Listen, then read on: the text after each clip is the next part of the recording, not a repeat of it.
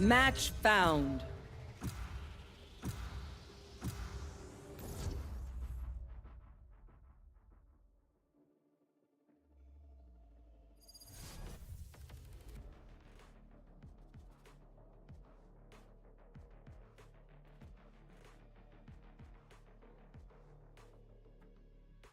Jim. Hello, Jim. Hello. Stand in my way. I dare you.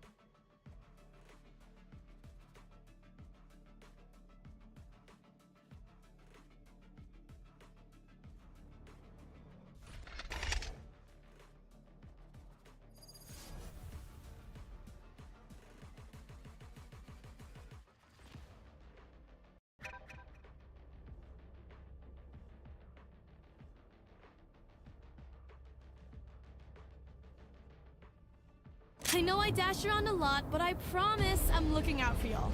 Take them out while they're busy with me.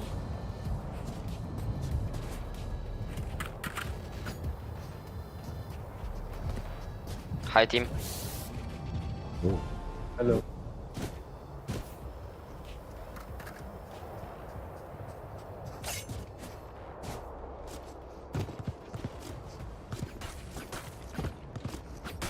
Vice, do you have a trap or something?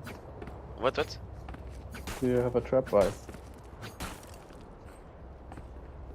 Can you wall instead of... Make it even. Blinding crack. Flashing. Gonna fall back here. Can you smoke? Concussing! Blasting! Enemies, B. Red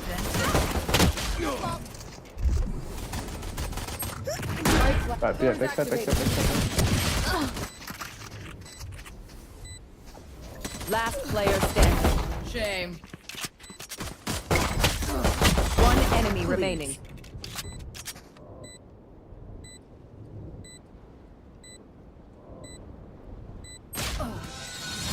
That's right. Let's try.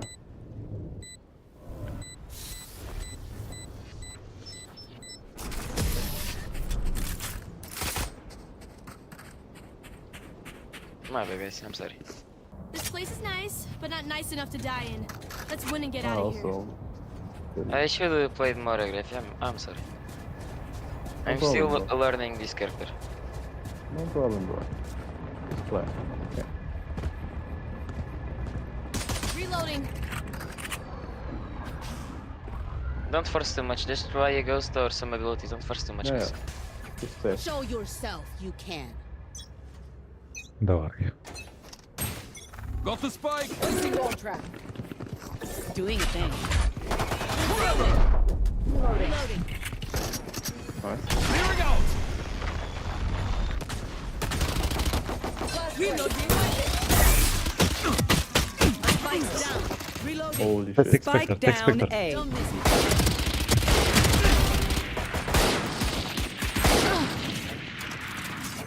One enemy remaining. I have the spike. One Spectre. Five. Back in a flash.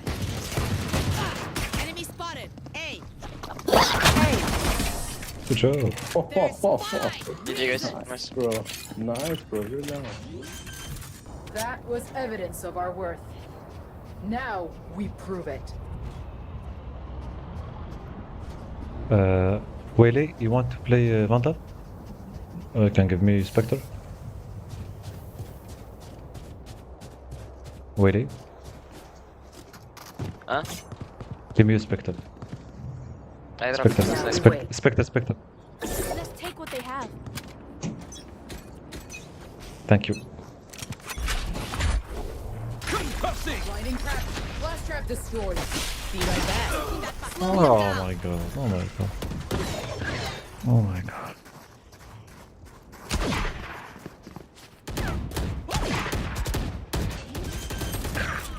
Oh, where are my smokes? A smoke? Spike planted. Wall tripped. Enemy spotted B. Last player standing. Huh? On my mini-map I smoked and here I didn't smoke. The game is too lagging. You can smoke. Yeah, I smoked like last time. Like, No, you smoke, but Show me where to go. the game crashed. I saw your smoke, you smoke. And when I enter, your smoke was there, and then it's just gone. You probably misclicked something. No worries. Right there. yeah, okay, I'm sorry, I didn't know. Yeah, next round.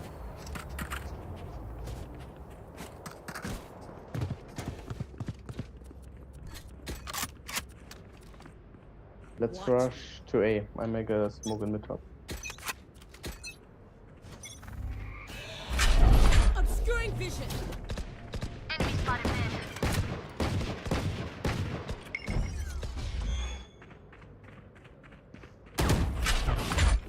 Trevor! Clearing out! Blinding!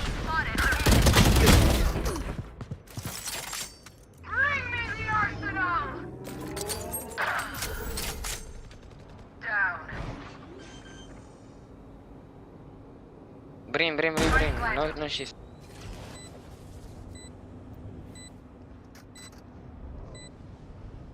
Launching thorns. One enemy remaining. 3 down. Blast placed. Good hit. Thorns are live.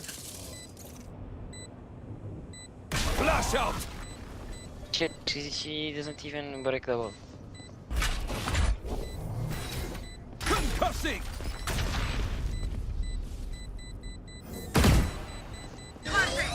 Last player standing. GG. Time run. Yep. Come on! Get me in the line of fire.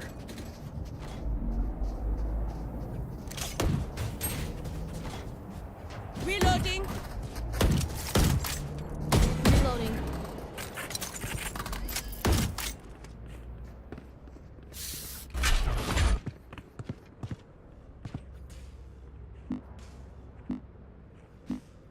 Move.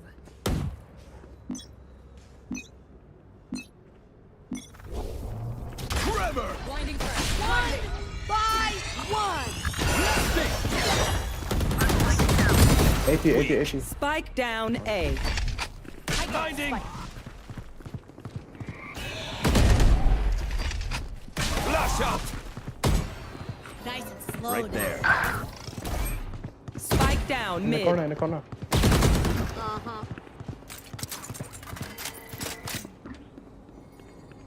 Like mid. Oh.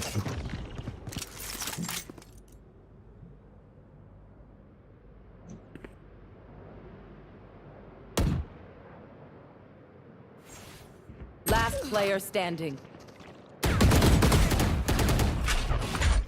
Concussing! Jett, why did you push me? Just why did you push with the spike? Bro? I can't You end can their push flow, it, die, but but I without the can spike, end their please. spirit.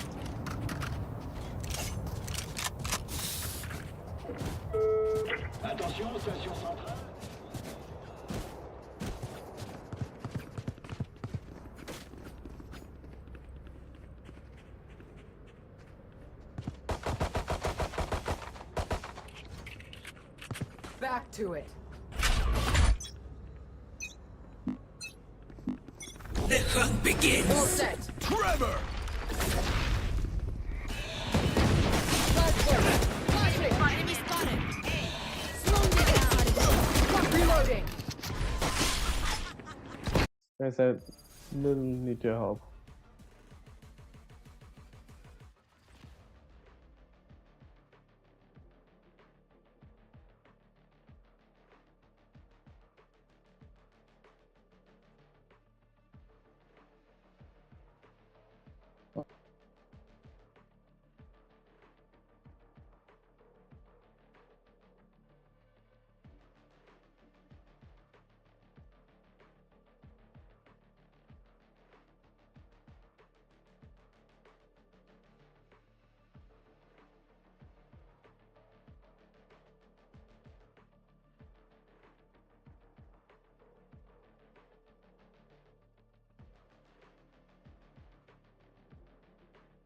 I can ult. Let's enter with my ult, I think. I'm going to ult backside, just push. I make my ult from Bro, here. smoke here and here, just double dash with me, bro. Up draft and dash with me, okay? Flashing. Line them up. I'm going in. Enemy spotted. B. Better luck next life.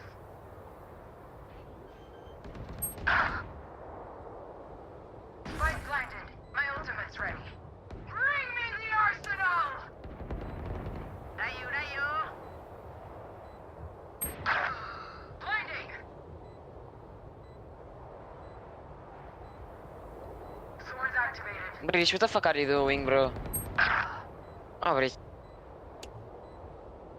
Last player standing. Bitch, what the fuck, man?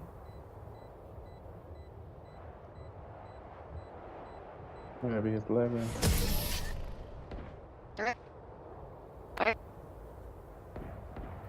I don't give a shit, just report him. Let's go. I got things It's to a do. bug, it's a bug. I lost connection and then it come back. Bro. So when you say that, you text on, you click on enter, and then my internet crash. You just Look. or you die. When you lost connection and you come back, there is a bug. You can't see anything. There is a bug that happens. You get what you fight for.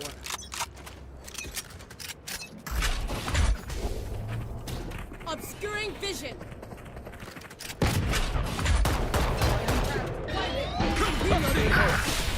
Clearing out! Blinding! Oh yeah! Monster on the loose! Flash out! Last player standing. Spike down mid. Got you. Dead. My ult's ready.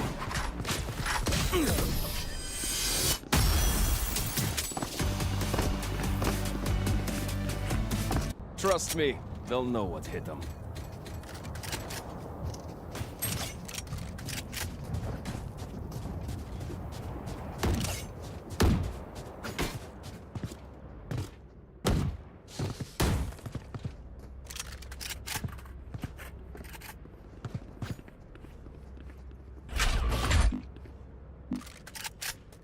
Keep up!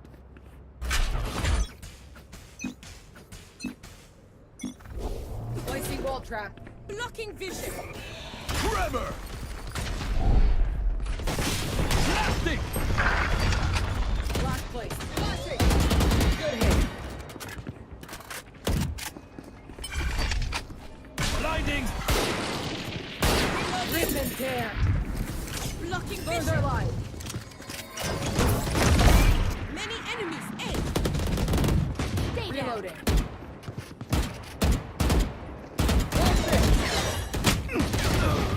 Last player standing. Can you just a bit? I don't want to. Okay, we know the drill. Stick to your roles and we'll Can crush you it. just?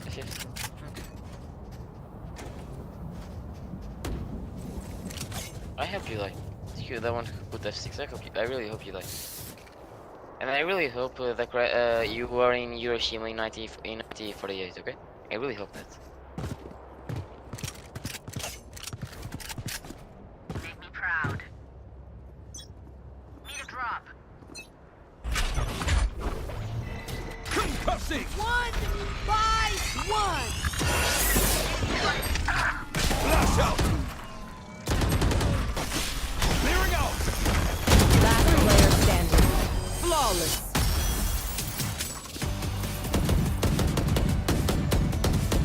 Take a minute. Focus on your breathing. Helps with your aim.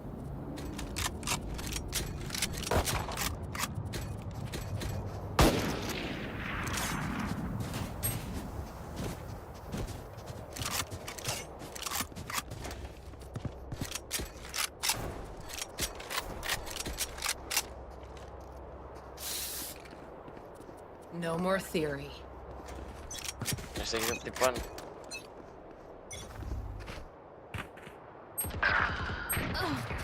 Oh my god.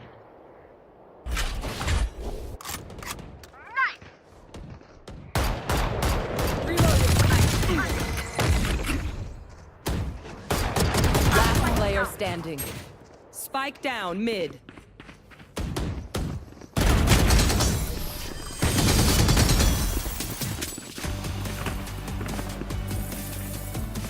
Last round in the half.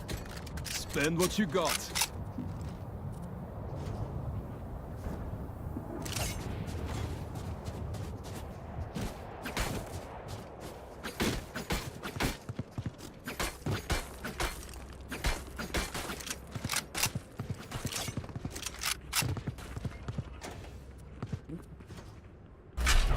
I stun her when she's there. Get out of my way! Reloading.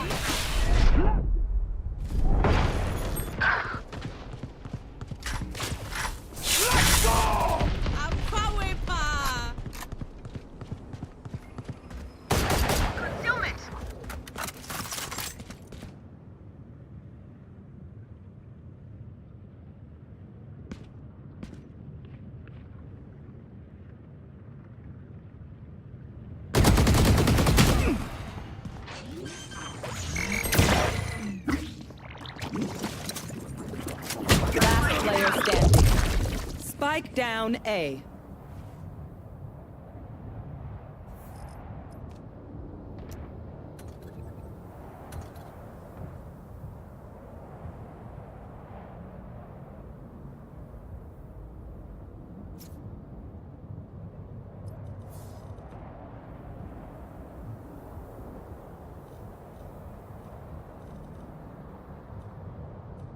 Thirty seconds left.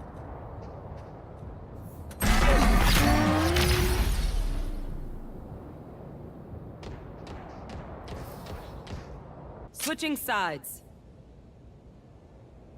We have plenty of time, oh. Here and now. Be here and now.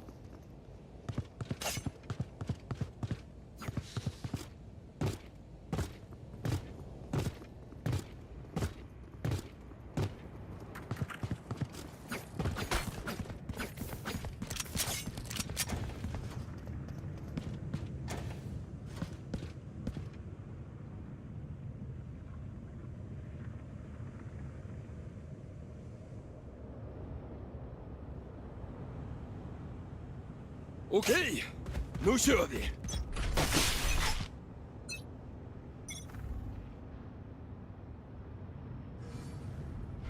Hey, hey. Concussing! Nothing left. Blinding!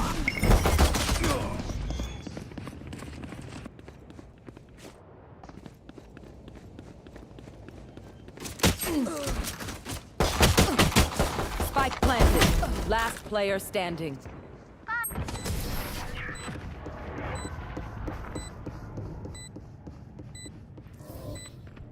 Everyone good? Take a sec if you need.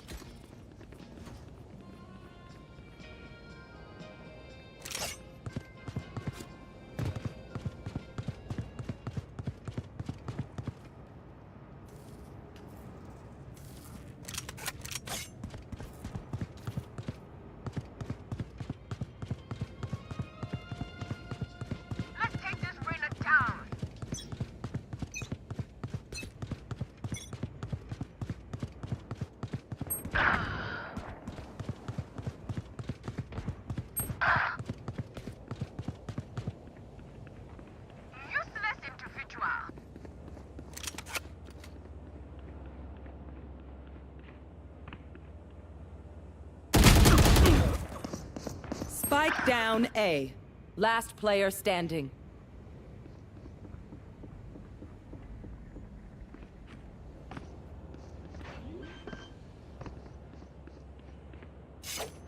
Spike planted.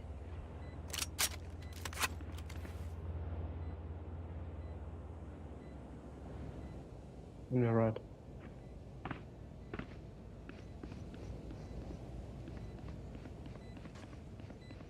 Behind you.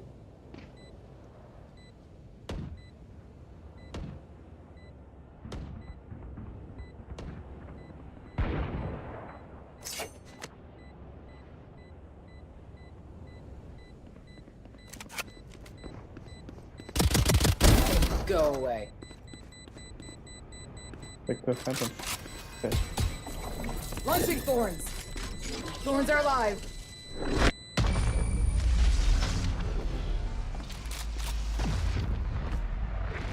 Flashing! Match point. You can tell a person's character by their first action. Check me then, eh?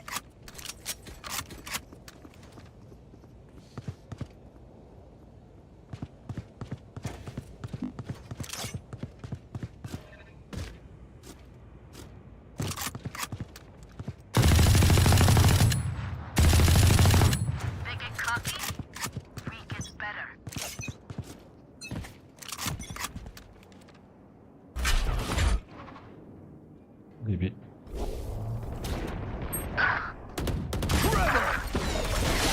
Clearing out!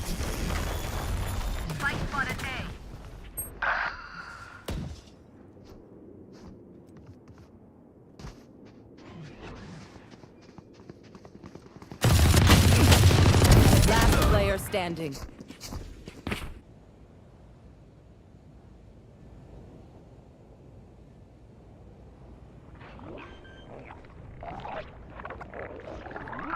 Spike planted. I take them out! Taking that back.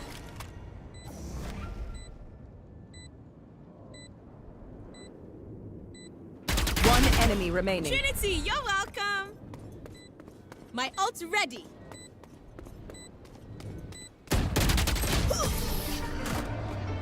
Attackers win. Have a nice day.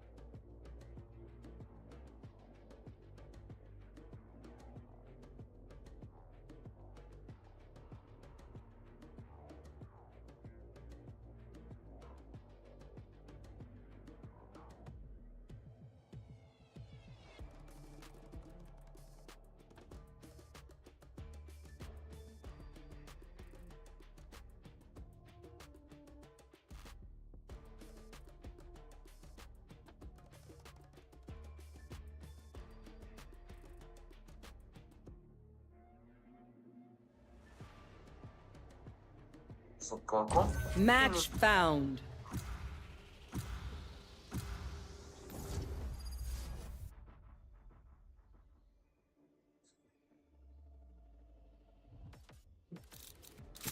Stand in my way. Hello, teammate. Hello, guys. What's up?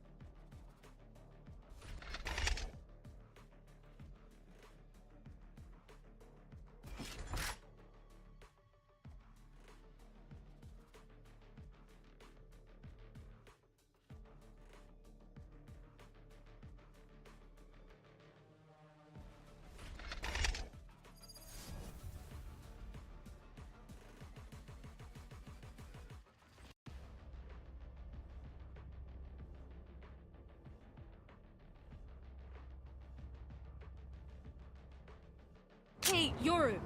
Don't forget to fill out your character sheet again. You know how hard it is planning sessions around saving the world?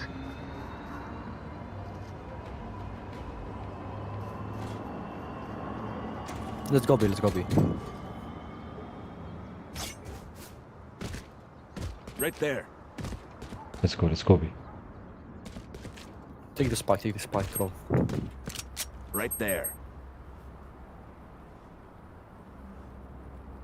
Let's play slow.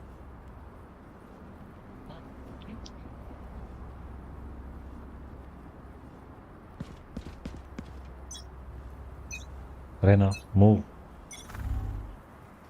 Reyna.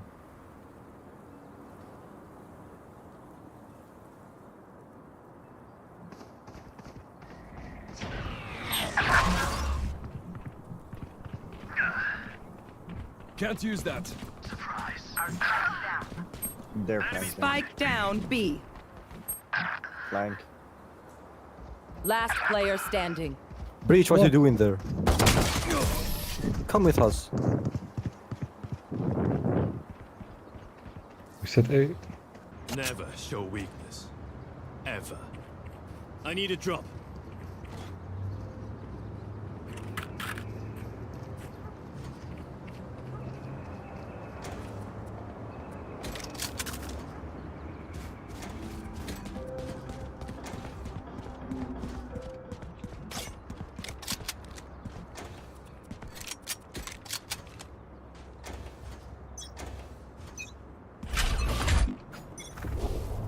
Time to jump.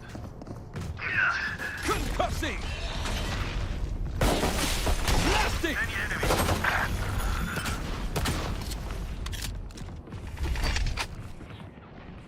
What's the flank? What's the flank? Breach, flank. Breach, flank. Our carrier's dead. Flank, guys. Spike Wake down up. B. Breach, what the fuck? I told you that's flanking. Where did it go? Last player standing.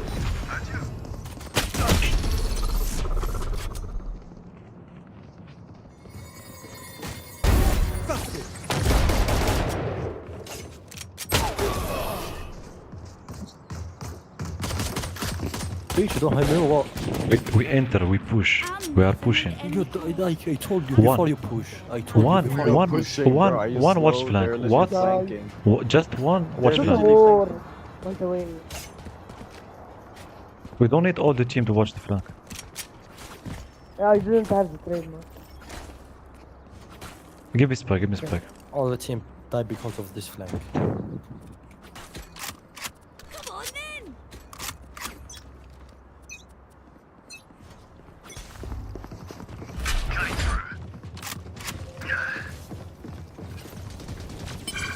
There they are.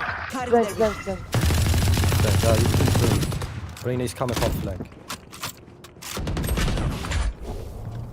Trevor! Clearing out!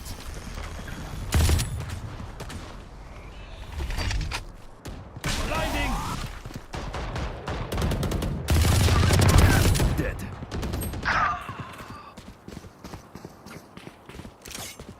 Go A fast. One enemy remaining. Nice one.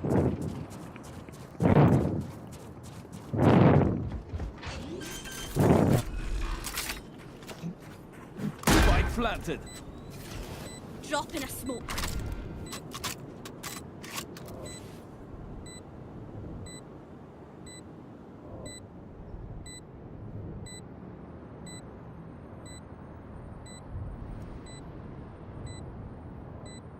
Behind you, watch behind you, No close. Be peeking. careful.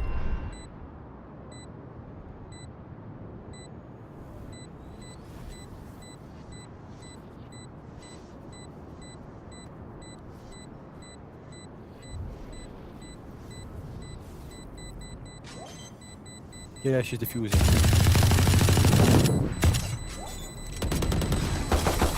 Nice one.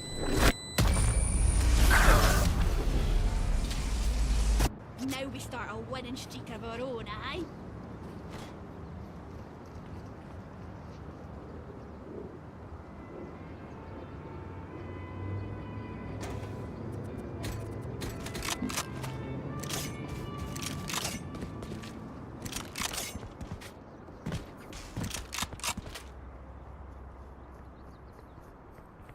Try not to die.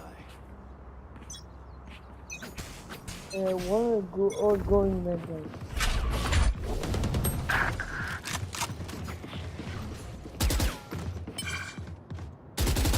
My ult is ready. Reloading.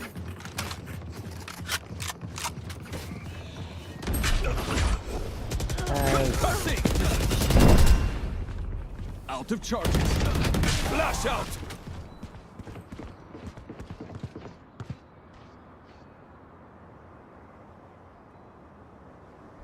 Last player standing.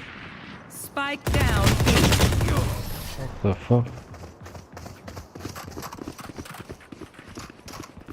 Bro, what are you doing? I'm just a fight and fusion I'm entering. Why Okay, are you going my mid? arms are good. We can go. Entering a sage wall.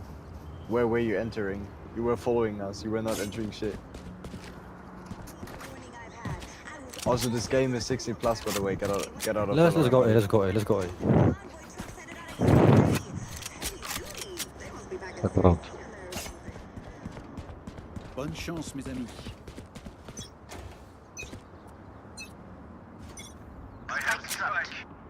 Hi! I'm pissed!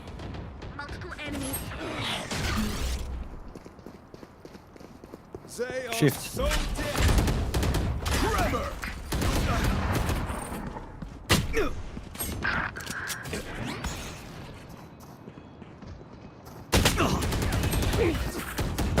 Last player standing.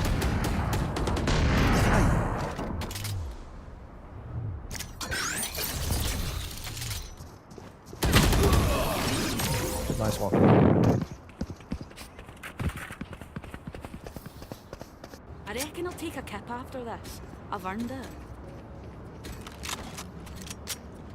Okay, we can win. Just lucky. Can you stop breathing in your fucking mic? Okay. Can meet me. Thank you.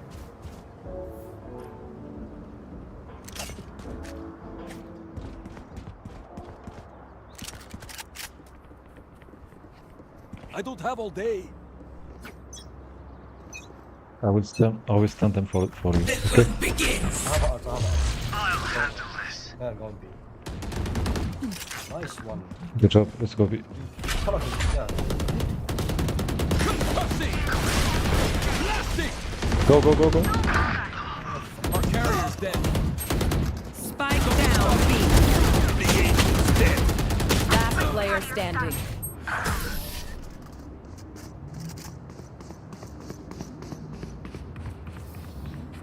My ult is ready. life worth saving.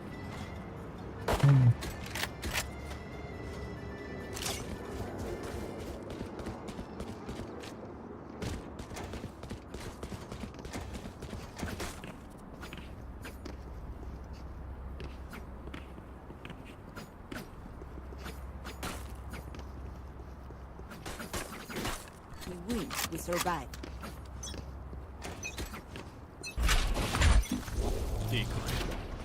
Tremor.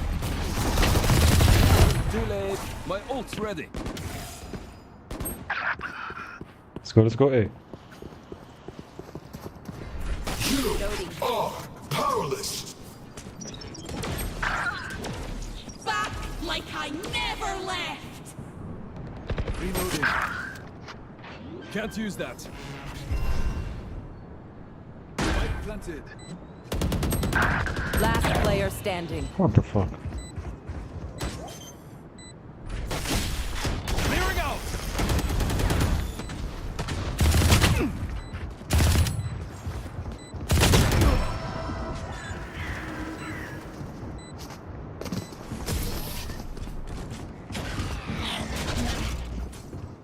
Can we stop trolling, please? Okay, which gun to pick this time?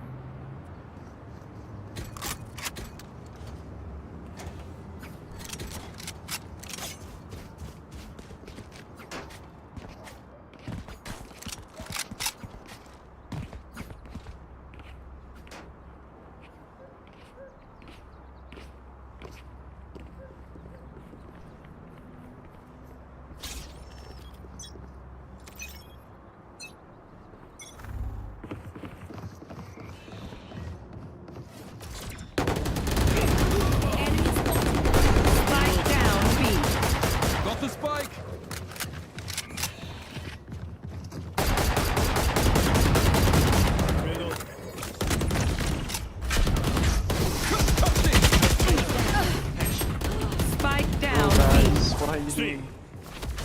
Last player standing. Oh god. My city needs me.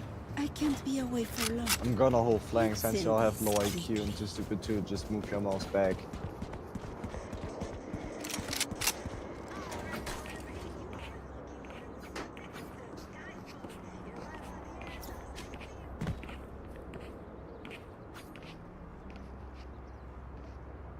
Chamber, you have spike, go B, thank you.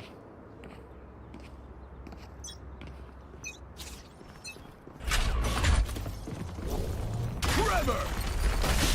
Blasting! Decoy.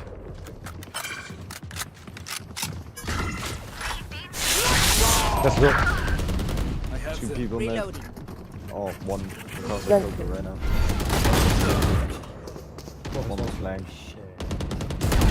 Last player standing. Spike down B.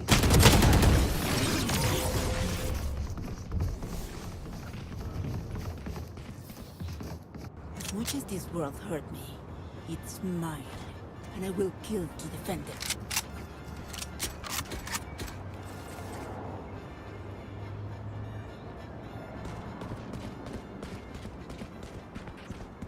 Oh, Claus, come with us. Smoke the area, please, because you're small.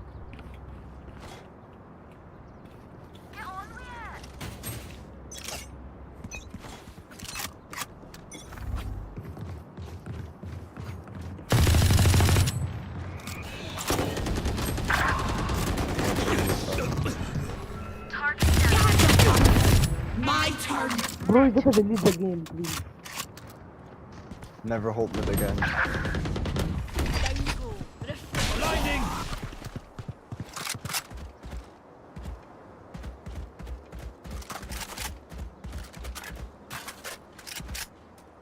Last player standing. What the fuck? Behind. How is he now a You spawn? will not kill my ally! Retry not saying anything. Stupid as bitches. One bullet Yeah. per enemy. That should be enough, yes?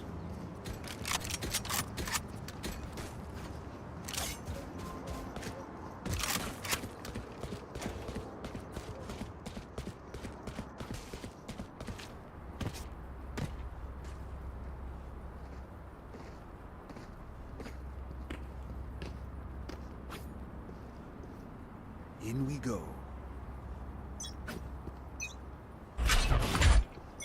The hunt begins! Concussing! Hi! Clearing out!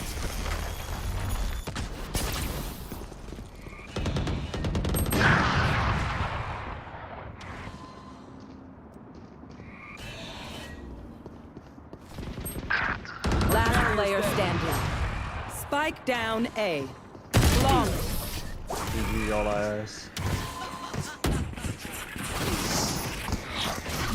Last round before the switch.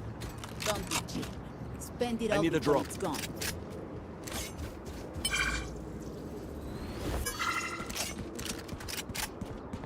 They are so dead!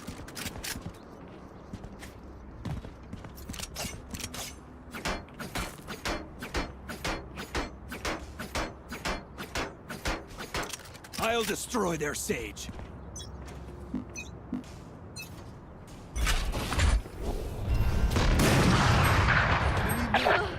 Forever! Last Got player it, good job, standing. mates. Spike down mid. Started as kids. Go play a dot me next time. I don't know how y'all hit the install button with their aim. Switching sides. Please do not mistake my smile. I take this all very seriously. Don't you just played one good I game can in your understand you, life? your mic quality is so bad. I can Shut up. understand you. Shut up. Yeah, I I'm can't in a understand bad you. I game can't right understand now, and you. I'm better than you. I can't understand you, bro. Your mic quality is too bad. I can't understand what you're saying. What? I can't understand you, bro. Your mic quality is ass. I can't understand you with your broke mic. Can you please buy a new mic so I can understand what you're saying?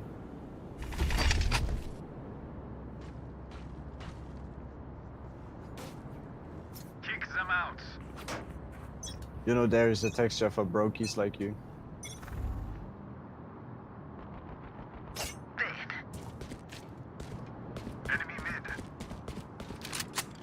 Yeah, go mid and die. Peek, you're dead. They're entering B, dumbass. Spike planted. Last player standing. What? I can understand you.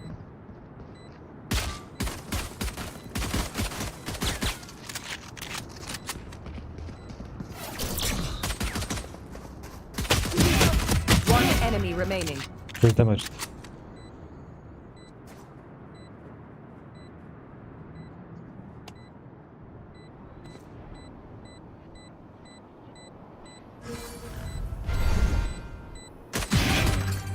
First.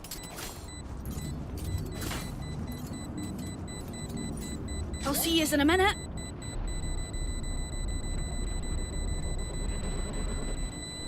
Clutch.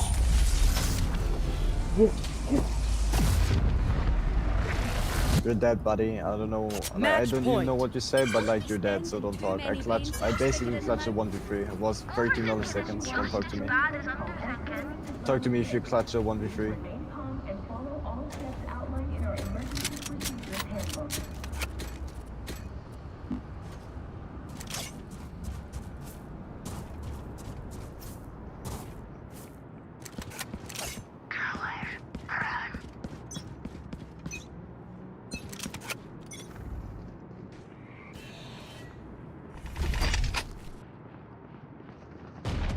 Flash out!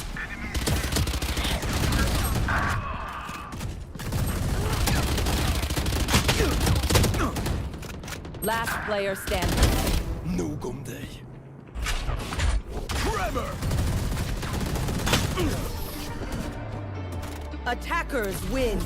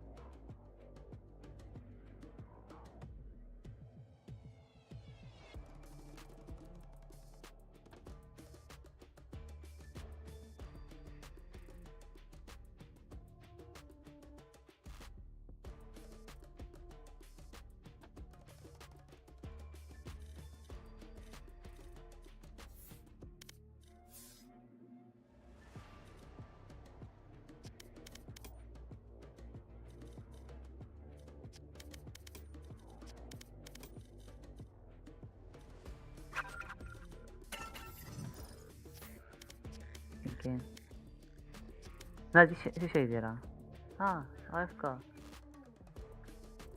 ها هو ويز صفت ليا ويز شنو واش صافا دخلتي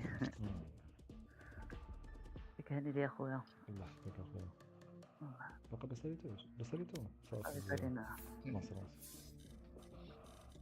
جيب شوية الكيلات انا محاش غنلعب معاك من الدراري لا الريفليكس عندي ثقال انا اكثر منك انا خسر الماتش انت وزان طحرتي من ديك السيلفر السطر ما يمكنش هتلعب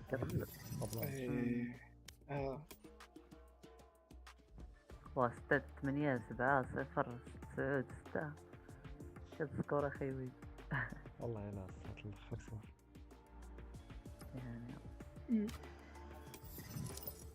صافي ما عليه صافي.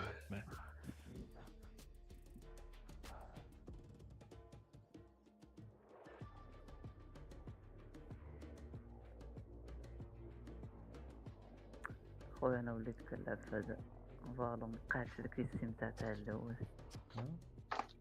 مبقاتش كيما الاول كنت كتقصر مع الدراري وكذا. دابا خرات ليها.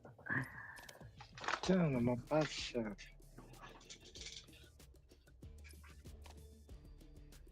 وقت زاد وقت باش نحبسها. والله الا شي اشاره بحال كتقول لك صافي بارك عليك. راه اشوف راك غتحبسها واحد الشهر شهرين وغترجع لها. لا غترجع لها عرفتي اول ماتش داكشي كتستمتع فيه. ولا دابا هي راه ماشي تحبسها بخطره فهمتي خليها مشارجيه ولكن نقص منها. اش كان عندك ما يدار في نهارك راه ما هي ما كتبغيش تبقى تسبامي في وراه تخبط واحد تلها ديال كيلو.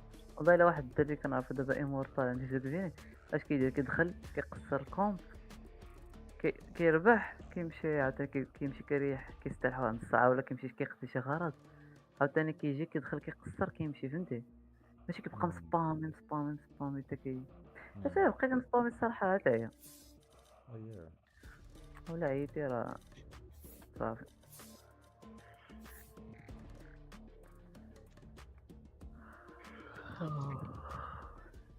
كتعيا وكتولي كتعصب وهاد اللعبه ما معاش تعصب لا تعصبش كتقاود كيهرب لك الايم ما كيبقاوش التيميتس لاعبين معاك فهمتي صافي دغيا خصنا شي طريقه. شكون تعرف الكونتري كيفاش تخدم الدولار في النهار؟ مية بزاف. ماتش فاوند. خويا صراحه تقدر تنفيستي ساهله $100 100 في النهار بلا ما تانفيستي. تعرف كيفاش خاص تكون عندك شي مهاره. Stand in my way. نقول عندي سيرفر سباس تقدر ندير فيه شي سيت والله. كيفاش سيرفر فيه؟ سيرفر فيه نقدر ندير فيه سيت نوصل فيه سيت عندي هوستين. شنو نبغي؟ عندك سيرفر شكون عنده شي شحال فيه ستوكاج؟ لا ماشي بزاف باش دير فيه سيت ولا جوج ولا ثلاثة ولا أربعة المهم صافي بزاف. تبغي هوستي عندك؟ صراحة شو تقدر ولكن صراحة خاص يكون عندك ابتكار تذاكر واحد الدراري قال لكم هذاك دوت جاو قبل ما تدوز كيلعب 200 في الثانية داك بروتون بيوران قال لي دوت سمعتي قلت لك الا تقدر تفكر شي فكرة بحال مثلا مثال بحال تاع اندرايف ولا شي كلوفو فهمتي انت راه ما عندك حتى شي حاجة ولكن تقدر تخدم فيها بنادم. هادشي راه خصو ابليكاسيون خصو بزاف الحوايج. صراحة خاص ابليكاسيون خصو انفستيسمون وخاصو انفستيسمون كبير. صافي شي حاجة اللي ما فيهاش وصافي الا كانت عندك الفكرة الا كانت عندك التمارة وتدخل ماشي انت خدام ويز فاش قلتي لي باقي خدام؟ زيروبور عند موروكو اسمها دابا ايروبور في موروكو. انت اللي قلتي لي داكشي تاع الطيران وقيلا. Take him dead or alive. Probably dead. Preferably dead. واش الا كان عندك شي راس المال راه الله ما يدار. ما كاينش شي حاجة بلا راس المال. زعما شحال بيدجي تاع راس المال اللي كتقول انت مثلا في النهار؟ كيفاش؟ شحال زعما هاد راس المال هذا اللي كتخيل نتايا؟ مفهمتش. دابا انت فاش كنقول لك مثلا راس المال شحال كتقول غادي يوصل هاد راس المال هذا باش ما عرفتش دابا كل بروجي خصو راس المال ديالو. دابا انا فاش كنقول راس المال كنقول مثلا 5000 درهم راه قداني نبدا بها. ياك تحبيني زعما واش انت خاصك تراوض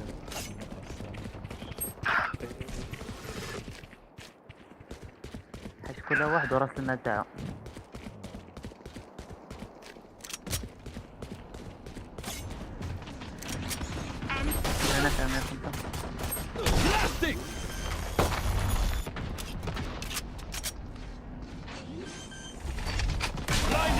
رينا 935. Spike planted. Flash out! Last player standing. 100. Do better. 100.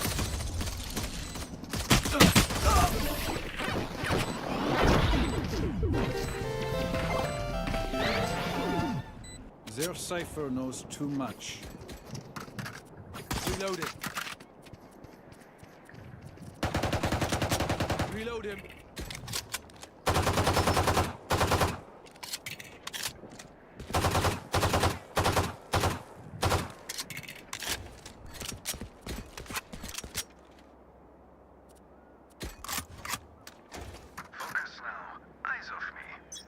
كاين التخيل بزاف ديال لي دومين اللي كيبان ليا ما فيهش ريسك بزاف هو التجارة.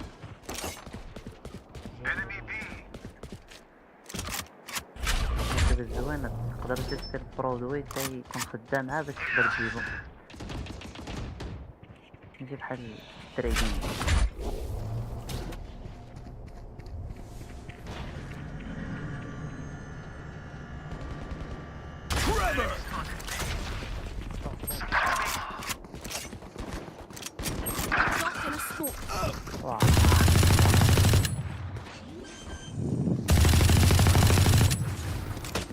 Spike planted. Last player standing.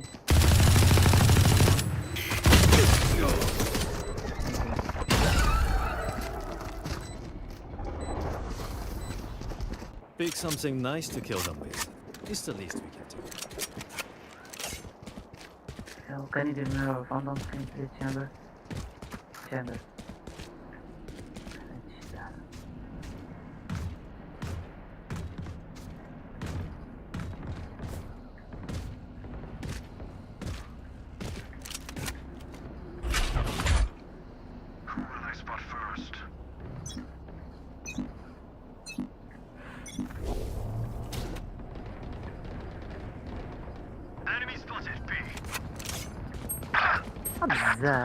Quiet thing.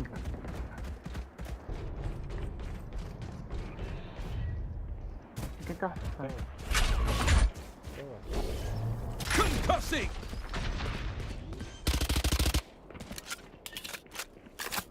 Spike planted. Clearing out!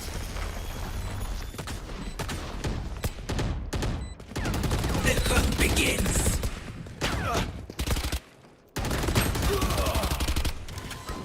Last player standing.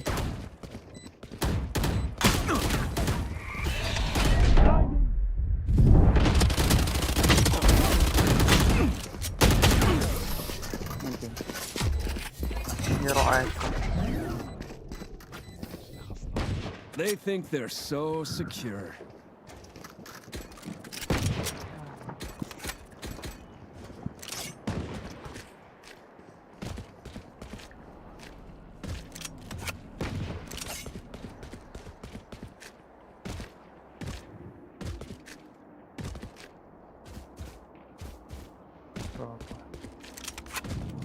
Enough.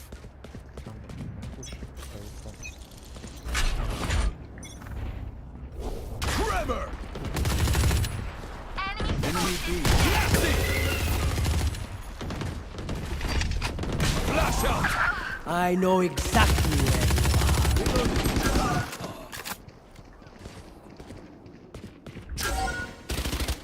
Out of charges. Last player standing. كدير هنا. Flawless.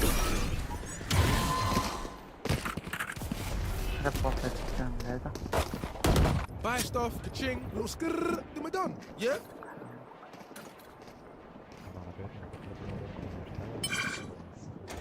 والله خويا برونز لنا السيرفر.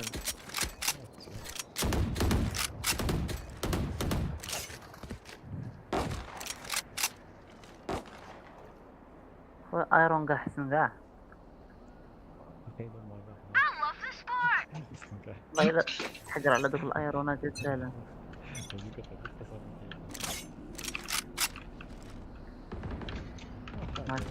Spike down B. هاني الله ما يعرف ما يلعبش بلي هاد دابا لعب شي 500 هاد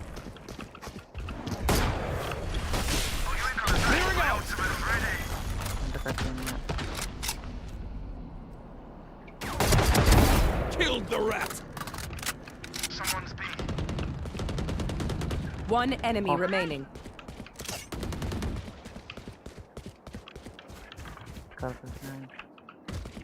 انت تكون جاي من بي ولا شي حاجه Someone's going up. انا عذب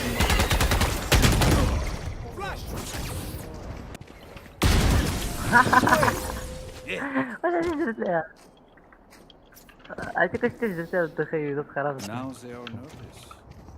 فلاشي تاج المرات مشيت ضربتها الدور Reloaded.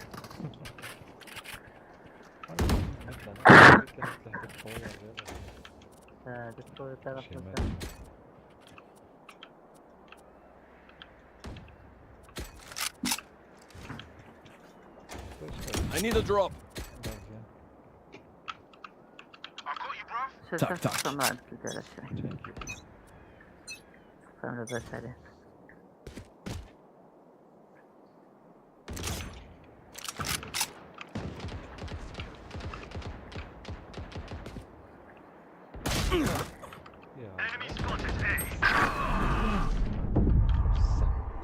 You're dead. Why? My ult's ready. Spike planted.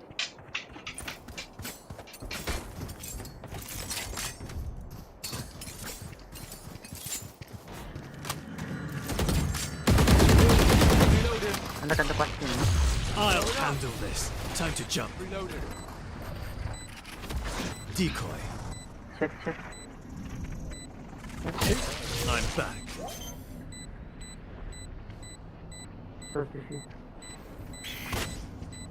Last player standing. Clutch. Anyone else think they can kill a god? Trick game. It's ready. يو كان يجيب من 60 فوندات بليز يو I need a drop. Thanks. يو ثانك يو برو ثانك يو خريط بطيش انا دخلت ولا تضيع على نفس الراوند تاعي هذا بدي فوضت انا يجي هنا ويجي يمشي غير هادي زعما جاي دير مع واحد التويشيه روح لي ديك دبل دامج تاع كان ايزي اجي عبدال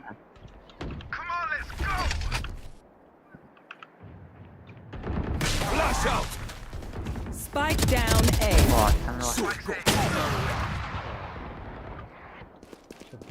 سموكي Decoy.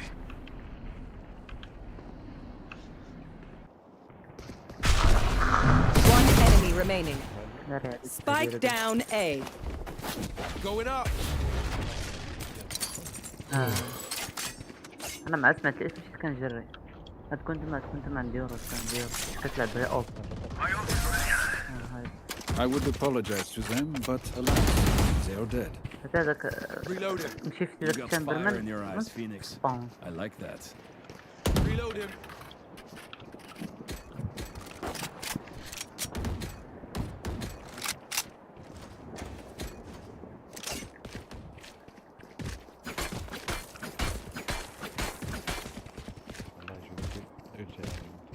هاد شي جوبي Cutting through.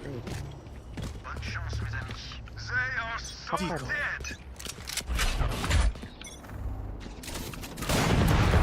Cussing. لازم تمشي بفكر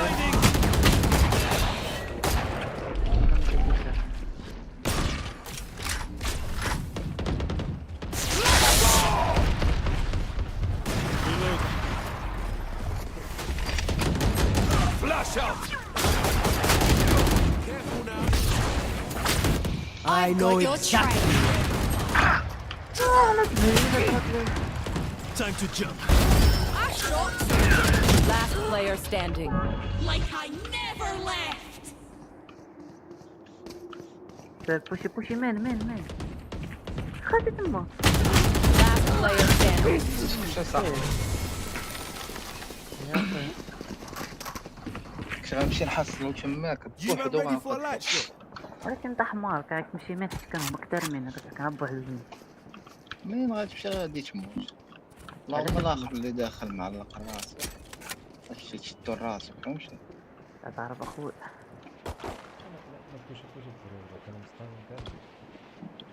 انا كنت بعيد. عرفتي انا وياك خاصنا نديرو كومبو. انت هاد ستان انت هاد اولتي وانا دايره ما ديك غادي نهضر. عندي Joke's over! You're dead! هيك بها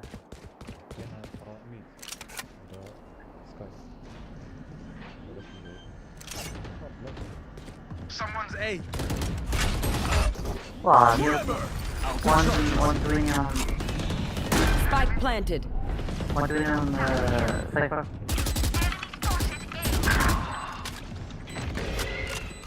هذه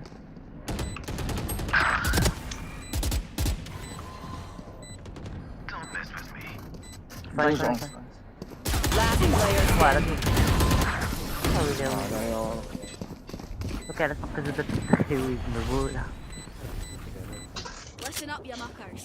If I don't get back up, just give me a nudge. I might not be dead, just take a wee kip. Reload him.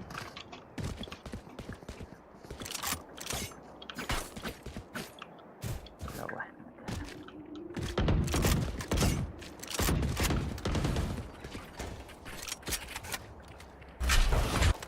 Reloading. Chamber, back me up.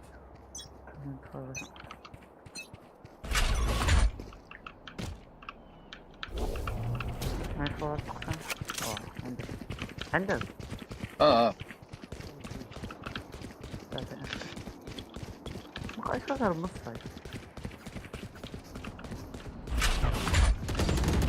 Time to jump. Someone's A. Going up. Getting Reload him. Cutting through. Spike planted. Here!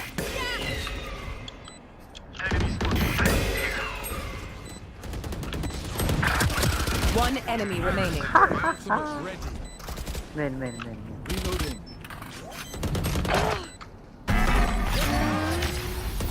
Oh, Gaia. Changing flags. Reloading. كدوقش انت من الألفون. Alright, lucky socks.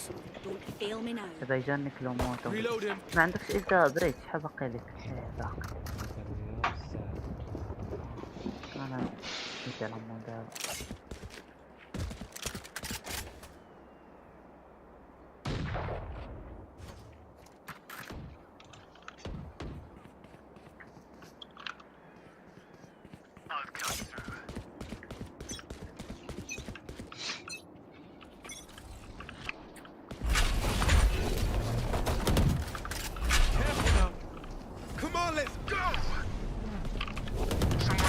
على Clearing out.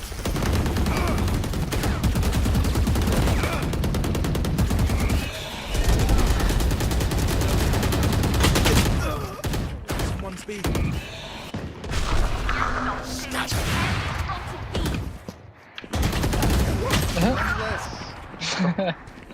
Watch your eyes. Last player standing. لا.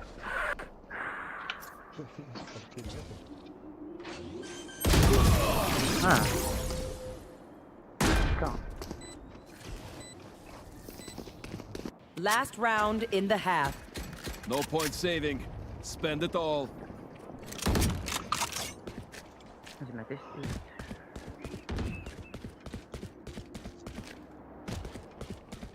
I need a drop.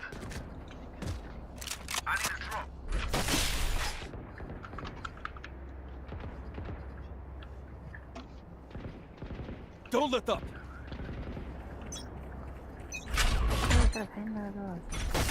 The hunt begins. My ult is ready. Dead. Spike down A. One enemy remaining. Oh. ست تعدوا ديال والو. Switching sides. Remember, stay out of the fire. Super high level tactical memory.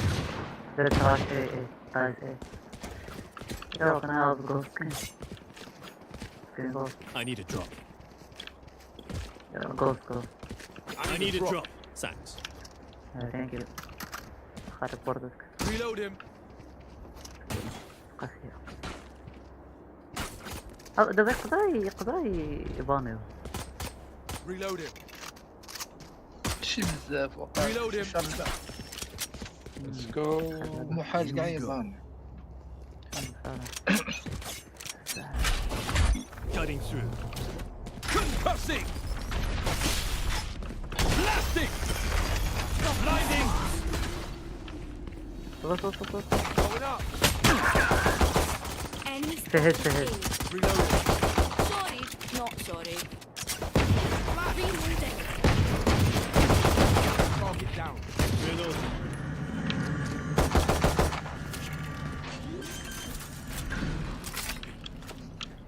Spike planted. Here. Spotted A. Flash out. لا كلوز One enemy remaining. Forever. فات 30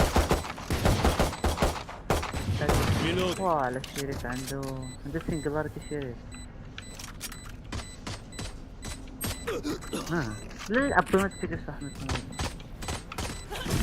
You did your best. هذا نو Just wasn't enough.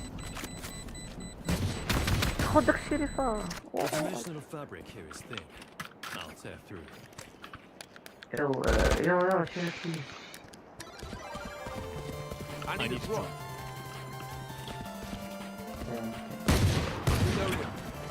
سنجلاريتي واعرة هذه تبدلني كاسق سامي اش عندك؟ عندي هو البركة تاعي Reload him. I got the spike.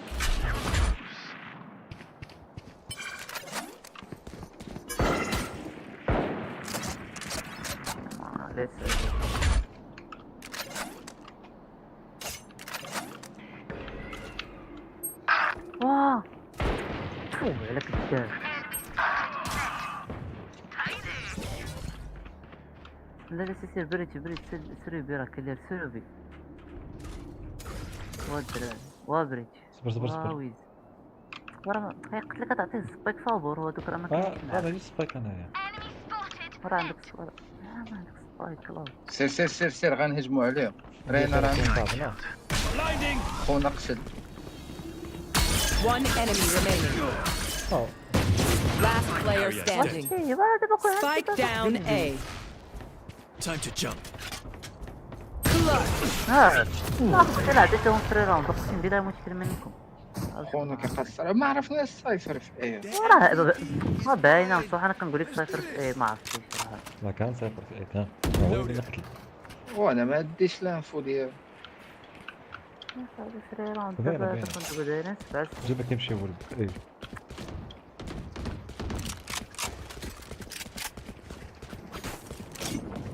Reload him. Alright, fuckers. Off we go. شوف واش كاين هذاك. انا رسلت ترى كاين سايفر. My ultimate's ready. Concussing. Enemy spot. Miriam. تقريبا عنده كاع لاين اب تاع سميتو والله نسرت شكون عنده سبايك بريك Drop in a Space teleport.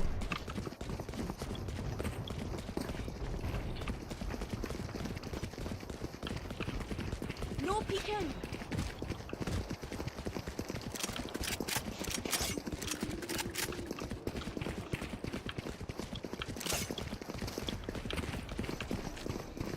عارفه تكون سبايك كبيرة صبر Enemies mid. هات Spike planted. I want to see. So same. Come on, let's go. Reloading. No peeking. Last player standing. Ah, tu bon jeu.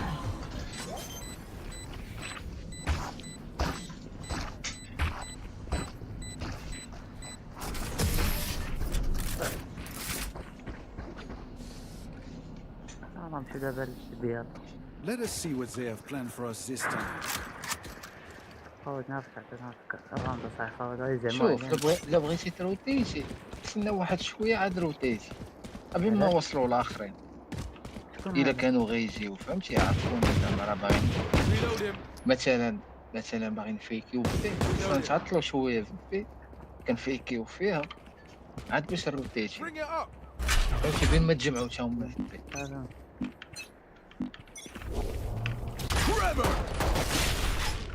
Enemy spotted. Enemy spotted. B.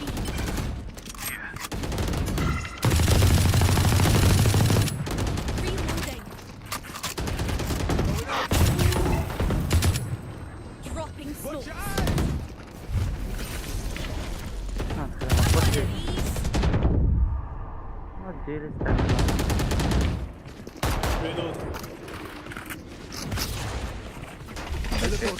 Flash out. Reload him. كان شي واحد مين Cutting through. كانت رينا وخيرو My ult is ready. Die. My ult's ready. لور I never left. تقدر فانتا. Last player standing. Spike down mid. هذا هو التبهديل. صفر هو تلعب فيهم.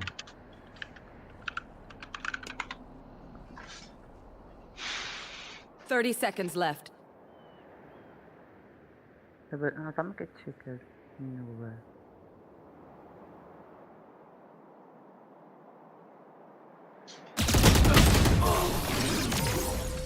نايس ام. Outside of this gig, immortality doesn't have as many day-to-day benefits as you think. Reloaded. داك سايفر تلقى دابا شي جولد ولا شي سيلفر 3 باين. سيلفر 3 100%.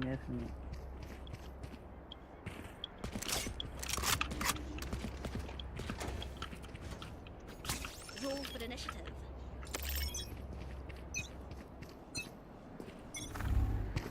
I've got your train.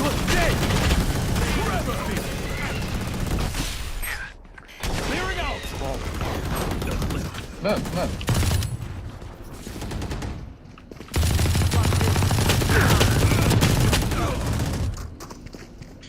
Reload him.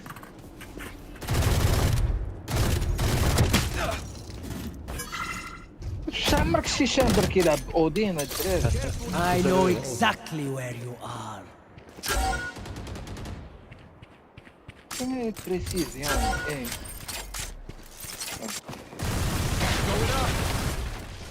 No charges left. Last player standing.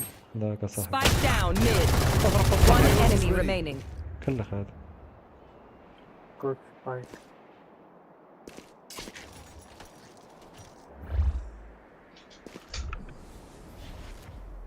Drop in a smoke. استعجلت سنة. No peeking.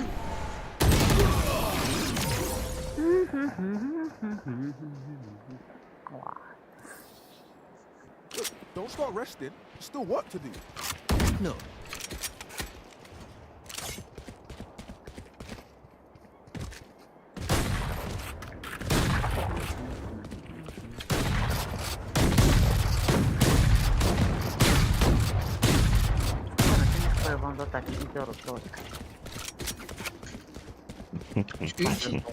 Don't hold back. They are so dead. Concussing. Blasting.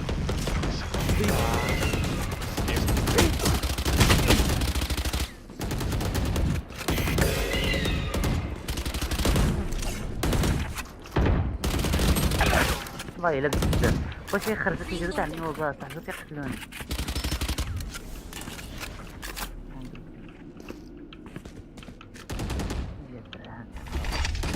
Blinding! Dropping smoke. Beautiful! That's not ready. عندنا سبايك.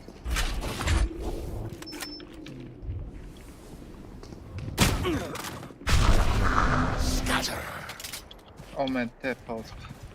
One enemy remaining. This is too fun! جوبي قعدنا.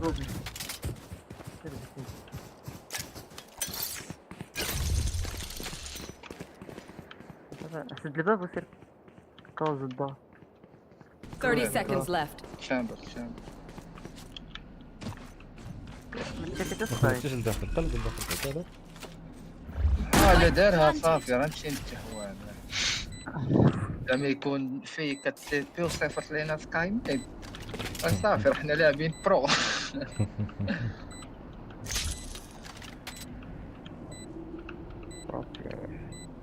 They found my trap. جاي من مال يعني. Drop in a smoke. تاب كفر Last player standing. تقيل واحد داماجي Teleport's ready. تيك فاندا لا We should وطا. do. ايوه تاني اسكوندر Chamber. Give me your Ares. ثانك يو Give me your Ares. Chamber, give me your Ares. Thank you.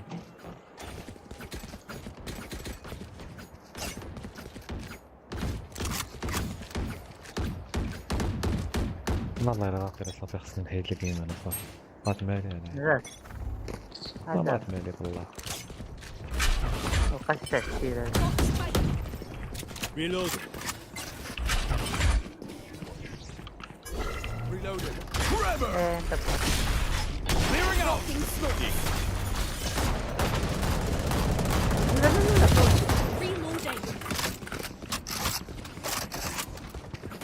دراري فلان جايين عندنا مين كنسمع شي واحد كيجري في مين راه يجي مشي في خمسة شاكي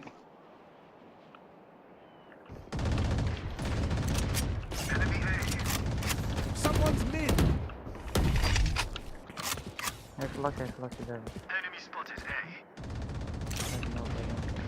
بس الوقت استنى. Sorry, bro. That's not ready. Reloading. Careful now. Concussing! Drop in a smoke.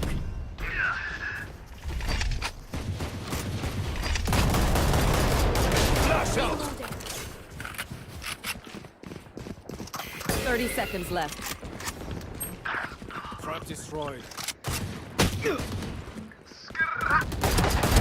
Pitiful. سكاي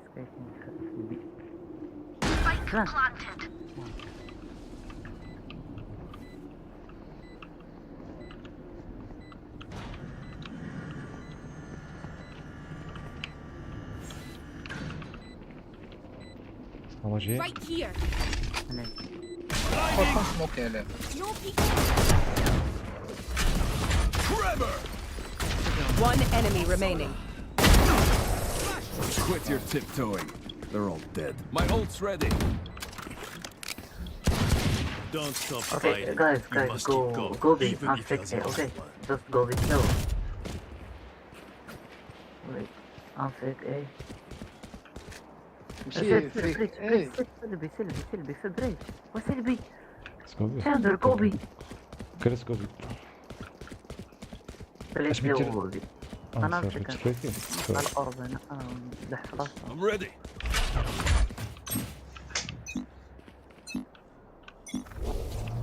Concussing! Blasting! ما تعرف فايتها كذا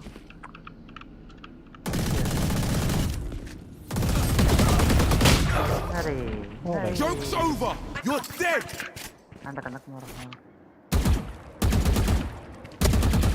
اعتقد كنت تسوي مخبي لداخل. انا راه مخبي، شوف فين مخبي. الليمين داخل الليمين.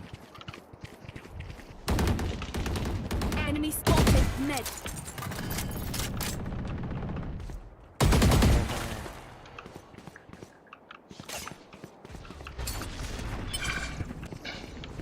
My ultimate's ready. هذا Come on, let's go.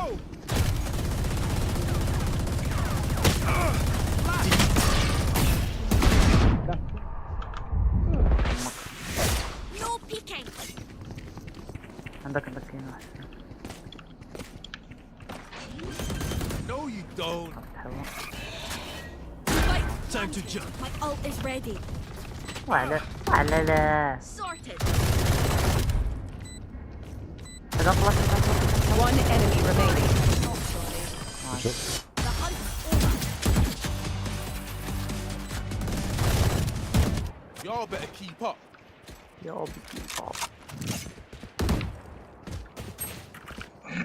Reload him. I'm keeping up with you. نقدروا نجيبوها خلاص نقدروا نجيبوها. ايزي. لعبوا اليوم حنا ديفولت. ديفولت. Someone go look A please. Reloaded. Euro Let's go. or chamber.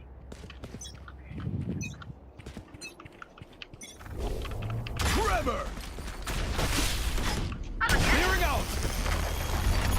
Flash out.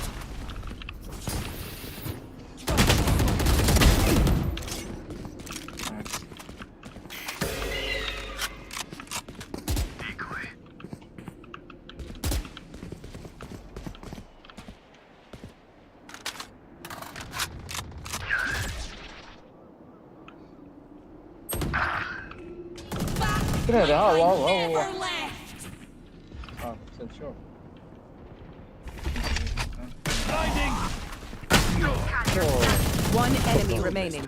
I got the Spike spike. down B.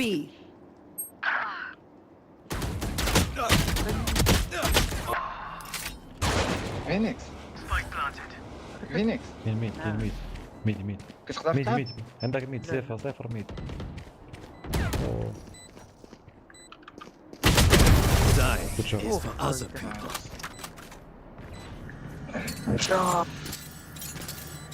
I don't care if there are 5 of them or 50 of them. Let's go. يولي تيمغط في الارض. يولي تيمغط في الارض. ما لا لك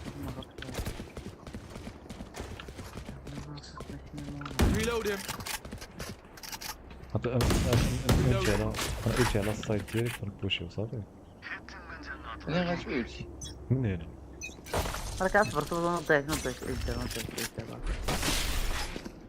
I've got your trail.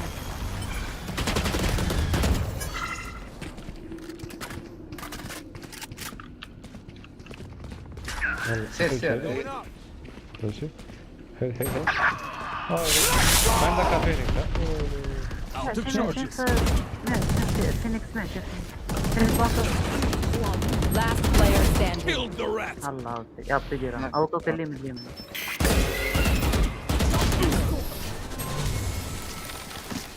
كنا نجيبوها ما صح. Match point. I'll pick them apart. You clean up whatever's left. باقا نجيبو. ايوا اصل فاندر فري. فاندر. Does anyone have funds? Let's play slow. Thanks.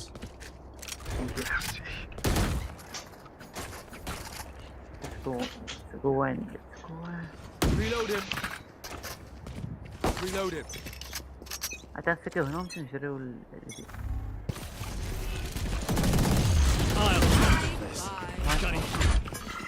انا شوف اوسا يلا ندخلوا معك. وين جاو؟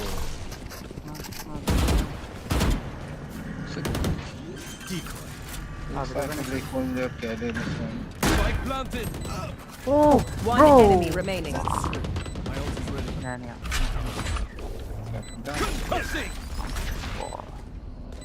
سايفر نسوي ذيك البال البيت.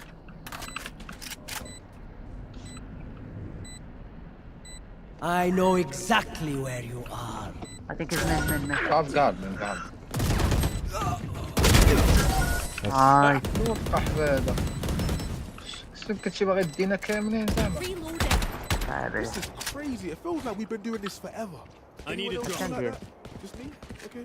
Reloading. Thanks. نمشي ناخذ الأورب ونقيل السايت أنا باش بأوبن. شوف السايت اللي فيه سايفر غير روتين صافي. ربينا يلا نمشي البي نمشي توصل Right there. can you go هكا Let's play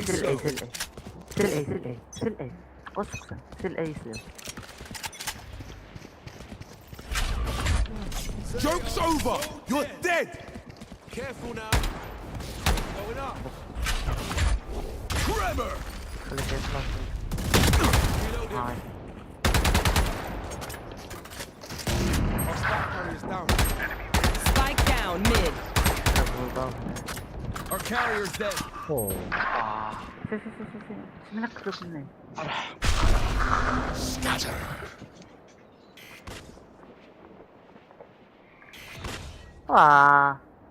على جد عنده. Last player standing. على جد عند بنادم هذا. Defenders win.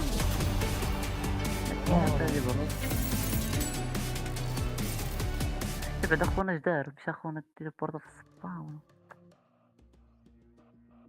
Touch with your hands the word of life and acquire such power as you need to become a witness to that word throughout the world. The master raised high my new sword, still sheathed in its scabbard. The flames of the bonfire crackled, a good omen, indicating that the ritual should continue. I knelt and, with my bare hands, began to dig into the earth. It was the night of January 2nd, 1986, and we were in Initiators, high on one of the peaks in the Serra do Mar, close to the formation known as the Agulhas Negras, Black Needles, in Brazil. My master and I were accompanied by my wife, one of my disciples, a local guide, and a representative of the great fraternity that is comprised of esoteric orders from all over the world, the fraternity known as the Tradition. The five of us, and the guide, who had been told what was to happen, were participating in my ordination as a master of the Order of Ram. I finished digging a smooth, elongated hole in the dirt. With great solemnity, I placed my hands on the earth and spoke the ritual words. My wife drew near and handed me the sword I had used for more than 10 years. It had been a great help to me during hundreds of magical operations. I placed it in the hole I had dug, covered it with dirt, and smoothed the surface. As I did so, I thought of the many tests I had endured, of all I had learned, and of the strange phenomena I had been able to invoke simply because I had had that ancient and friendly sword with me. Now it was to be devoured by the earth, the iron of its blade and the wood of its hilt returning to nourish the source from which its power had come. The master approached me and placed my new sword on the earth that now covered the grave of my ancient one. All of us spread our arms wide, and the master, invoking his power, created a strange light that surrounded us. It did not illuminate, but it was clearly visible, and it caused the figures of those who were there to take on a color that was different from the yellowish tinge cast by the fire. Then, drawing his own sword, he touched it to my shoulders and my forehead as he said, "By the power and the love of Ram, I anoint you master and knight of the order, now and for all the days of your life. R for rigor, A for adoration, and M for mercy. R for regnum, A for Agnes, and M for Mundi. Let not your sword remain for long in its scabbard, lest it rust. And when you draw your sword, it must never be replaced without having performed an act of goodness, opened a new path, or tasted the blood of an enemy."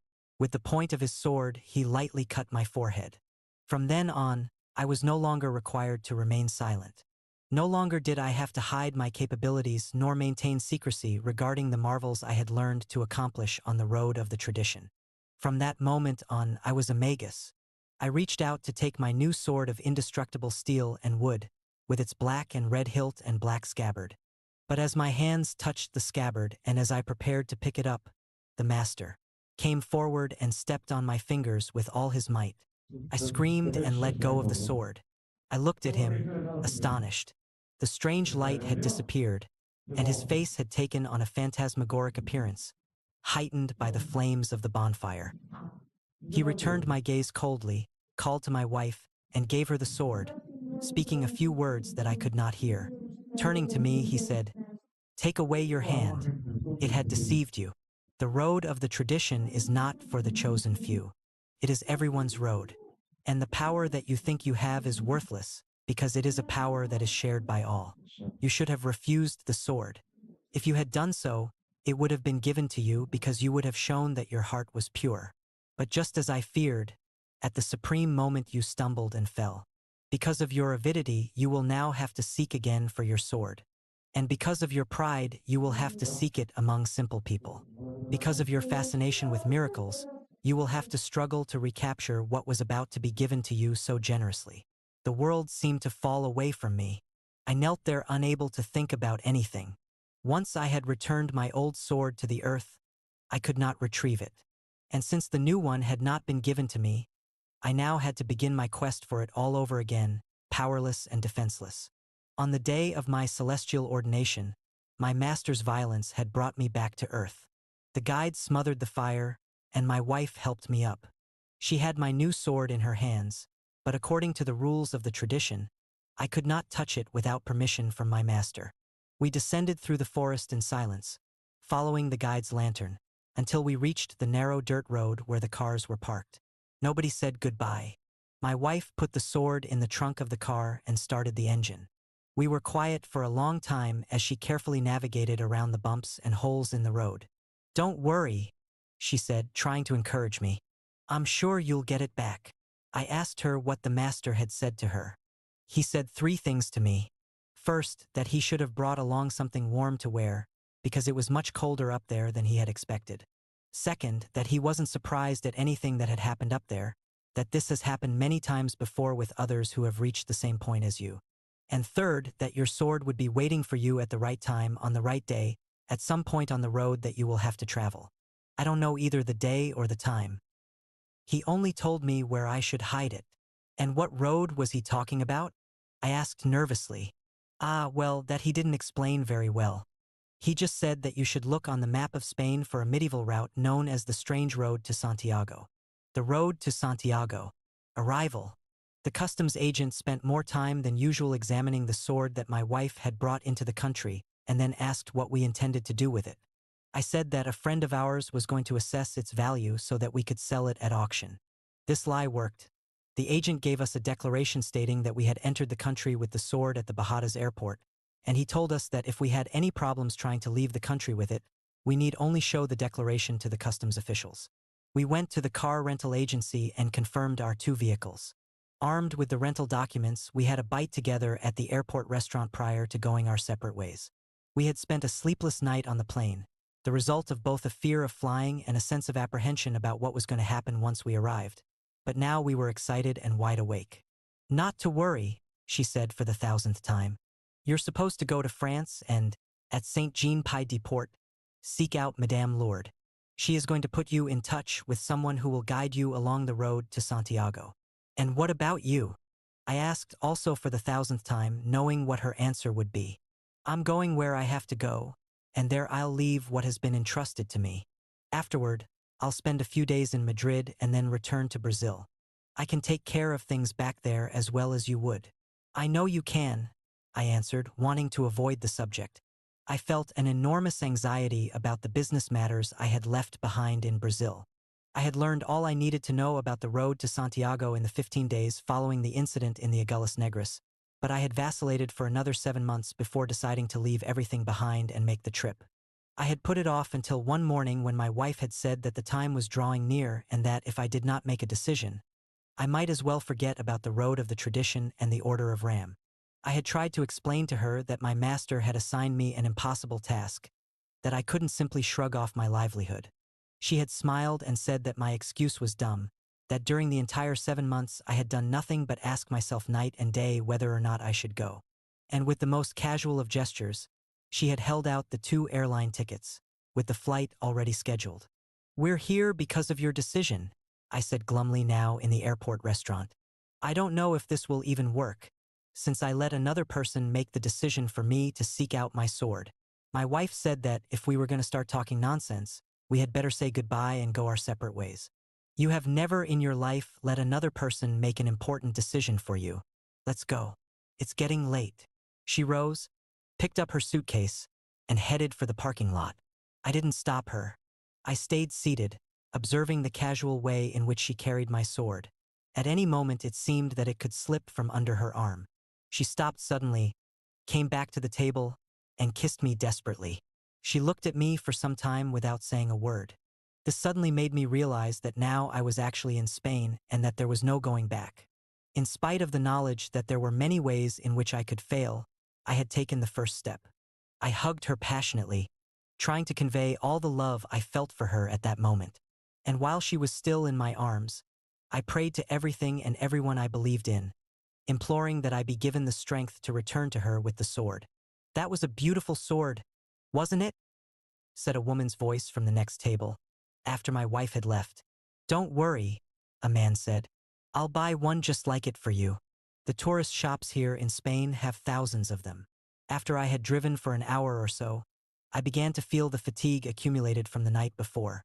The August heat was so powerful that even on the open highway, the car began to overheat. I decided to stop in a small town identified by the road signs as Monumento Nacional. As I climbed the steep road that led to it, I began to review all that I had learned about the road to Santiago. Just as the Muslim tradition requires that all members of the faith, at least once in their life, make the same pilgrimage that Muhammad made from Mecca to Medina, so Christians in the first millennium considered 3 routes to be sacred. Each of them offered a series of blessings and indulgences to those who traveled its length. The first led to the tomb of St. Peter in Rome. Its travelers, who were called wanderers, took the cross as their symbol. The second led to the Holy Sepulchre of Christ in Jerusalem. Those who took this road were called palmists, since they had as their symbol the palm branches with which Jesus was greeted when he entered that city. There was a third road, which led to the mortal remains of the apostle, Santiago, Saint James in English, Jacques in French, Giacomo in Italian, Jacob in Latin. He was buried at a place on the Iberian Peninsula where, one night, a shepherd had seen a brilliant star above a field. The legend says that not only Santiago but also the Virgin Mary went there shortly after the death of Christ, carrying the word of the evangelist and exhorting the people to convert. The site came to be known as Compostela, the Star Field, and there a city had arisen that drew travelers from every part of the Christian world. These travelers were called pilgrims, and their symbol was the scallop shell. At the height of its fame during the 14th century, the Milky Way, another name for the third road, since at night the pilgrims plotted their course using this galaxy, was traveled each year by more than 1 million people from every corner of Europe. Even today, mystics, devotees, and researchers traverse on foot the 700 kilometers that separate the French city of Saint-Jean-Pied-de-Port from the Cathedral of Santiago de Compostela in Spain. 1. Thanks to the French priest Emeric Picard, who walked to Compostela in 1123, the route followed by the pilgrims today is exactly the same as the medieval path taken by Charlemagne, Saint Francis of Assisi, Isabella of Castile, and, most recently, by Pope John XXII. Picard wrote 5 books about his experience. They were presented as the work of Pope Calixtus II, a devotee of Santiago, and they were later known as the Codex Calixtinus. In Book 5 of the Codex, Picard identified the natural features, fountains, hospitals, shelters, and cities found along the road. A special society, Les Amis de Saint-Jacques, was then formed with the charge of maintaining all of the natural markings on the route and helping to guide the pilgrims, using Picard's annotations. Also in the 12th century, Spain began to capitalize on the legend of Santiago as the country fought against the Moors who had invaded the peninsula. Several militant religious orders were established along the road to Santiago, and the apostles' ashes became a powerful symbol in the fight against the Muslims. The Muslims, in turn, claimed that they had with them one of Muhammad's arms and took that as their guiding symbol. By the time Spain had regained control of the country, the militant orders had become so strong that they posed a threat to the nobility, and the Catholic kings had to intervene directly to prevent the orders from mounting an insurgency. As a result, the road to Santiago was gradually forgotten, and were it not for sporadic artistic manifestations, in paintings such as Buñuel's The Milky Way and Juan Manuel Serrat's Wanderer, no one today would remember that millions of the people who would one day settle the New World had passed along that route. The town that I reached by car was completely deserted. After searching on foot for quite some time, I finally found a small bar open for business in an old, medieval-style house. The owner, who did not even look up from the television program he was watching, advised me that it was siesta time and suggested that I must be crazy to be out walking in such heat. I asked for a soft drink and tried to watch television, but I was unable to concentrate. All I could think of was that in 2 days I was going to relive, here in the latter part of the 20th century, something of the great human adventure that had brought Ulysses from Troy, that had been a part of Don Quixote's experience, that had led Dante and Orpheus into hell, and that had directed Columbus to the Americas. The adventure of traveling toward the unknown. By the time I returned to my car, I was a bit calmer. Even if I were not able to find my sword, the pilgrimage along the road to Santiago was going to help me to find myself. Saint Jean Pied de Port. A parade of masked people accompanied by a band, all of them dressed in red, green, and white, the colors of the French Basque region, filled the main street of Saint Jean Pied de Port. It was Sunday. I had spent the last 2 days driving, and now I was enjoying the festivities. But it was time for my meeting with Madame Lourdes. Forcing my way through the crowd by car, I heard some shouted insults in French, but I finally made it through to the fortified sector that constituted the oldest part of the city, where Madame Lourdes lived. Even this high in the Pyrenees, it was hot during the day, and I was soaked with perspiration as I got out of the car. I knocked at the gate. I knocked again, but there was no response. The third time, and still nothing happened. I felt confused and worried. My wife had said that I had to arrive there exactly on that day, but no one answered when I called out. I thought that perhaps Madame Lourdes had gone out to watch the parade, but it was also possible that I had arrived too late and that she had decided not to meet with me. My journey along the road to Santiago seemed to have ended even before it had begun. Suddenly, the gate opened, and a child jumped through it. I was startled, and in halting French I asked for Madame Lourdes. The child smiled at me and pointed toward the house. It was only then that I saw my mistake. The gate led onto an immense courtyard, around which were situated medieval houses with balconies. The gate had been open, and I hadn't even thought to try its handle. I ran across the courtyard and up to the house that the child had indicated. Inside, an elderly, obese woman yelled something in Basque at a small boy with sad brown eyes. I waited for a few moments, giving the argument a chance to end. It finally did, with the poor boy being sent to the kitchen under a hail of insults from the old woman. It was only then that she turned to me and, without even asking what it was that I wanted, led me, with delicate gestures and slight shoves, to the second floor of the small house. This floor consisted of just one room. A small, crowded office filled with books, objects, statues of Santiago, and memorabilia from the road. She took a book from its shelf and sat down behind the only table in the room, leaving me standing. "You must be another pilgrim to Santiago," she said without preamble. "I need to enter your name in the register of those who walk the road." I gave her my name, and she wanted to know if I had brought the scallops. She was referring to the shells adopted.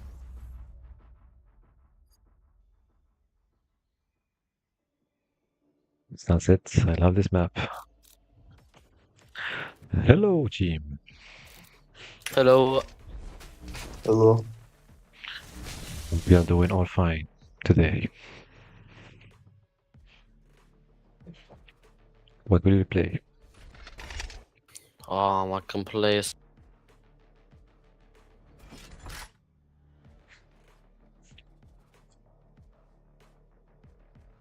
One smoker, one duelist, one initiator, and one head, if possible. I'm sorry, bro. You are so quiet. Can you speak a little bit louder? Yeah, we need one smoker and the hill, if possible, sage, if possible. Sage? If possible. I can play it if you want, but I don't know if it's useless. I don't know. No, it's not useless. It's for the war in B.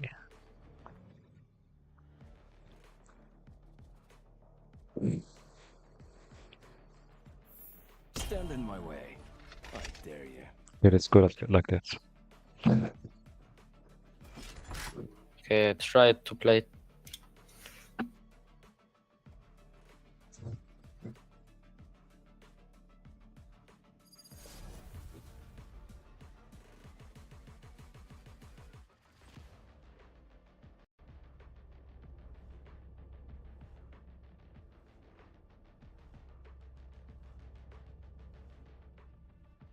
party arrives on the doorstep of a sun-soaked concrete jungle.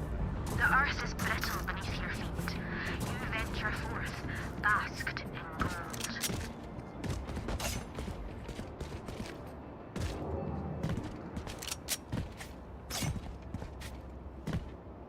One mid, 2A.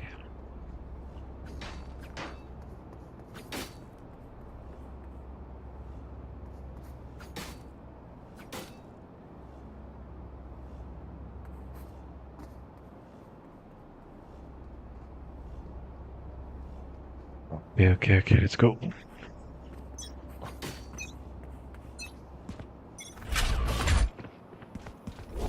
Concussing! Clearing out!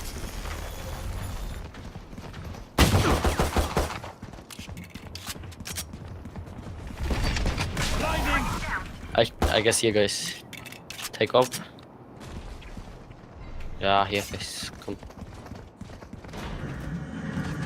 Reloading. Spike down mid. Spikes here.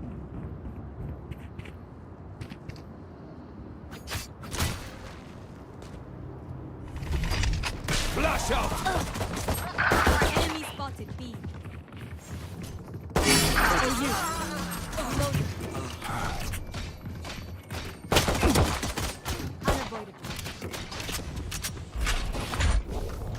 Trevor! One enemy remaining. Reloading.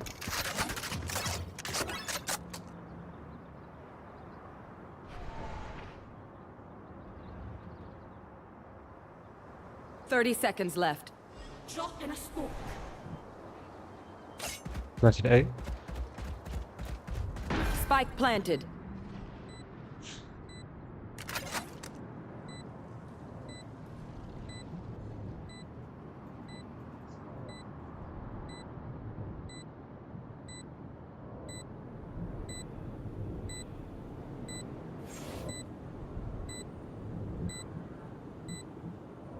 Enemy spotted A. Lol. Good job, good job. Reloading.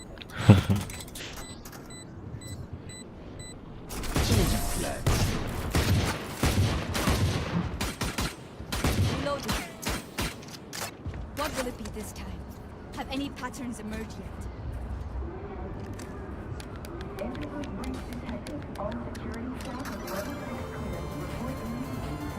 I think Sage was brain dead. I don't know. I guess she is actually 0 RR on Iron 1. Oh, I'm sorry. Maybe. I'm sorry. She is a lady. She's a lady. I'm sorry. I'm sorry. Now it's clear. Bitte, Boah.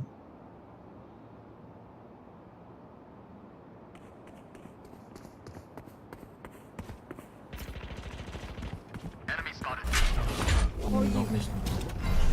Mach noch nicht.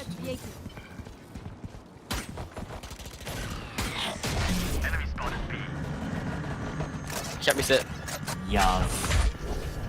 Sehr schlechte Position.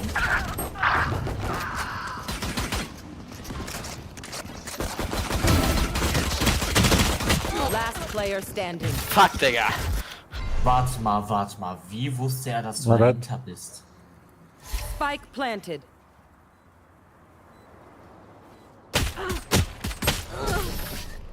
My bad.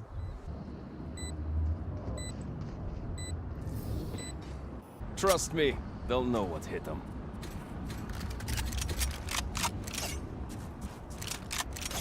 Report on KO is out. Mach jetzt auch. We do it so in Germany, bro. Du fetter Landfischling aus Deutschland! Was? Don't speak, please. English. We take it easy. Steps on... B. Spike down A. 50, guys. You will not kill my Oh, ally. why she has rest? She's so bad. How she can have ult? Blob. Chamber. Yeah, right. Blob. Spike down A. Chamber, watch out. Last player standing. Chamber.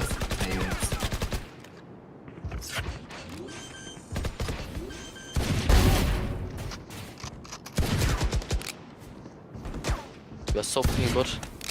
Wow.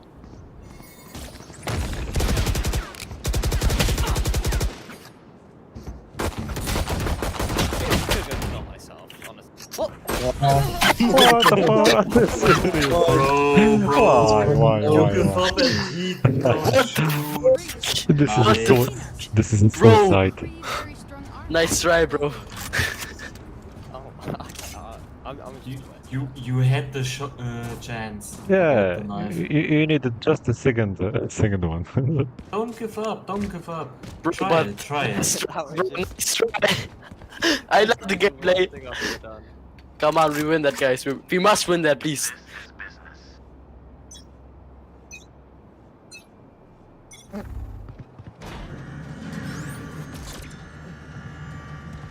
Mid. Multiple enemies missing.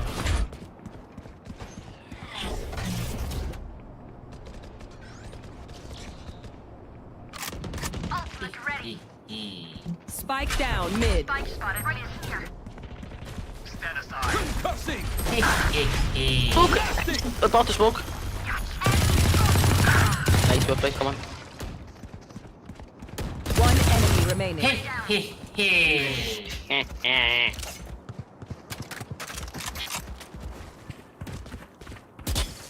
No, don't shoot it down. Holy shit. Last player standing.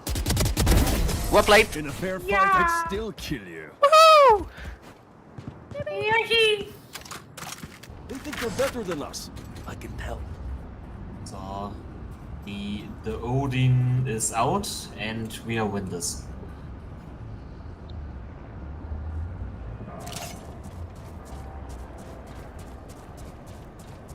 I think they will go A this time. No one can be held it with double in Good luck. Go. I will stand them. Go.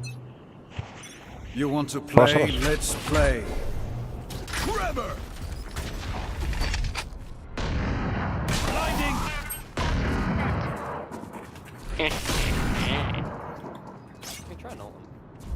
Pull them to the grave. Enemy spotted me. My ult is ready. Spike down. 100. Had your fun. My turn. Got four. Flash out! 38 on Neon. Yeah, and 30 for me.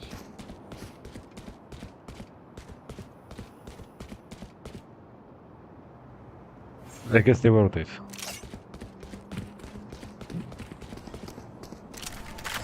Only Neon was there. I will stay here. Chamber, no information. No surprises. Nice. Spike planted. You got stunned, bro. You got stunned. Yeah. Play together. Play. Deadlock. Wait. You're fucking good with Chef. Concussing! Nice, pusher. Clearing out! One enemy remaining. Last player standing. Good if you nice. Pro play team. Right there. Not your day.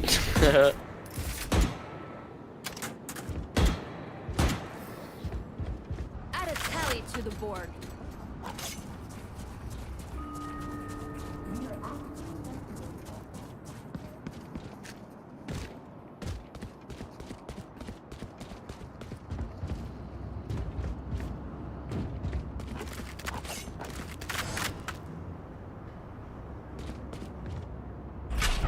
Push.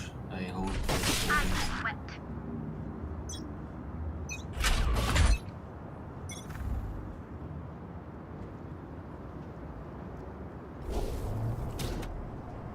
On us. Trevor! I'm pissed! Enemy spotted mid. Right here.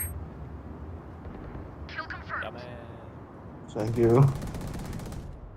Maybe link, maybe link, maybe link. B. B.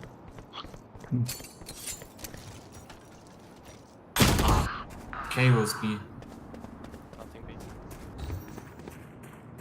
Spike planted. I don't have a weapon. Heal clove. I have a weapon. Let me heal. Healing. Good job. Here, your duty is not over. Sweet. Thanks. Throwing next. Barrier deployed. Spam. Good job.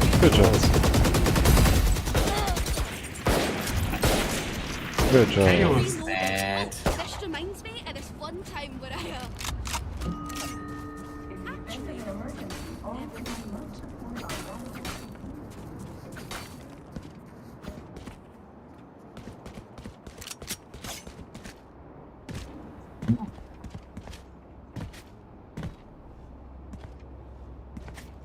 Okay.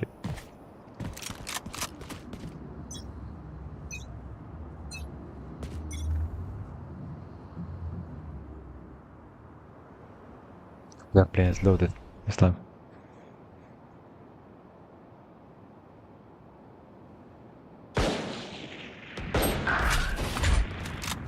My bad. Sorry.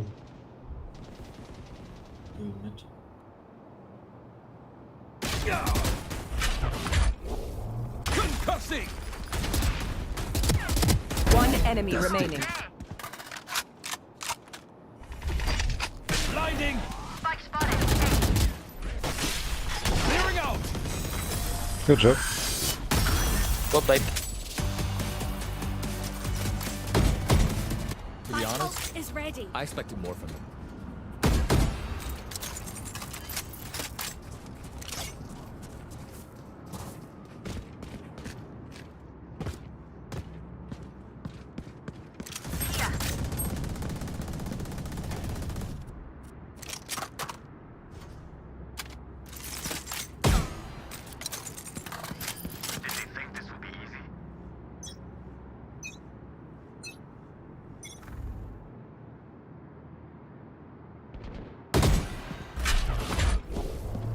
Trevor! Like never left.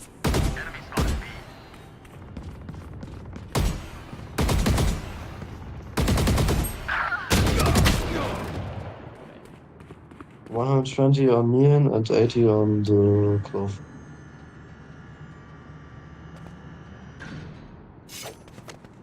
Healing.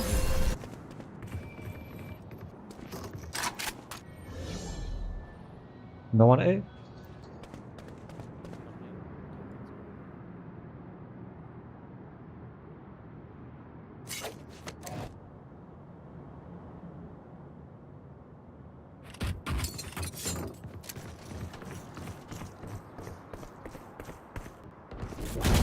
They're A, go A.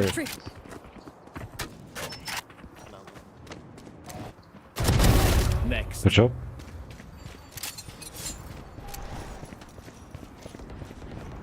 Thirty seconds left. One enemy remaining. Nice. Let me in! Let me in! All of it. And mark me in! Oh no. Chill out, bro. I'm sorry.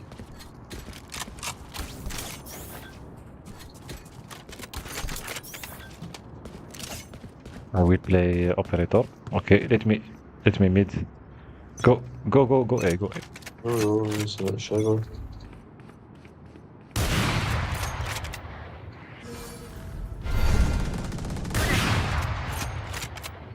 You are powerless.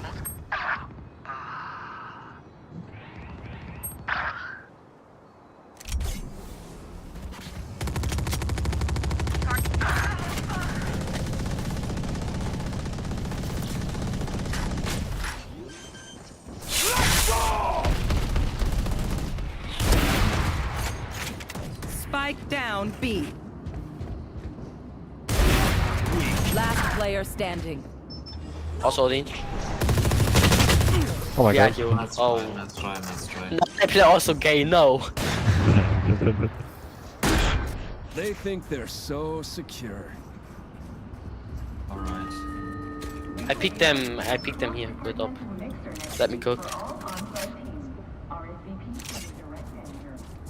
No, I don't want food. I'm sorry. I need a drop. Sorry. Look, I will stun them if they come, okay? So be ready.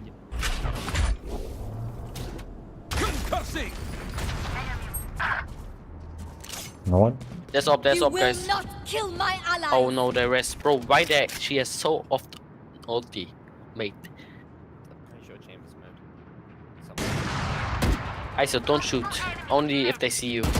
Pull them to their graves. Reeling them in. Nice ultimate. One HP. Slamming him. Oh. To overheal. Spike down B. Last player standing.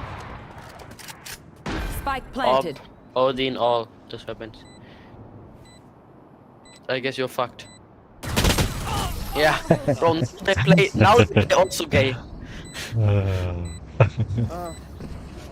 Time to take these arms for a spin. I need a drop. And bro, guys, don't pick mid. This is a solo swing. Maybe you in close save. They'll try and like get fragged because obviously they don't have opens and stuff. Watching here. Are you talking in a cup of water or what? We don't hear you.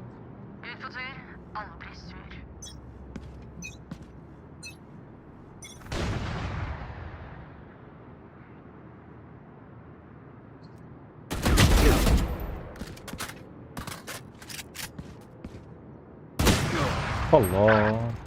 I shot somebody.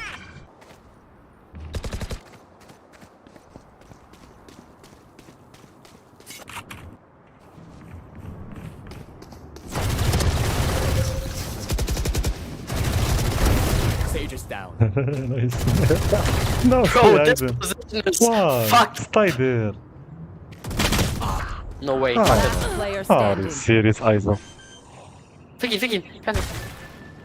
Oben. Nimm Waffe vor dir.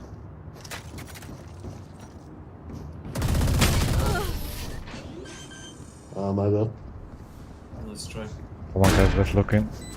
We are losing here. Last round before Bro, they the have switch. so often ultimate. How she has 7 kills? Why she has 3? No, eh?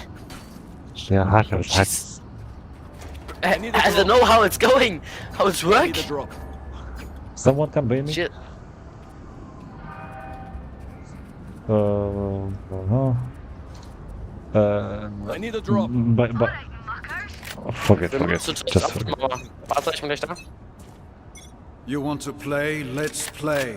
Hi, I'm pissed. Hey. Oh, of course he is. Also B. I'll come in. Target spotted mid. Operator Mida.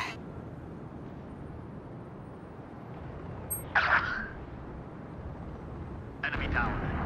How is You had your that? fun. My turn.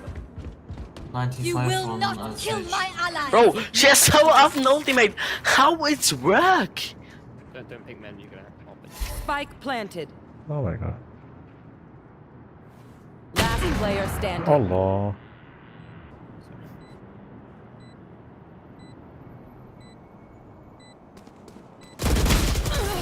Let's try. Now we fuck them.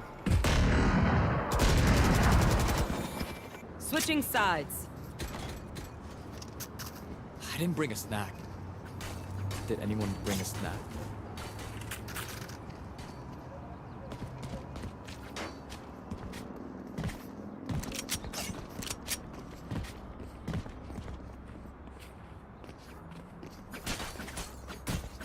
Reloading.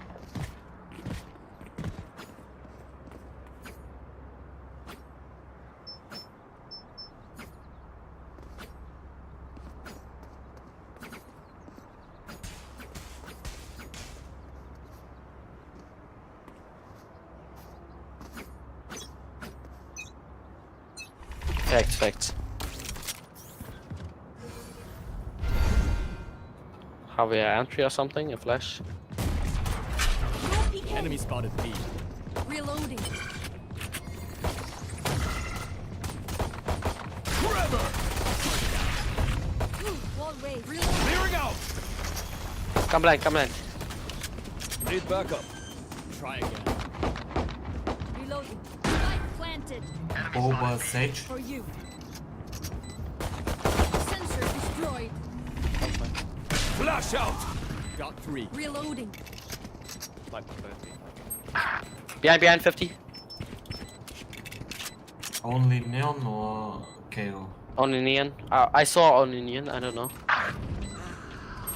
Don't die now. What? Oh, I died. My bad. Last player standing.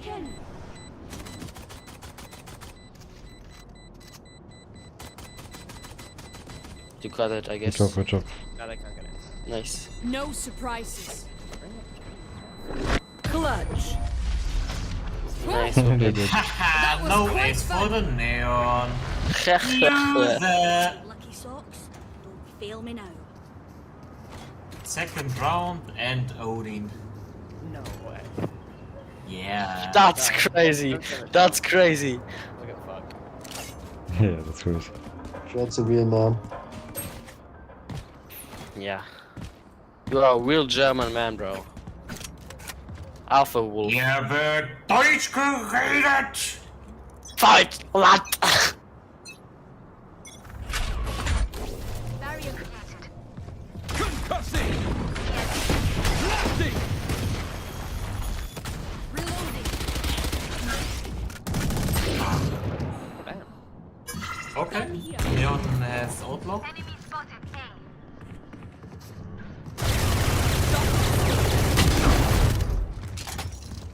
Maybe we should rotate. You can rotate, guys. Rotate. Oh, Yeah, don't rotate. yeah. Spike down B. Blinding! I have the spike. Rotate. One enemy remaining. Nice. Oh, you're pushing. Come side rotate, come and kill rotate. The last one. No, please. Carrier's dead. The last one is on side. Spike down B. Got the spike! Forever! I can support you. Come. Spike planted. Even death. Good job. Nice. I hate waiting. Let's do this!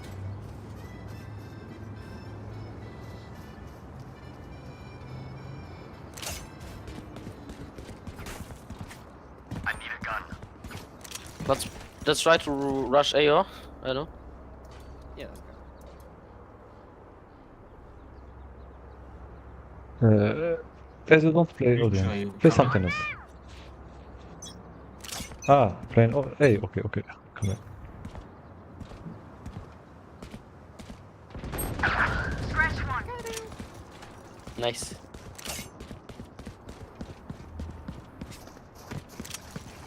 Shot in the smoke. 70 outlaw. No peeking. No escape. Concussing! Clearing out! Plant the Plant. spike. Please plant. Carrier's dead. Wow, now it's late. Spike Now down we need A. spike. Last player Oh my God. standing.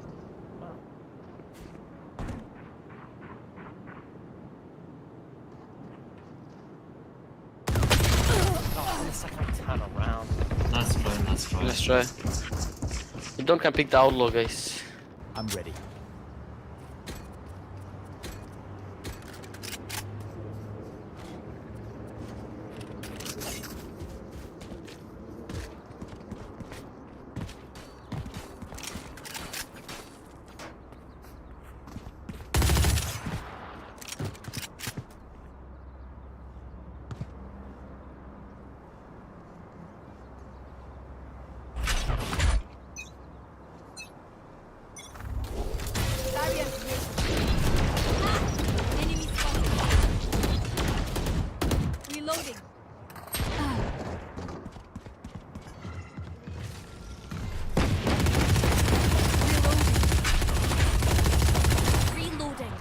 Forever! Reloading.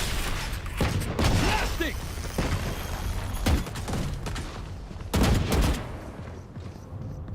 Our carrier's dead. Blast out! Spike down B. Last player standing.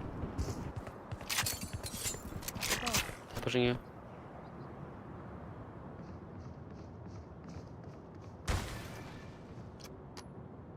To your left. Behind the box. Oh. Mine, I'm tweaking. It's not like behind the box.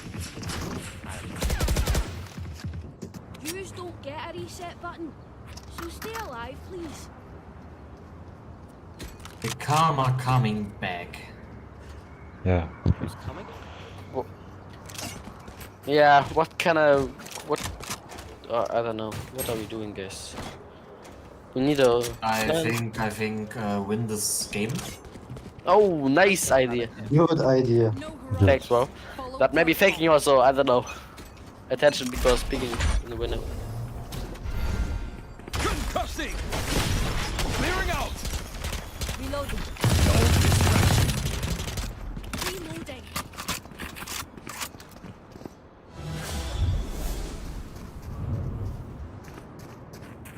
Ult and Odin, that is the meta. Smoke. Enemy down. My ultimate. Pull them to their grave. Reeling. Blinding! Light planted. Behind, I guess. Target spotted. A. One enemy remaining. Story ends here.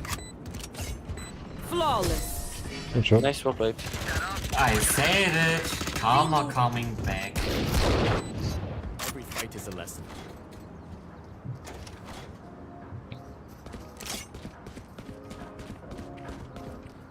Go A. I would fake B, okay? Okay. Yep. Okay.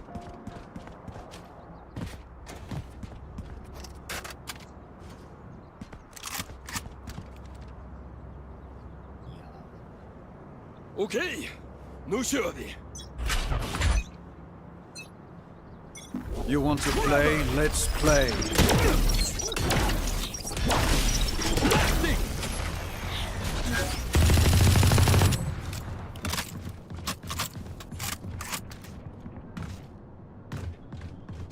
They rotate. They're rotating. I guess we can rotate. Now go, now go. I'm pissed. Enemy spotted. A. Spike planted. Too late. My ult's Leon ready. versus Odin.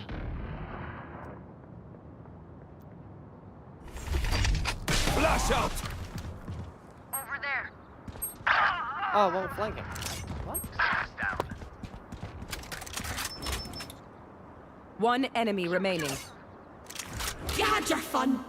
My turn. One enemy remaining. Concussing! Good job. Thanks for the 4K. There's no need for the enemy to suffer. Kill them fast. Nö, ich bin überhaupt kein Sniper, überhaupt nicht, nö. Nee, stimmt. 26, 14, 1, ne? Nö. Nee, vertrau. Will someone get this? Hey, kauf ihn mal, Bruder. Thank you. Nein, das ist mein Main-Account. Tja, meine auch. Ja, guter Witz, was jetzt? You fought well. Reloading. Cool. Ich würde sagen, I guess she has fun. Behind. I need the most. Clearing out!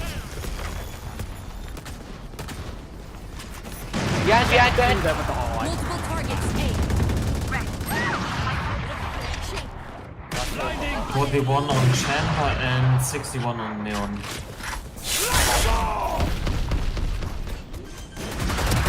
Knife.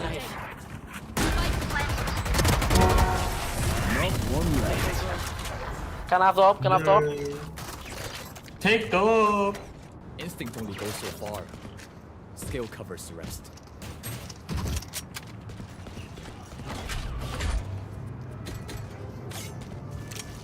We try being. Alright. I'm picking mid. My ego. Ich mach wieder den Move mit Manoid und Odin. Oh, ich zieh den in. Wenn du jemanden siehst, sag Bescheid. Ich zieh den dann raus. Concussing! Blasting! No peeking!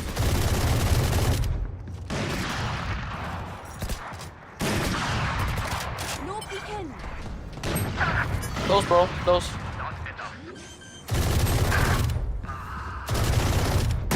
Chamber is tied.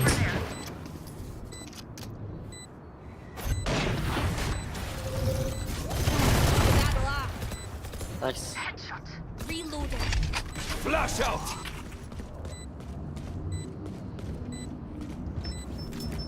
Maybe main. Oh ja, das ist auch ein fettes Loch. One enemy remaining. Nice. Our job gets a whole lot easier. I guess they have so much fun with us. Yeah, I point. think same. One more. Let's make this GG. Come, full stack Odin, come. Come on guys, all Odin. Yeah! Yeah! And guys, we have 7 lives. Clove have 2, I have a rest. We have 7 lives. 7 ODs.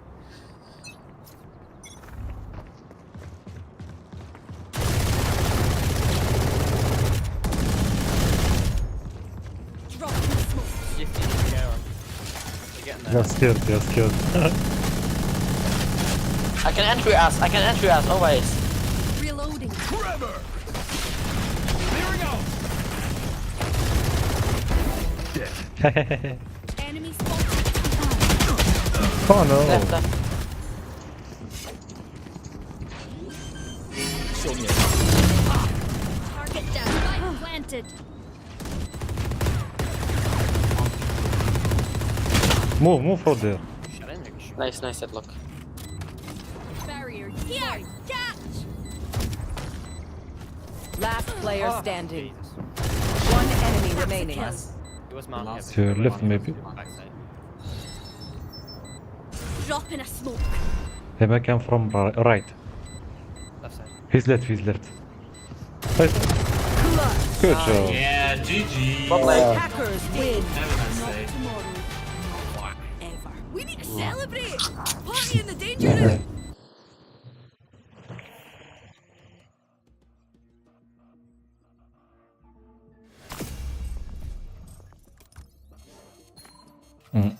Guys, I will go eat fast and come back, okay?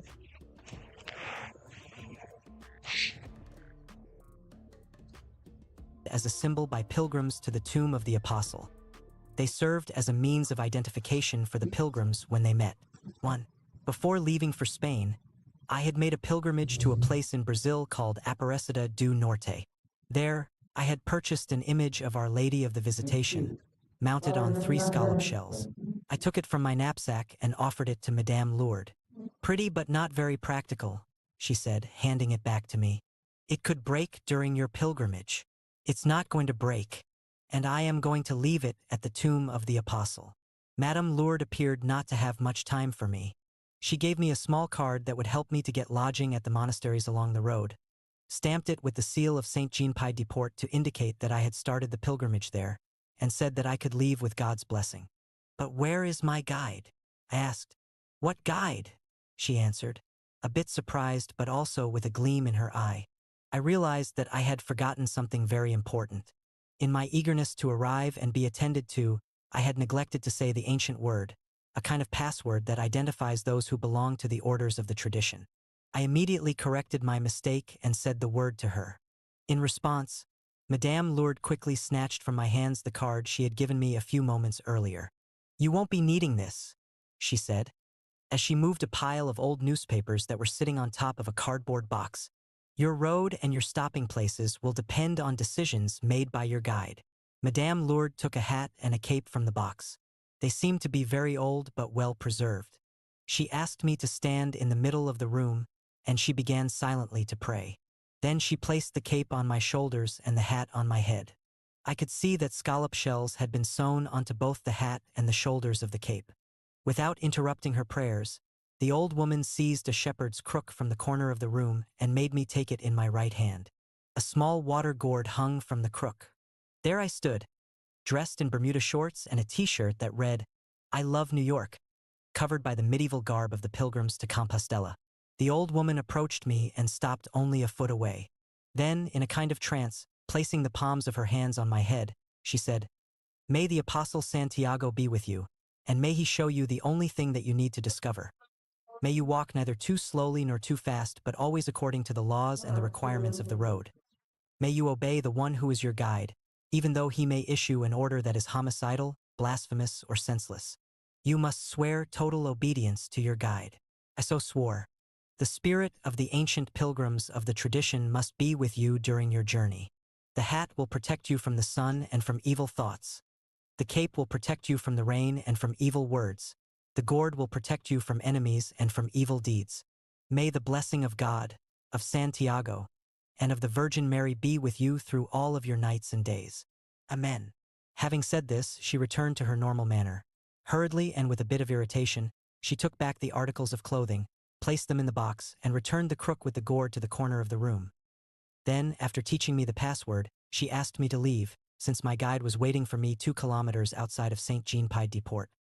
"He hates band music," she said, "but even 2 kilometers away he must have been able to hear it. The Pyrenees are an excellent echo chamber." Before I left, I asked what I should do with the car, and she said I should leave the keys with her. Someone would come to pick it up. Then, without another word, she descended the stairs and went to the kitchen to inflict more torment on the boy with the sad eyes. I opened the trunk of the car, took out my small blue knapsack with my sleeping bag tied to it, and placed the image of Our Lady of the Visitation in its most protected corner. I put the knapsack on my back and went back to give the keys to Madame Lourdes. "Leave Pied-de-Port by following this street to the city gates at the end of the wall," she told me. "And when you get to Santiago de Compostela, say a Hail Mary for me. I have walked the road so many times that now I content myself with reading in other pilgrims' eyes the excitement that I still feel. I just can't put it into practice anymore because of my age. Tell that to Santiago. And tell him also that any time now I will join him, following a different road that's more direct and less exhausting." I left the small city, passing through the wall at the Spanish Gate. In the past, the city had been on the preferred route for the Roman invaders, and through that gate had also passed the armies of Charlemagne and Napoleon.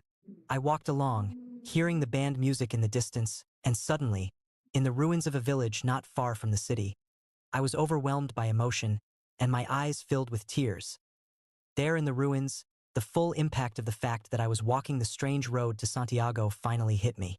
The view of the Pyrenees surrounding the valley, lit by the morning sun and intensified by the sound of the music, gave me the sensation that I was returning to something primitive, something that had been forgotten by most other human beings, something that I was unable to identify. But it was a strange and powerful feeling, and I decided to quicken my pace and arrive as soon as possible at the place where Madame Lourdes had said my guide would be waiting for me. Without stopping, I took off my shirt and put it in my knapsack.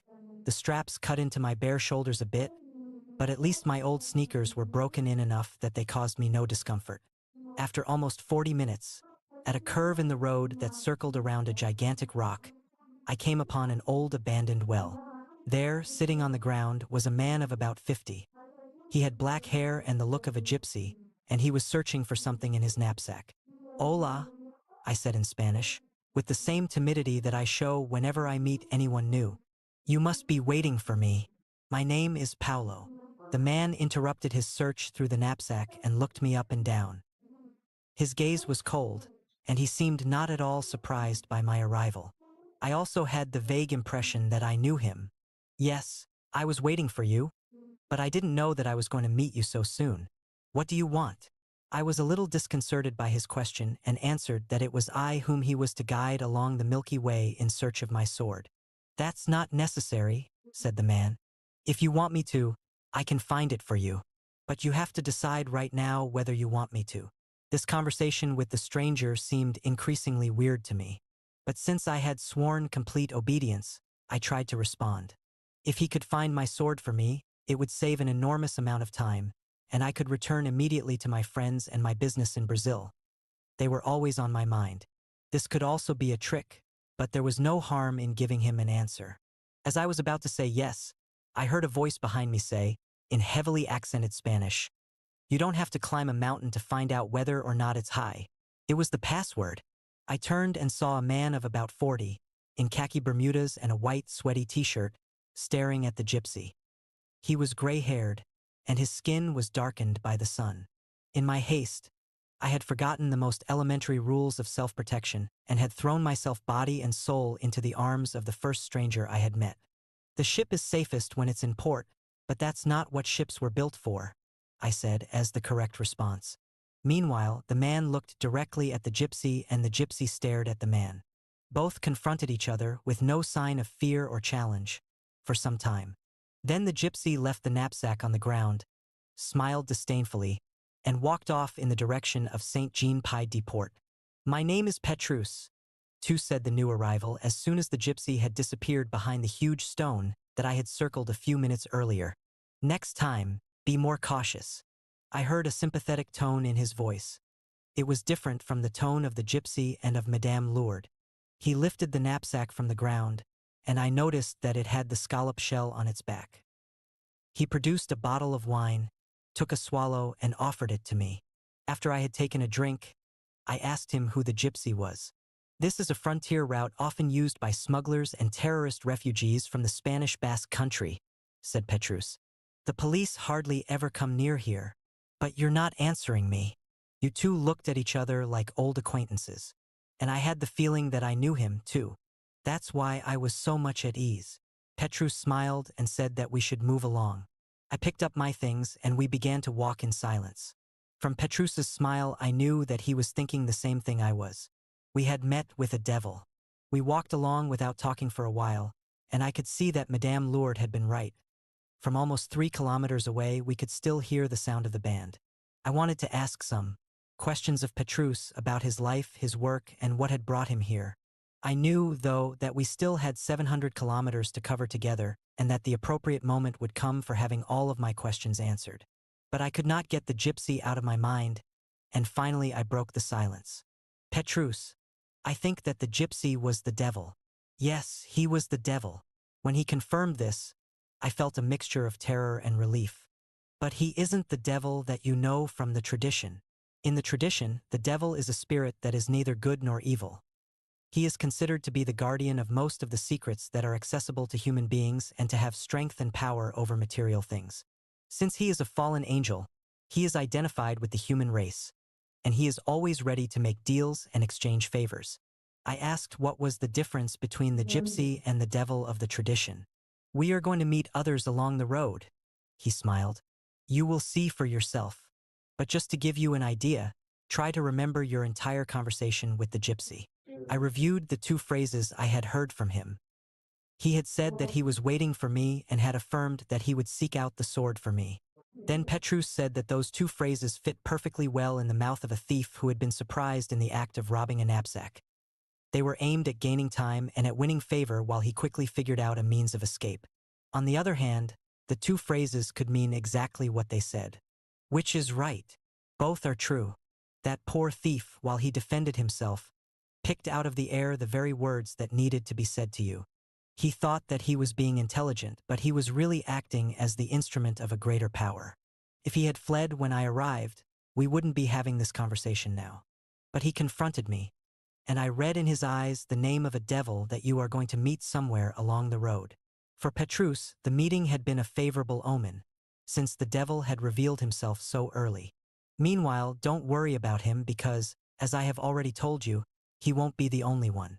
He may be the most important one, but he won't be the only one. We continued walking, passing from a desert-like area to one where small trees were scattered here and there. Once in a while, Petrus broke the silence to tell me some historic fact or other about the places we were passing. I saw the house where a queen had spent the last night of her life and a small chapel encrusted with rocks. which had been the hermitage of a saintly man who the few inhabitants of the area swore could perform miracles. Miracles are very important, don't you think? Petrus said. I agreed but said that I had never witnessed a great miracle. My apprenticeship in the tradition had been much more on the intellectual plane. I believed that when I recovered my sword, then, yes, I would be capable of doing the great deeds that my master did. But what my master performs are not miracles, because they don't contradict the laws of nature. What my master does is utilize these forces to... I couldn't finish the sentence because I couldn't explain how my master had been able to materialize spirits, move objects from one place to another without touching them, or, as I had witnessed more than once, create patches of blue sky on a cloudy afternoon. Maybe he does those things simply to convince you that he has the knowledge and the power, answered Petrus. Yes, maybe so, I said, without much conviction. We sat down on a stone because Petrus told me that he hated to smoke cigarettes while he was walking. According to him, the lungs absorbed much more nicotine if one smoked while walking, and the smoke nauseated him. That was why the master refused to let you have the sword, Petrus continued. Because you didn't understand why he performs his prodigious feats. Because you forgot that the path to knowledge is a path that's open to everyone, to the common people. During our journey, I'm going to teach you some exercises and some rituals that are known as the practices of Ram. All of us, at some time in our lives, have made use of at least one of them. Every one of these practices, without exception, can be discovered by anyone who is willing to seek them out, with patience and perspicacity, among the lessons that life itself teaches us. The Ram practices are so simple that people like you, who are used to making life too complicated, ascribe little value to them. But it is they that make people capable of achieving anything, absolutely anything, that they desire. Jesus glorified the Father when his disciples began to perform miracles and cures. He thanked God for having kept such things secret from wise people and for revealing them to simple folk. When all is said and done, if we believe in God, we have to believe also that God is just. Petrus was absolutely right. It would be a divine injustice to allow only those people who were learned and who had the time and money to buy expensive books to have access to true knowledge. The true path to wisdom can be identified by 3 things, said Petrus. First, it must involve agape, and I'll tell you more about this later. Second, it has to have practical application in your life. Otherwise, wisdom becomes a useless thing and deteriorates, like a sword that is never used. And finally, it has to be a path that can be followed by anyone. Like the road you are walking now, the road to Santiago. We walked for the rest of the afternoon, and only when the sun began to disappear behind the mountains did Petrus decide to stop again. All around us, the highest peaks of the Pyrenees still shone in the last light of day. Petrus told me to clear a small area on the ground and to kneel there. The first Ram practice will help you to achieve rebirth. You will have to do the exercise for 7 consecutive days, each time trying to experience in some different way your first contact with the world. You know how difficult it was for you to make the decision to drop everything and come here to walk the road to Santiago in search of a sword. But this was difficult only because you were a prisoner of the past. You had been defeated before, and you were afraid that it could happen again. You had already achieved things, and you were afraid you might lose them. But at the same time, something stronger than any of that prevailed. The desire to find your sword. So you decided to take the risk. I said that he was right, but that I still had the worries he described. That doesn't matter. The exercise, little by little, will free you from the burdens that you have created in your life. And Petrus taught me the first Ram practice, the seed exercise. Do it now for the first time, he said. I lowered my head between my knees, breathed deeply, and began to relax. My body obeyed without question, perhaps because we had walked so far during the day and I was exhausted. I began to listen to the sound of the earth, muffled and harsh, and bit by bit I transformed myself into a seed. I didn't think. Everything was dark, and I was asleep at the center of the earth. Suddenly, something moved. It was a part of me, a minuscule part of me that wanted to awaken, that said that I had to leave this place because there was something else up there. I wanted to sleep, but this part insisted. I began to move my fingers, and my fingers began to move my arms, but they were neither fingers nor arms. They were a small shoot that was fighting to overcome the force of the earth and to move in the direction of that something up there. I felt my body begin to follow the movement of my arms. Each second seemed like an eternity, but the seed needed to be born. It needed to know what that something up there was. With immense difficulty, my head, then my body began to rise. Everything was too slow, and I had to fight against the force that was pushing me down toward the center of the earth where before I had been tranquil, dreaming an eternal dream. But I was winning, and finally I broke through something and was upright. The force that had been pressing down on me suddenly ceased. I had broken through the earth and was surrounded by that something up there. The something up there was the field. I sensed the heat of the sun, the hum of the mosquitoes, the sound of a river that ran in the distance. I arose slowly, with my eyes closed, and felt that at any moment I was going to become dizzy and fall to the ground. But meanwhile I continued to grow. My arms were spreading and my body stretching. There I was, being reborn, wanting to be bathed both inside and out by the immense sun that was shining and that was asking me to continue to grow more, stretch more, and embrace it with all of my branches. I was stretching my arms more and more, and the muscles throughout my body began to hurt. I felt that I was 1,000 meters tall and that I could embrace mountains. And my body was expanding until the pain in my muscles became so intense that I couldn't bear it, and I screamed. The seed exercise. Kneel on the ground. Then seat yourself on your heels and bend forward so that your head touches your knees. Stretch your arms behind you. You are now in a fetal position. Relax, releasing all of your tensions. Breathe calmly and deeply. Little by little you will perceive that you are a tiny seed, cradled in the comfort of the earth. Everything around you is warm and delicious. You are in a deep, restful sleep. Suddenly, a finger moves. The shoot no longer wants to be a seed. It wants to grow. Slowly you begin to move your arms, and then your body will begin to rise, straightening up until you are seated on your heels. Now you begin to lift your body up, and slowly you become erect, still kneeling on the ground. The moment has come to break completely through the earth. You begin to rise slowly, placing one foot on the ground, then the other, fighting against the disequilibrium just as a shoot battles to make its own space, until finally you are standing. Imagine the area about you, the sun, the water, the wind, and the birds. Now you are a shoot that is beginning to grow. Slowly raise your arms toward the sky. Then stretch yourself more and more, as if you want to grasp the enormous sun that shines above you, giving you strength and attracting you. Your body begins to become more and more rigid, all of your muscles strain, and you feel yourself to be growing. You become huge. The tension increases more and more until it becomes painful, unbearable. When you can no longer stand it, scream and open your eyes. Repeat this exercise for 7 consecutive days, always at the same time. I opened my eyes, and Petrus was there in front of me, smiling and smoking a cigarette. The light of day had not yet disappeared, but I was surprised to see that the sun was not as bright as I had imagined. I asked if he wanted me to describe the sensations, and he said no. This is a very personal thing, and you should keep it to yourself. How can I judge it? The sensations are yours, not mine. Petrus said that we were going to sleep right there.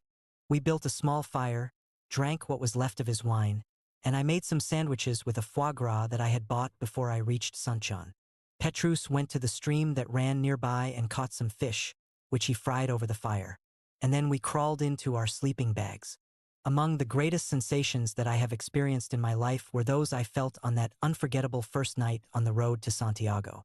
It was cold, despite its being summer, but I could still taste the warmth of the wine that Petrus had brought. I looked up at the sky. The Milky Way spread.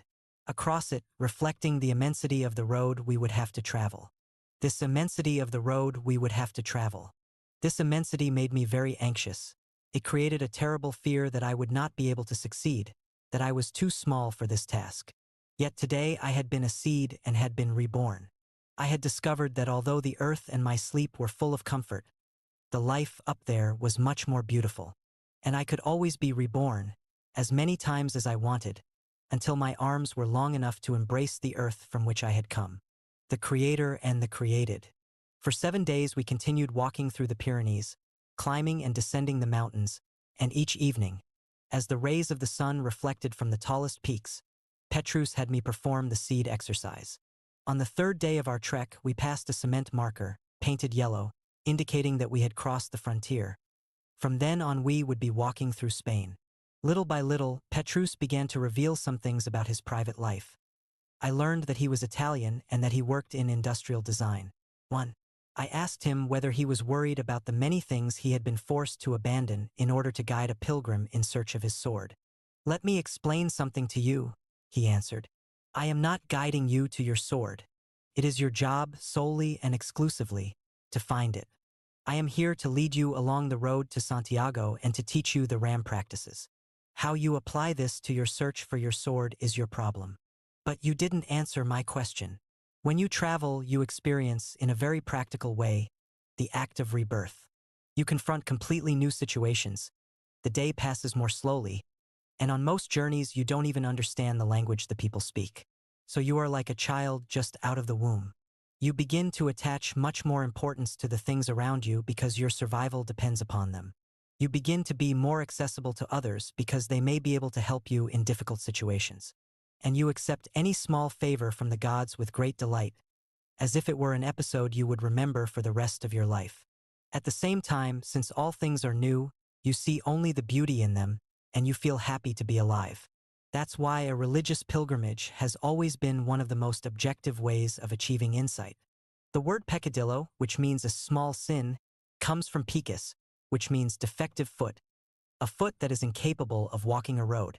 The way to correct the peccadillo is always to walk forward, adapting oneself to new situations and receiving in return all of the thousands of blessings that life generously offers to those who seek them. So why would you think that I might be worried about a half-dozen projects that I left behind in order to be here with you? Petrus looked around him and I followed his eyes. On the uplands of one of the peaks, some goats were grazing. One of them, more daring than the others, stood on an outcropping of a high boulder, and I could not figure out how he had reached that spot or how he would get down. But as I was thinking this, the goat leapt and, alighting in a place I couldn't even see, rejoined his companions. Everything in our surroundings reflected an uneasy peace, the peace of a world that was still in the process of growing and being created. A world that seemed to know that, in order to grow, it had to continue moving along, always moving along. Great earthquakes and killer storms might make nature seem cruel, but I could see that these were just the vicissitudes of being on the road. Nature itself journeyed, seeking illumination. "I am very glad to be here," said Petrus, "because the work I did not finish is not important, and the work I will be able to do after I get back will be so much better." When I had read the works of Carlos Castaneda, I had wanted very much to meet the old medicine man, Don Juan. Watching Petrus look at the mountains, I felt that I was with someone very much like him. On the afternoon of the 7th day, after having passed through some pine woods, we reached the top of a mountain. There, Charlemagne had said his prayers for the first time on Spanish soil, and now an ancient monument urged in Latin that all who passed by should say a Salve Regina. We both did as the monument asked. Then Petrus had me do the seed exercise for the last time. There was a strong wind, and it was cold. I argued that it was still early. At the latest, it was only 3 in the afternoon, but he told me not to talk about it, just do exactly as he ordered. I knelt on the ground and began to perform the exercise. Everything went as usual until the moment when I extended my arms and began to imagine the sun. When I reached that point, with the gigantic sun shining there in front of me, I felt myself entering into a state of ecstasy. My memories of human life began slowly to dim, and I was no longer doing an exercise. I had become a tree. I was happy about this. The sun shone and revolved, which had never happened before. I remained there, my branches extended, my leaves trembling in the wind, not wanting ever to change my position, until something touched me, and everything went dark for a fraction of a second. I immediately opened my eyes. Petrus had slapped me across the face and was holding me by the shoulders. "Don't lose sight of your objective," he said, enraged. "Don't forget that you still have a great deal to learn before you find your sword." I sat down on the ground, shivering in the cold wind. "Does that always happen?" I asked.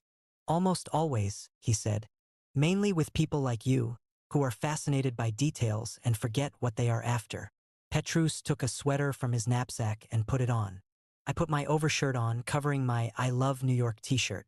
I would never have imagined that in the hottest summer of the decade. According to the newspapers, it could be so cold. The 2 shirts helped to cut the wind, but I asked Petrus if we couldn't move along more quickly so that I could warm up. The road now made for an easy descent. I thought that the extreme cold I had experienced was due to the fact that we had eaten very frugally, just fish and the fruits of the forest. 2. Petrus said that it wasn't the lack of food and explained that it was cold because we had reached the highest point in that range of mountains.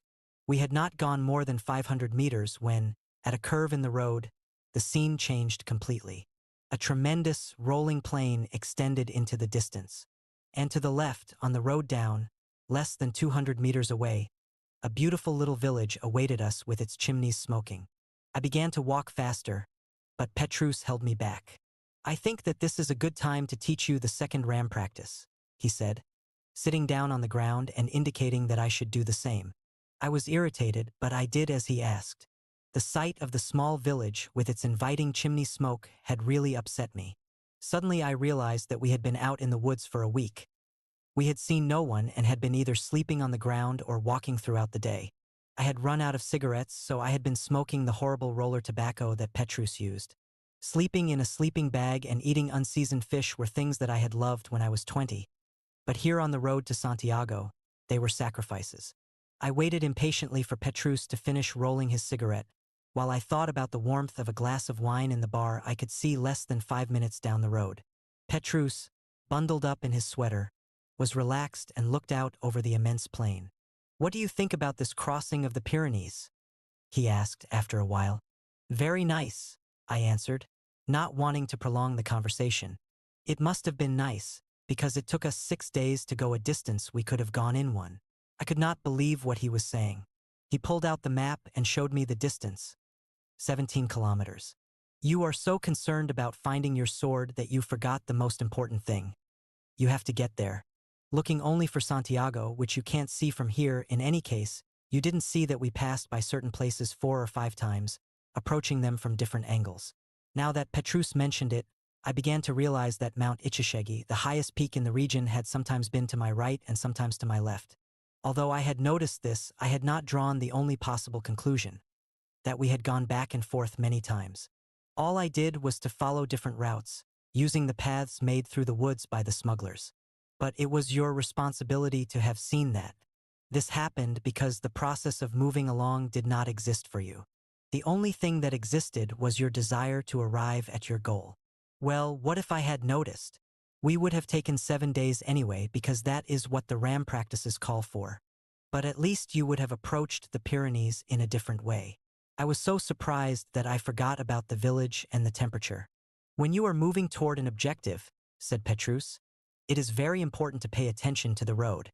It is the road that teaches us the best way to get there, and the road enriches us as we walk its length. You can compare it to a sexual relationship. The caresses of foreplay determine the intensity of the orgasm. Everyone knows that. And it is the same thing when you have an objective in your life. It will turn out to be better or worse depending on the route you choose to reach it and the way you negotiate that route. That's why the second RAM practice is so important. It extracts from what we are used to seeing every day the secrets that because of our routine we never see.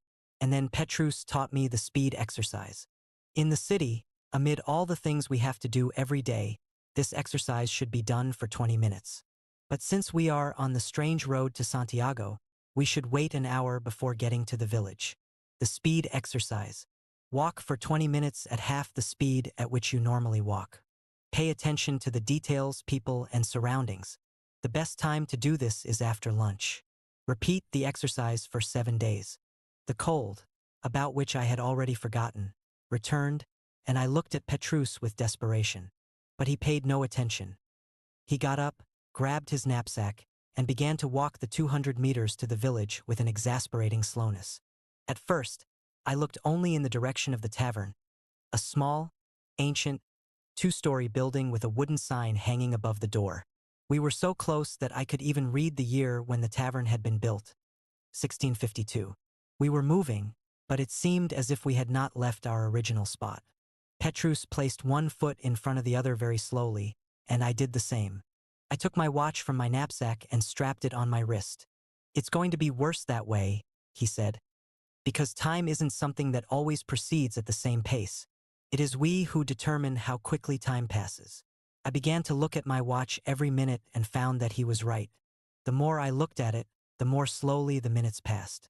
I decided to take his advice, and I put the watch back in my knapsack. I tried to pay more attention to the road, the plane, and the stones I stepped on, but I kept looking ahead to the tavern, and I was convinced that we hadn't moved at all. I thought about telling myself some stories, but the exercise was making me anxious, and I couldn't concentrate. When I couldn't resist any longer and took my watch out again, only 11 minutes had passed. Don't make a torture out of this exercise, because it wasn't meant to be that, said Petrus. Try to find pleasure in a speed that you're not used to. Changing the way you do routine things allows a new person to grow inside of you. But when all is said and done, you're the one who must decide how you handle it. The kindness expressed in his final phrase calmed me down a bit. If it was I who decided what I would do, then it was better to take advantage of the situation. I breathed deeply and tried not to think. I put myself into a strange state, one in which time was something distant and of no interest to me. I calmed myself more and more and began to perceive the things that surrounded me through new eyes. My imagination, which was unavailable when I was tense, began to work to my advantage. I looked at the small village there in front of me and began to create a story about it. How it had been built, the pilgrims that had passed through it, the delight in finding people and lodging after the cold wind of the Pyrenees. At one point, I sensed that there was in the village a strong, mysterious, and all-knowing presence. My imagination peopled the plain with knights and battles. I could see their swords shining in the sun and hear the cries of war. The village was no longer just a place where I could warm my soul with wine and my body with a blanket. It was a historic monument, the work of heroic people who had left everything behind to become a part of that solitary place. The world was there around me, and I realized that seldom had I paid attention to it. When I regained my everyday awareness, we were at the door of the tavern, and Petrus was inviting me to enter. "I'll buy the wine," he said, "and let's get to sleep early, because tomorrow I have to introduce you to a great sorcerer." Mine was a deep and dreamless sleep. As soon as daylight began to show itself in the 2 streets of the village of Roncesvalles, Petrus knocked on my door. We were in rooms on the top floor of the tavern, which also served as a hotel. We had some coffee and some bread with olive oil, and we left, plodding through the dense fog that had fallen over the area. I could see that Roncesvalles wasn't exactly a village, as I had thought at first. At the time of the great pilgrimages along the road, it had been the most powerful monastery in the region, with direct influence over the territory that extended all the way to the Navarra border. And it still retained some of its original character. Its few buildings had been part of a religious brotherhood. The only construction that had any lay characteristics was the tavern where we had stayed. We walked through the fog to the collegiate church. Inside, garbed in white, several monks were saying the first morning mass in unison. I couldn't understand a word they were saying, since the mass was being celebrated in Basque. Petrus sat in one of the pews to the side and indicated that I should join him. The church was enormous and filled with art objects of incalculable value. Petrus explained to me in a whisper that it had been built through donations from the kings and queens of Portugal, Spain, France, and Germany, on a site selected by the Emperor Charlemagne. On the high altar, the Virgin of Roncesvalles, sculpted in massive silver with a face of precious stone, held in her hands a branch of flowers made of jewels. The smell of incense, the Gothic construction, and the chanting monks in white began to induce in me a state similar to the trances I had experienced during the rituals of the tradition. "And the sorcerer?" I asked, remembering what he had said on the previous afternoon. Petrus indicated with a nod of his head a monk who was middle-aged, thin, and bespectacled, sitting with the other brothers on the narrow benches beside the high altar. A sorcerer and at the same time a monk. I was eager for the mass to be over, but as Petrus had said to me the day before, it is we who determine the pace of time. My anxiety caused the religious ceremony to last for more than an hour. When the mass was over, Petrus left me alone in the pew and went out through the door that the monks had used as an exit. I remained there for a while, gazing about the church and feeling that I should offer some kind of prayer, but I wasn't able to concentrate. The images appeared to be in the distance, locked in a past that would never return, like the golden age of the road to Santiago. Petrus appeared in the doorway and, without a word, signaled that I should follow him. We came to an inside garden of the monastery, surrounded by a stone veranda. At the center of the garden there was a fountain, and seated at its edge, waiting for us, was the bespectacled monk. Father Jordi, This is the pilgrim, said Petrus, introducing me. The monk held out his hand, and I shook it. No one said anything else. I was waiting for something to happen, but I heard only the crowing of roosters in the distance and the cries of the hawks taking off for their daily hunt. The monk looked at me expressionlessly, in a way that reminded me of Madame Lourdes' manner after I had spoken the ancient word. Finally, after a long and uncomfortable silence, Father Geordie spoke. It looks to me like you rose through the levels of the tradition a bit early, my friend. I answered that I was 38 and had been quite successful in all of the trials. 3. Except for one, the last and most important, he said, continuing to look at me without expression. And without that one, nothing you have learned has any significance. That is why I am walking the road to Santiago, which guarantees nothing. Come with me. Petrus stayed in the garden and I followed Father Geordie. We crossed the cloisters, passed the place where a king was buried, Sancho the Strong, and went to a small chapel set among the group of main buildings that made up the monastery of Roncesvalles. There was almost nothing inside. Only a table, a book, and a sword that wasn't mine. Father Geordie sat at the table, leaving me standing. He took some herbs and lit them, filling the place with their perfume. More and more, the situation reminded me of my encounter with Madame Lourdes. First, I want to tell you something, said Father Geordie. The Jacobean route is only one of 4 roads. It is the road of the spades, and it may give you power, but that is not enough. What are the other 3? You know at least 2 others, the road to Jerusalem, which is the road of the hearts or of the Grail, and which endows you with the ability to perform miracles, and the road to Rome, which is the road of the clubs. It allows you to communicate with other worlds. So what's missing is the road of the diamonds to complete the 4 suits of the deck, I joked. And the father laughed. Exactly. That's the secret road. If you take it someday, you won't be helped by anybody. For now, let us leave that one aside. Where are your scallop shells? I opened my knapsack and took out the shells on which stood the image of Our Lady of the Visitation. He put the figure on the table.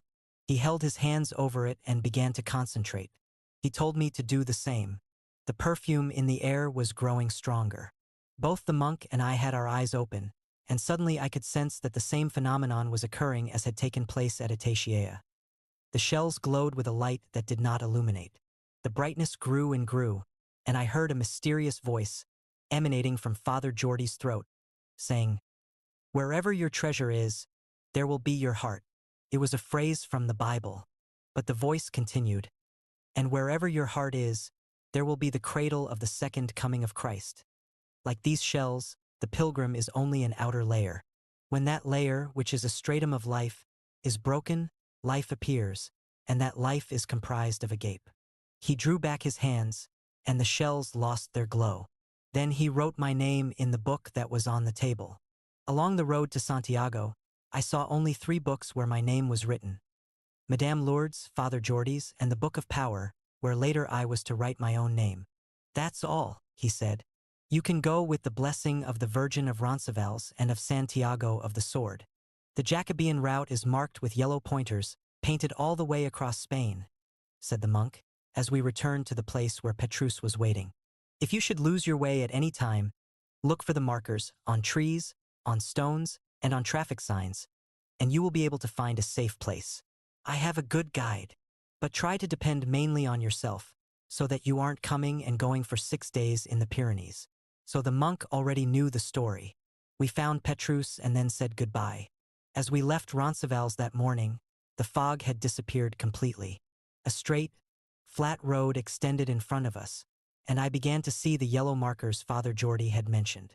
The knapsack was a bit heavier because I had bought a bottle of wine at the tavern, despite the fact that Petrus had told me that it was unnecessary. After Roncesvalles, hundreds of small villages dotted the route, and I was to sleep outdoors very seldom. Petrus, Father Geordie spoke about the second coming of Christ as if it were something that were happening now. It is always happening. That is the secret of your sword. And you told me that I was going to meet with a sorcerer, but I met with a monk. What does magic have to do with the Catholic Church? Petrus said just one word. Everything. Cruelty. Right there. That's the exact spot where love was murdered, said the old man, pointing to a small church built into the rocks. We had walked for 5 days in a row, stopping only to eat and sleep. Petrus continued to be guarded about his private life but asked many questions about Brazil and about my work. He said that he really liked my country, because the image he knew best was that of Christ the Redeemer on Corcovado, standing open-armed rather than suffering on the cross. He wanted to know everything, and he especially wanted to know if the women were as pretty as the ones here in Spain. The heat of the day was almost unbearable, and in all of the bars and villages where we stopped, the people complained about the drought. Because of the heat, we adopted the Spanish custom of the siesta and rested between 2 and 4 in the afternoon when the sun was at its hottest. That afternoon, as we sat in an olive grove, the old man had come up to us and offered us a taste of wine. In spite of the heat, the habit of drinking wine had been part of life in that region for centuries. What do you mean, love was murdered there? I asked, since the old man seemed to want to strike up a conversation. Many centuries ago, a princess who was walking the road to Santiago, Felicia of Aquitaine, decided on her way back from Compostela to give up everything and live here.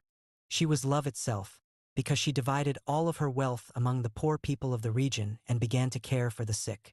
Petrus had lit one of his horrible rolled cigarettes, but despite his air of indifference, I could see that he was listening carefully to the old man's story. Her brother, Duke Guillermo, was sent by their father to bring her home, but Felicia refused to go. In desperation, the Duke fatally stabbed her there in that small church that you can see in the distance. She had built it with her own hands in order to care for the poor and offer praise to God. When he came to his senses and realized what he had done, the Duke went to Rome to ask the Pope's forgiveness. As penitence, the Pope ordered him to walk to Compostela. Then a curious thing happened. On his way back, when he arrived here, he had the same impulse as his sister, and he stayed on, living in that little church that his sister had built, caring for the poor until the last days of his long life. That's the law of retribution at work, Petrus laughed. The old man did not understand, but I knew what Petrus was saying. His concept of the law of retribution was similar to that of karma, or of the concept that as one sows, so shall they reap. As we had been walking, we had gotten involved in some long theological discussions about the relationship between God and humanity. I had argued that, in the tradition, there was always an involvement with God, but that it was a complex one. The path to God, for me, was quite different from the one we were following on the road to Santiago, with its priests who were sorcerers, its gypsies who were devils, and its saints who performed miracles. All of these things seemed to me to be primitive and too much connected with Christianity.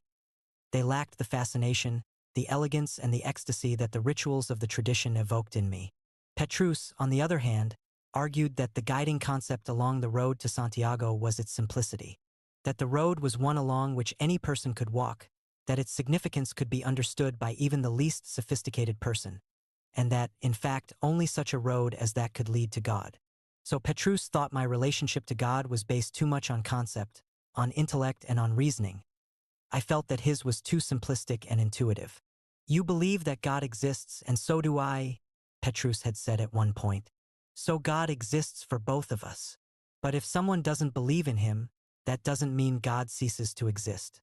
Nor does it mean that the non-believer is wrong. Does that mean that the existence of God depends on a person's desire and power? I had a friend once who was drunk all the time but who said 3 Hail Marys every night.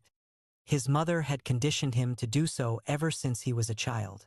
Even when he came home helplessly drunk, and even though he did not believe in God, my friend always said his 3 Hail Marys. After he died, I was at a ritual of the tradition, and I asked the spirit of the ancients where my friend was. The spirit answered that he was fine and that he was surrounded by light. Without ever having had the faith during his life, the 3 prayers he had said ritualistically every day had brought him salvation. God was manifest in the caves and in the thunderstorms of prehistory. After people began to see God's hand in the caves and thunderstorms, they began to see him in the animals and in special places in the forest. During certain difficult times, God existed only in the catacombs of the great cities. But through all of time, he never ceased to live in the human heart in the form of love. In recent times, some thought that God was merely a concept, subject to scientific proof. But at this point, history has been reversed, or rather is starting all over again. Faith and love have resumed their importance.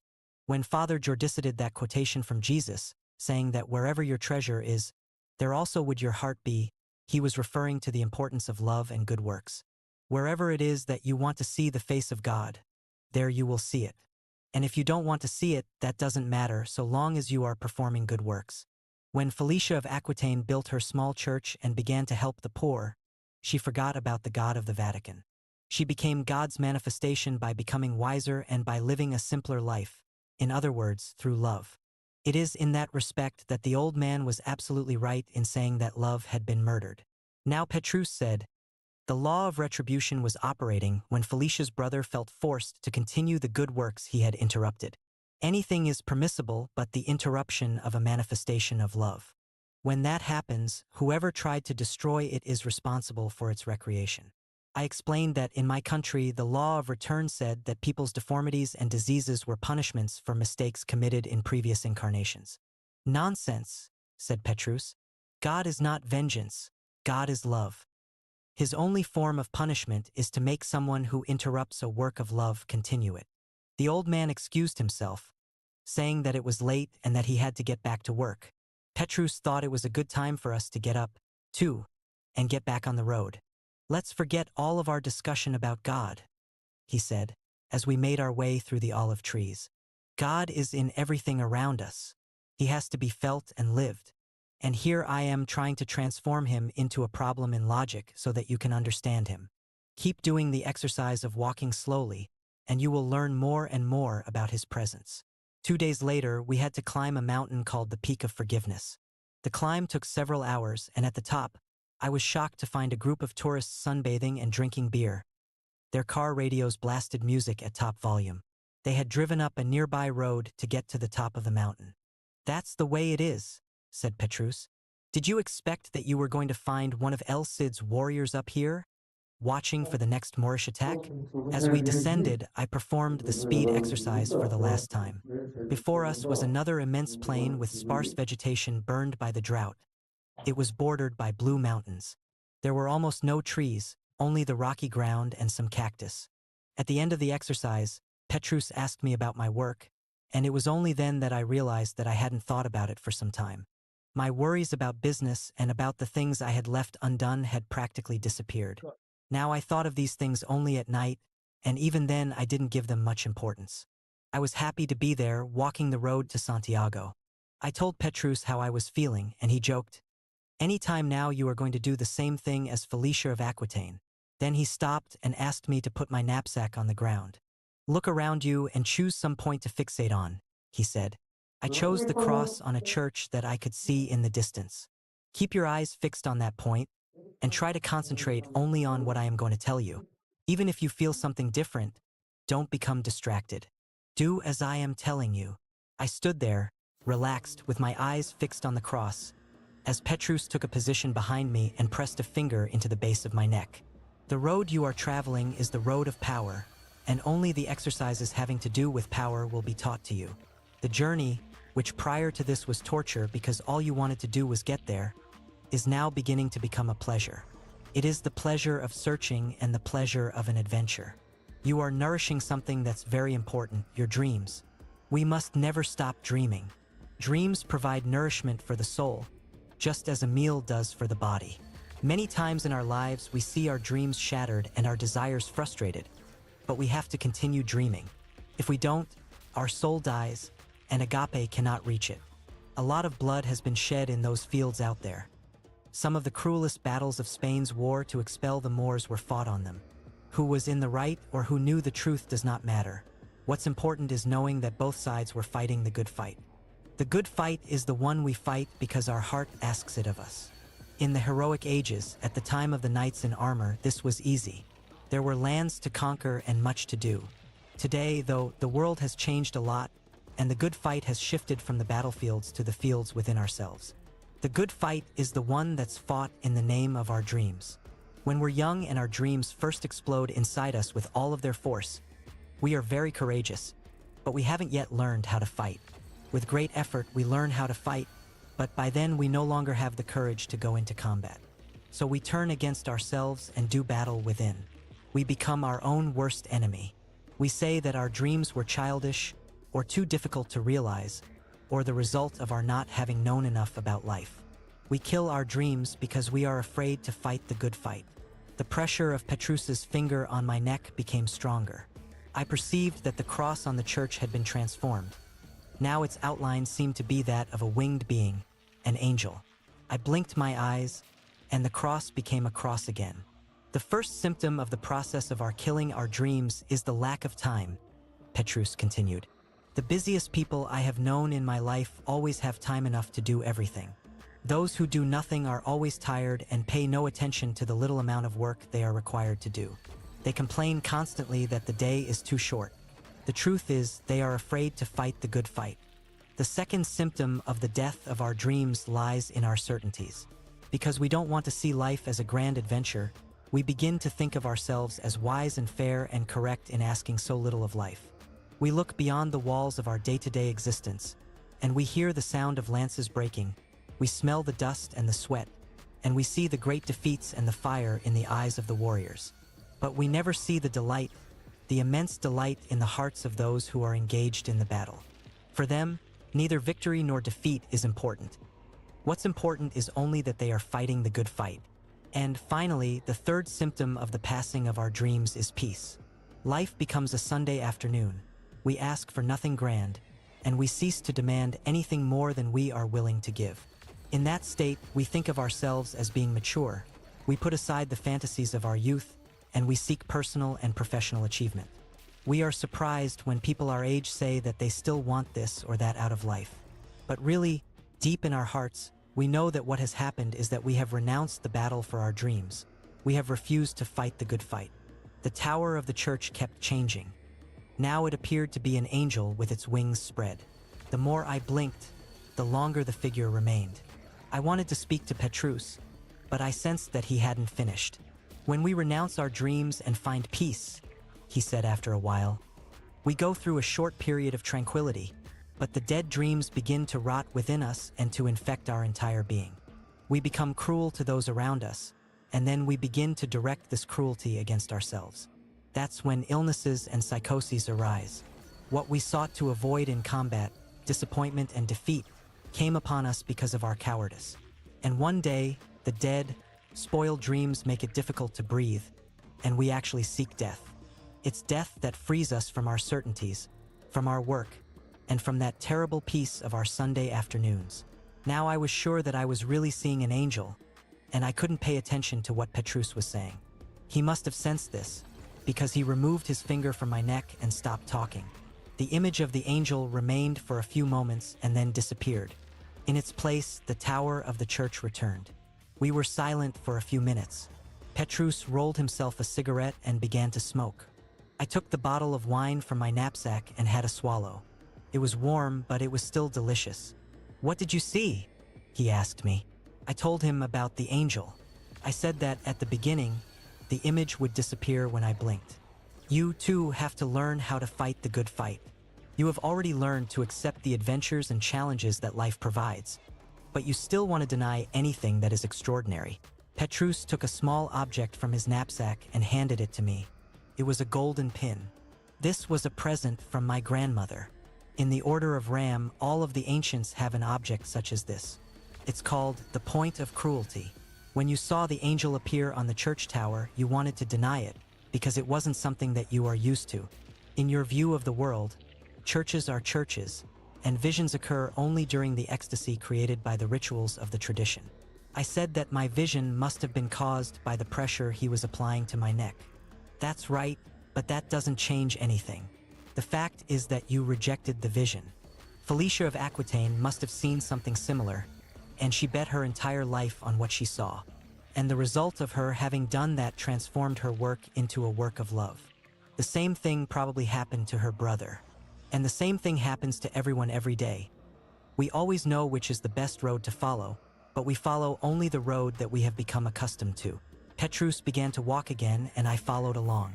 The rays of the sun made the pin in my hand glisten. The only way we can rescue our dreams is by being generous with ourselves. Any attempt to inflict self-punishment, no matter how subtle it may be, should be dealt with rigorously. In order to know when we are being cruel to ourselves, we have to transform any attempt at causing spiritual pain. such as guilt, remorse, indecision, and cowardice, into physical pain. By transforming a spiritual pain into a physical one, we can learn what harm it can cause us. And then Petrus taught me the cruelty exercise. The cruelty exercise. Every time a thought comes to mind that makes you feel bad about yourself, jealousy, self-pity, envy, hatred, and so on, do the following. Dig the nail of your index finger into the cuticle Wanna of the play a thumb new of one? the same hand until it becomes quite painful. Wow, we are full. Concentrate No, on the not full. pain. We cannot play 4, bro. It is a physical reflection of the suffering you are going through spiritually. Ease the pressure only when the cruel thought has gone. Repeat this Okay, as many times Elias, as I'll let you necessary manage until the thought has people on left the you, group because you even invite if this them. So. means digging your fingernail into your thumb over and over. Each time, it will take longer for the cruel thought to return, Good play, Tayo. and Good eventually play. it will Reaction. disappear altogether, so long as you do not fail to perform the exercise every That time was it comes to crazy ace. mind. In ancient times, they used a golden pin for this, he said.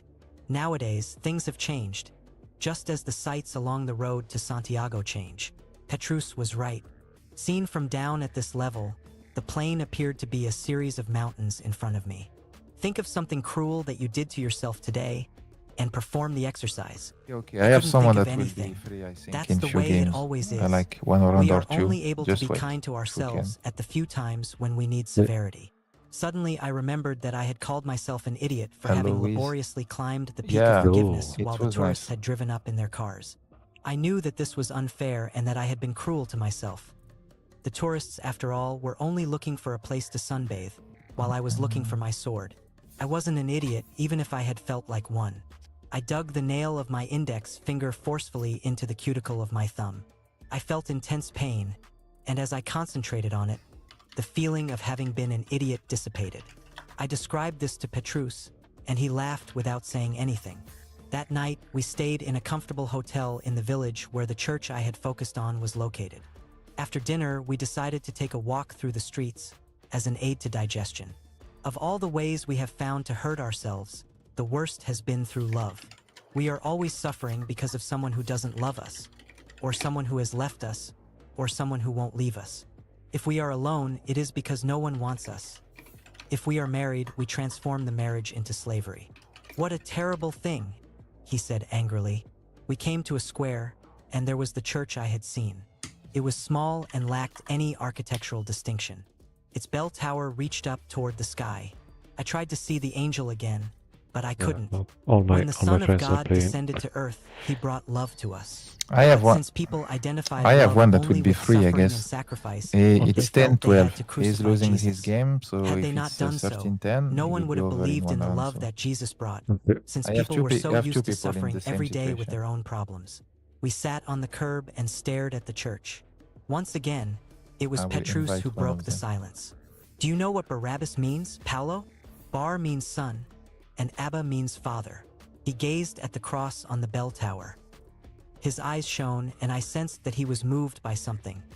Perhaps by the love he had spoken so much about, but I couldn't be certain.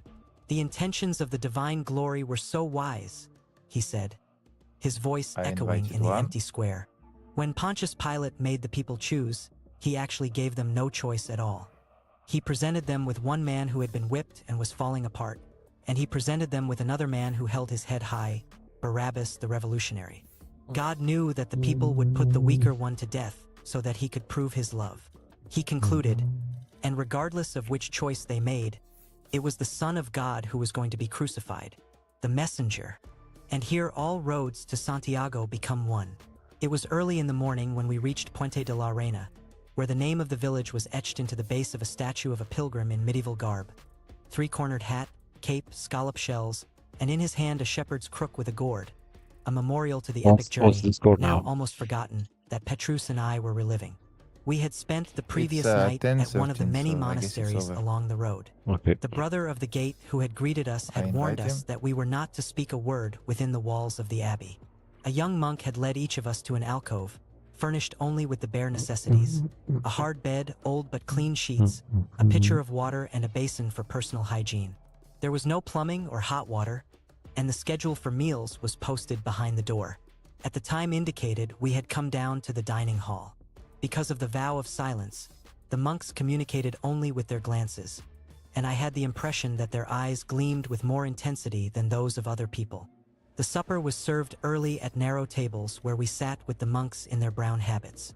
From his seat, Petrus had given me a signal, and I had understood perfectly what he meant.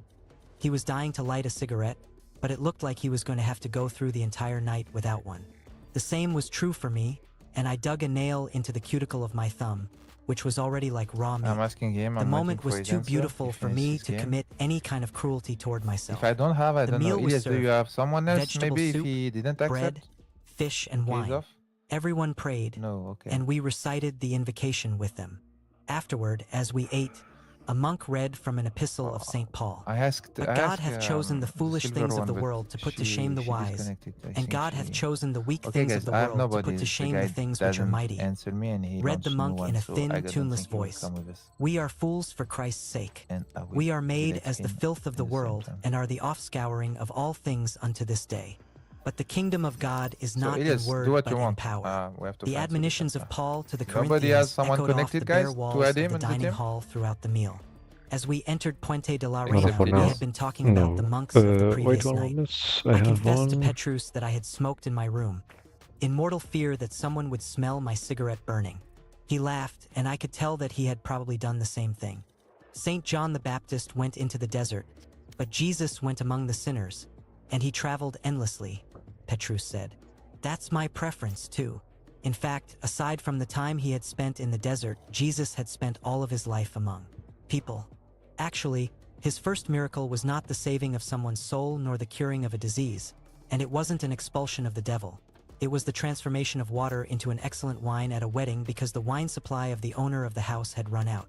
After Petrus said this, he suddenly stopped walking. It was so abrupt that I became alarmed and stopped, too. We were at the bridge that gave its name to the village. Petrus, though, wasn't looking at the road in front of us. His eyes were fastened on two boys who were playing with a rubber ball at the edge of the river. They were 8 or 10 years old and seemed not to have noticed us. Instead of crossing the bridge, Petrus scrambled down the bank and approached the two boys. As always, I followed him without question. The boys continued to ignore us. Petrus sat down to watch them at play until the ball fell close to where he was seated. With a quick movement, he grabbed the ball and threw it to me. I caught the ball in the air and waited to see what would happen. One of the boys, the elder of the two, approached me. My first impulse was to throw him the ball, but Petrus's behavior had been so unusual that I decided that I would try to understand what was happening. "Give me the ball, mister," said the boy. I looked at the small figure 2 meters away from me. I sensed that there was something familiar about him. It was the same feeling I had had about the gypsy.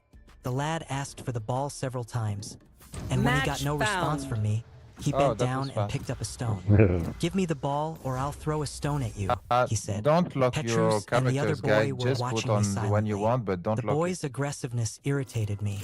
"Throw the stone," I answered. "If it hits me, I'll come over there and whack you one." I sensed that Petrus gave a sigh of relief. Something in the back of my mind told me that I had already lived through this scene. The boy was frightened by what I said. He let the stone fall and tried a different approach. We don't have a There's a smoker. relic here in Puente de la Reyna. It used to belong to a rich pilgrim. Elias, you have I the see new by one. your shell and your knapsack that you are pilgrims. If you give me You my play too ball, much. I'll give you the relic.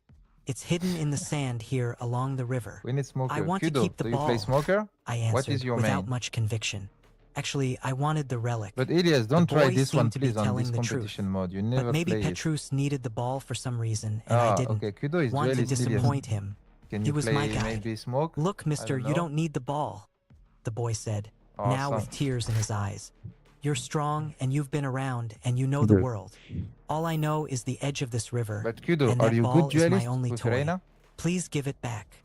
The boy's words got to me. Because But the we have only strangely one, so familiar we need a good surroundings one. and my feeling that I had already read Good about or lived through the situation made me refuse again.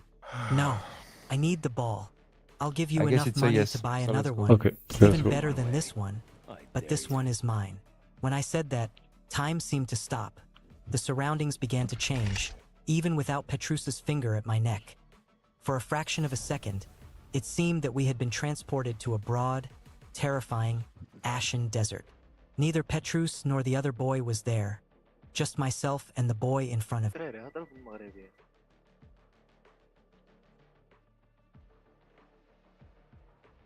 Sanctuary is grateful for your support, Chamber, but do not expect any favors. Of course. Spike I here. only wish to help a friend. Nothing more.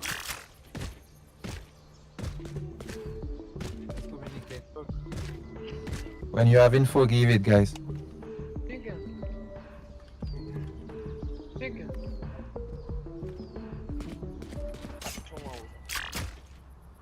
فكرت ولاد الخال مازال مخزن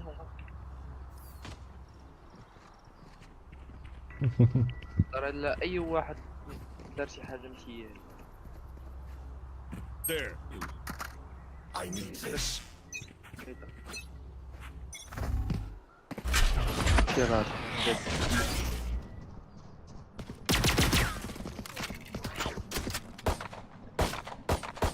Reloading. All missiles aware. Concussing.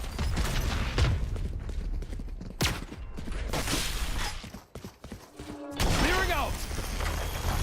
Cover going out.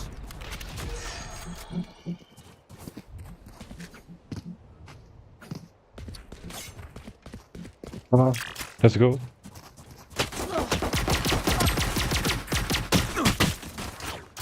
That's a kill. Blinding. This is interesting. Enemy spotted. A. Reloading. Plant the spike. Enemy A. One enemy remaining. Spike planted. GG, guys. That's all. One step closer.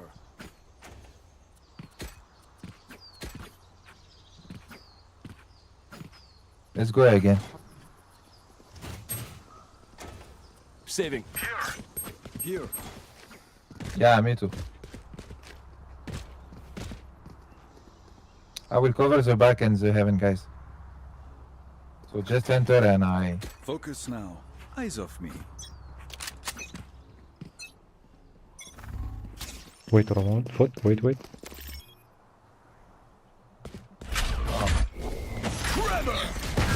Reloading. Reloading. Cover going out. Reloading.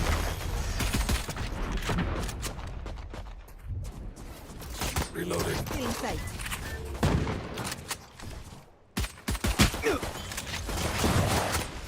Enemy Reloading. Flash out.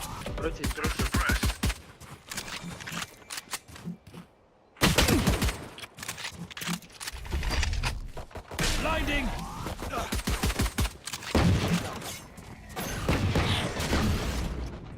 Let's go. Rotate fast. CT. Let's go see all. There you come.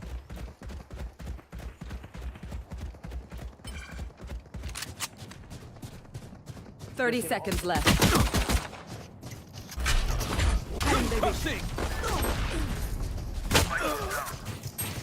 Spike down. C.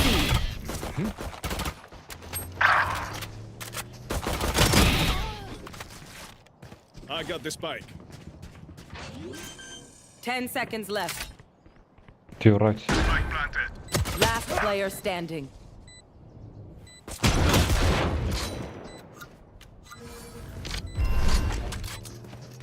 Teleport's ready.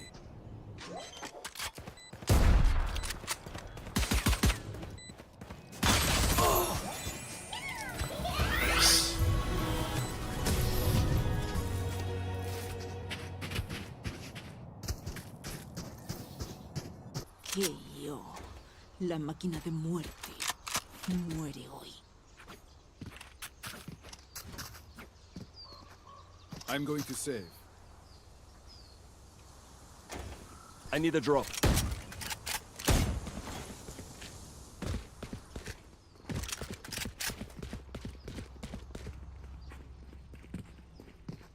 I'll clear the path.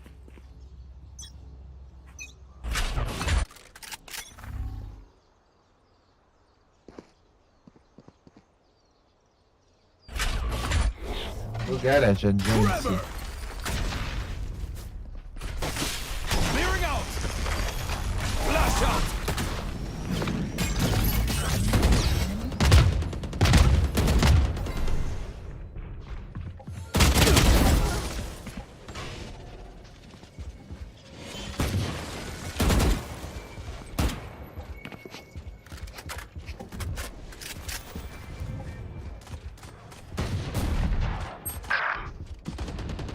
Careful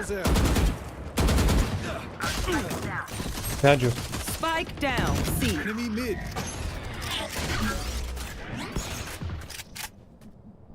I can't use that. Down. One enemy remaining.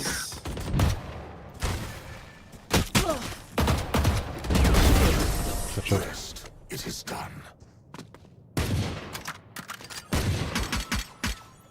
Remember, I hit them with explosives, then you go in. No la vayan a cagar.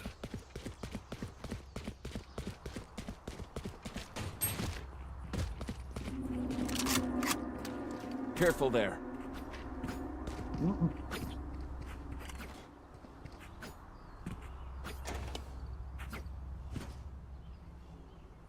No prisoners.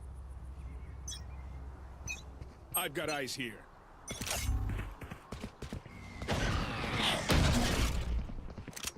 Reloading.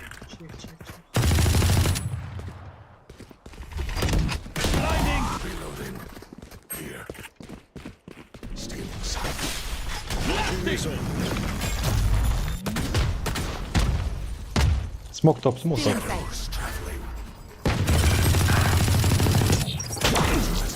Who's next? Reloading. Drop the spike.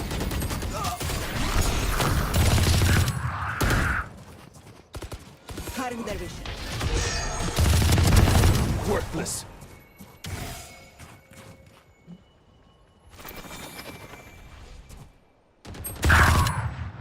I have the spike. Right there. Stop. Reloading.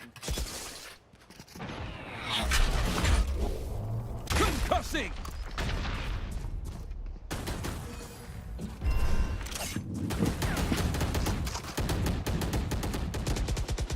Last player standing. Spike down A. 30 seconds left.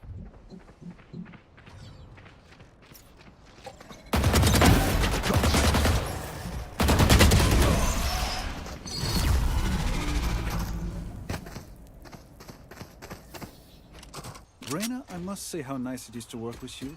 It is so hard to find partners with your experience.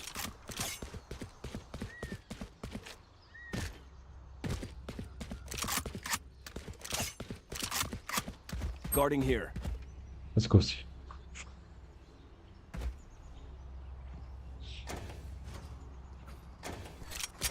Weapons up. Comms open. Wait a moment. Shift.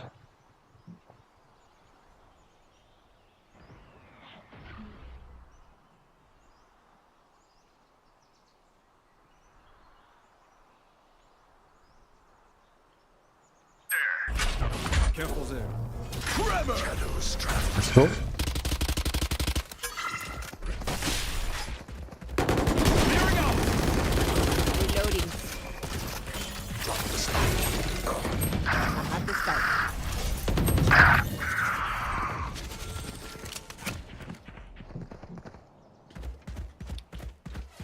Cutting their vision. Here. Still in sight. Enemy attacker on spawn.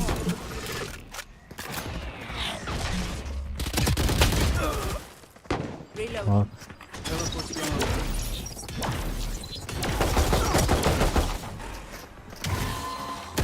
Last player standing.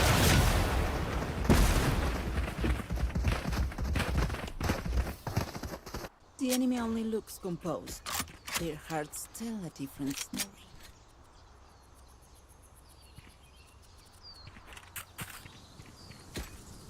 I need a drop. Saving.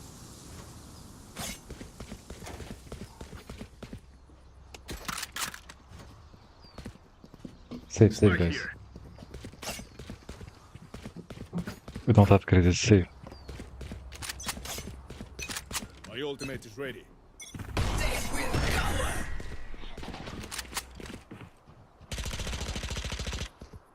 Reloading. There.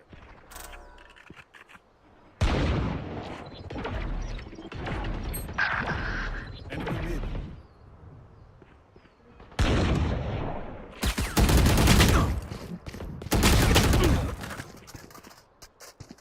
Help. A gift. Trap destroyed.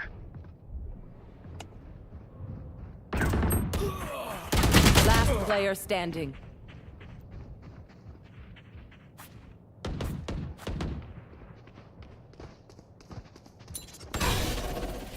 Back.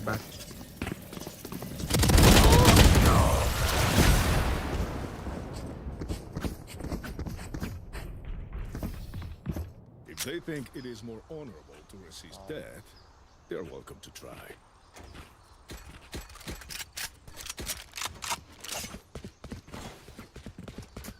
Weapon here.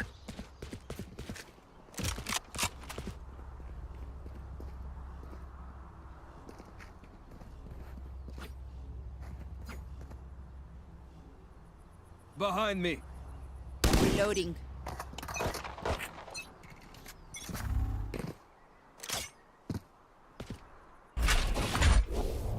Concussing.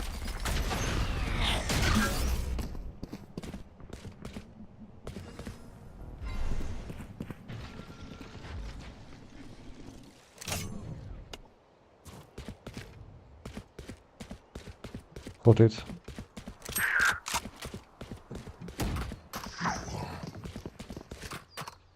Gun here. Enemy behind them. Go.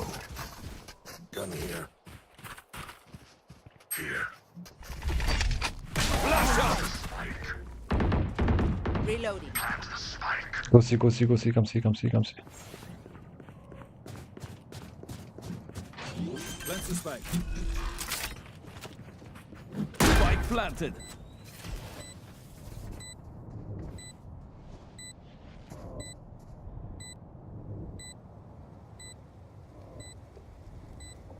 They are so dead.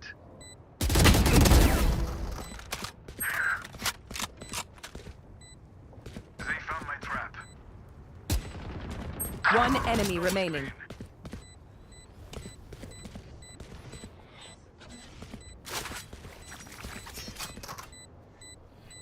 Teleport's broken.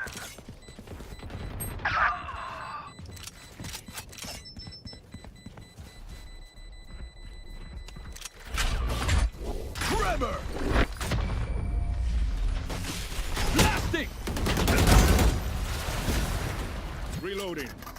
Remember, no one wants to die out here. Well, you don't always get what you want.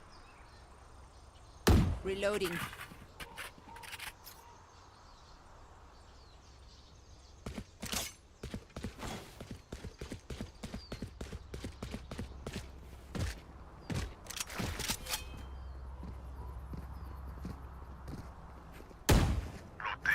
Reloading. Let's go A. I have ult.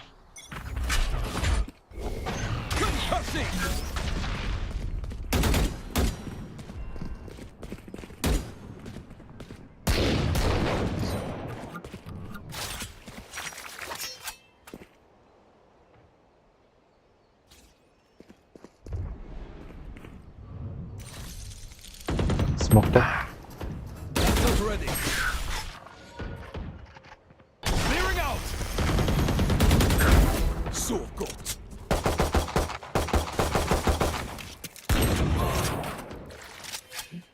What the fuck? Spike down A. Reloading. Oh, Omen, go see. Omen, go see first. You have ult. You will not kill my allies!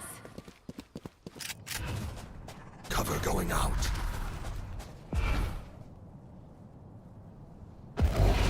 Watch them run. 30 seconds left. Good. Spike planted.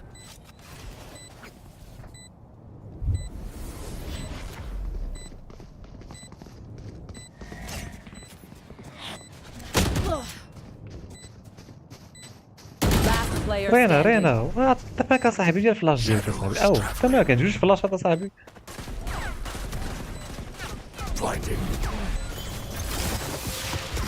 نو تايم نو تايم رينا صاحبي رينا ماك صاحبي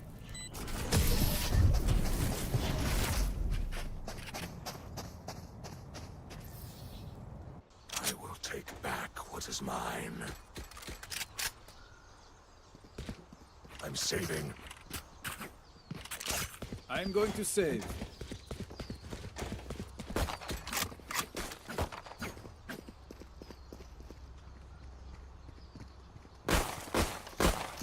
Reloading.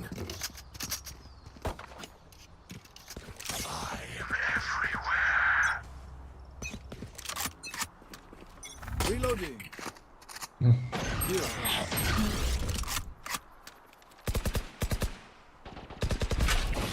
Reloading. Enemy spotted. Hey.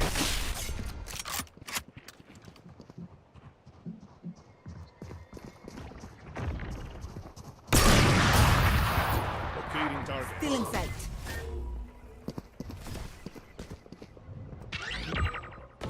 One suppressed. Reloading.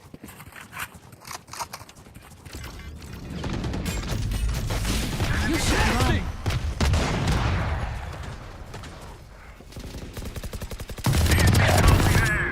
Had your fun. My turn. Dusted. Grenade is live. Spike down A. Last player standing.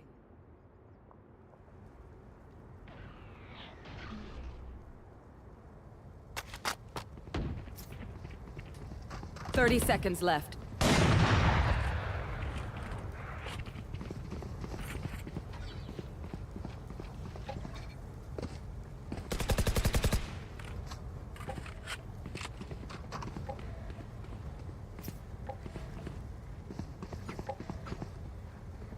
10 seconds left.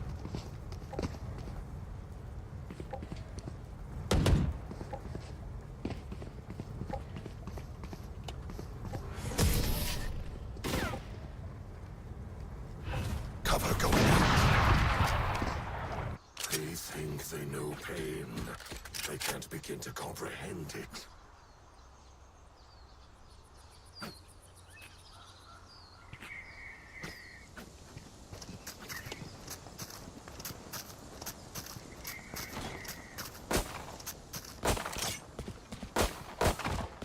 Reloading. I don't have all day. Move your ass. Reloading. Spike drop. I have the spike.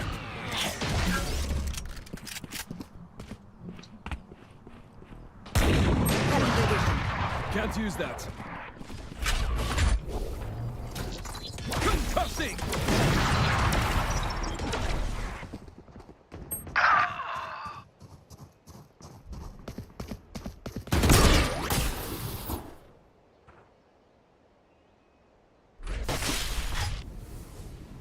Cutting them. Clearing out. Enemy spotted A.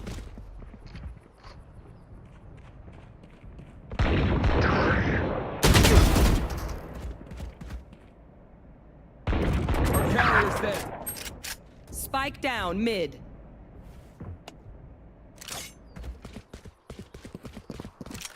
Reload. Blinding. Flash out. Got the spike.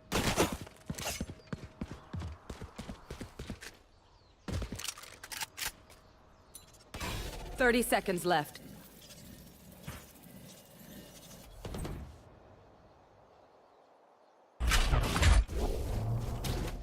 Grabber.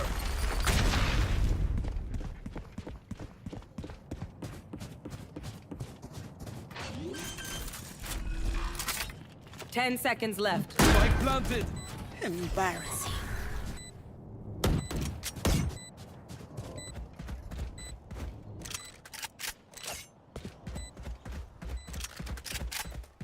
Who's next?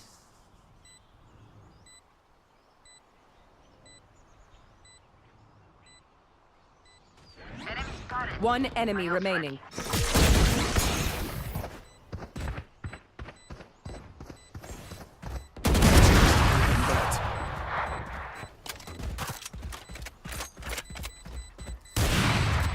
This should be simple enough. I flush them out, you finish them.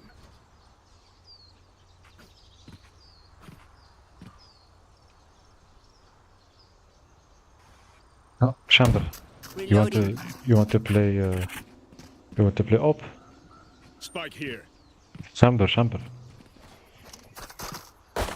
There. Reloading. There.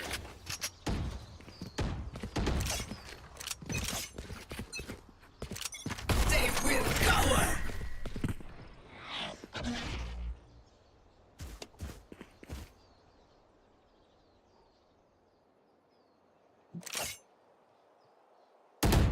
Our carrier's dead. Spike down mid.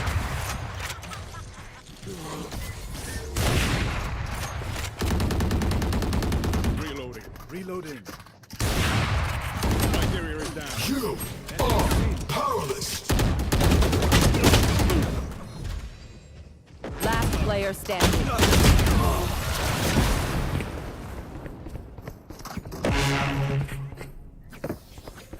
Last round before the switch. Buy the best guns you can.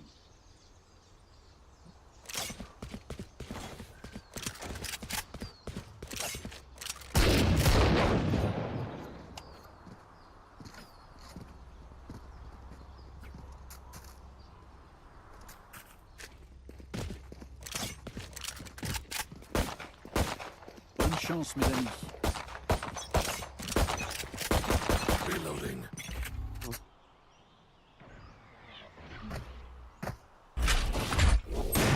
Concussing.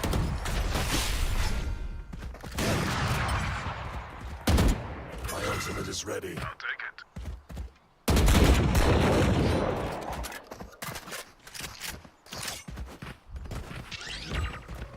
One suppressed. Reloading. Reloading. Blinding.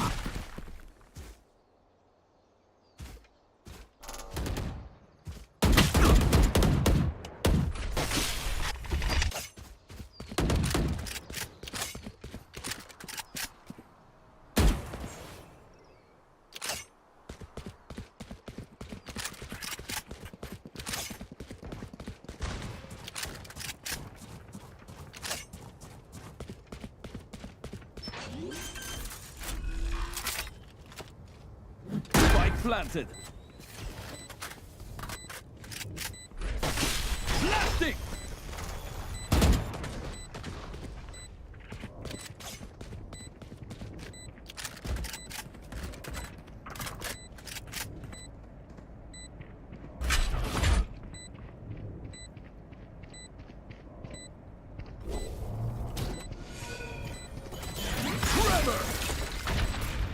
Last player standing.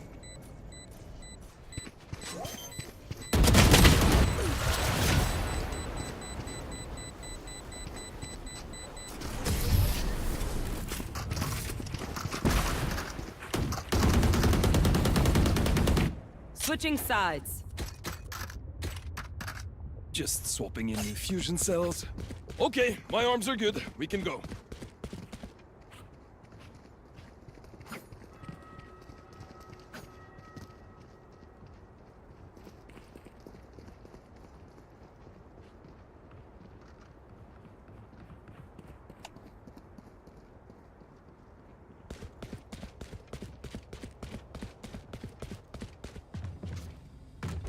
رينا اجيب خليني هنا عندي فلاشات.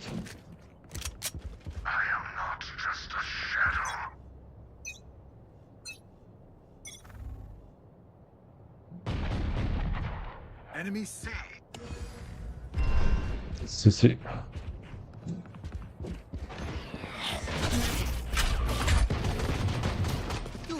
Concussing!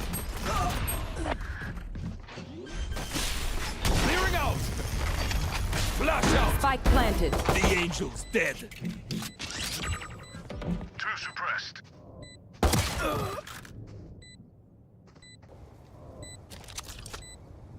Grenade is live.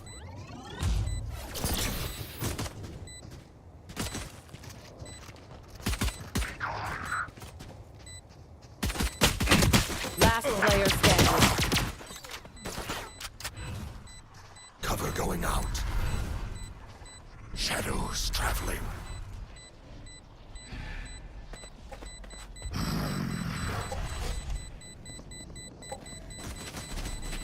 One enemy remaining. Good job. What's another death? Let's try.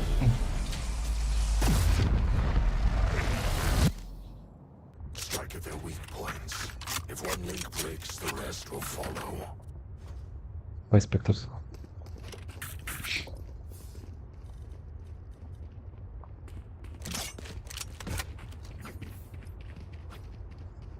Watching here.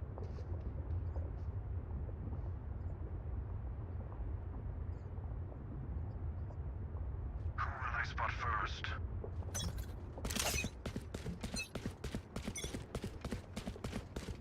Watch a garage.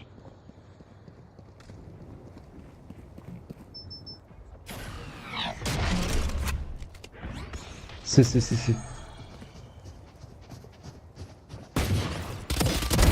Too late. Enemy spotted C. Spike planted. Drone going out. In sight.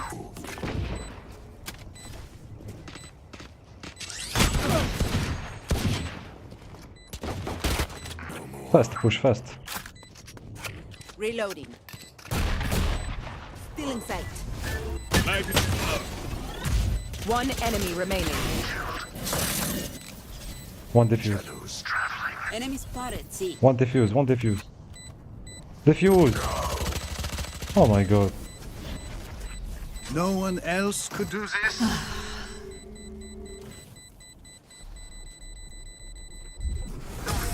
Today, I'm afraid.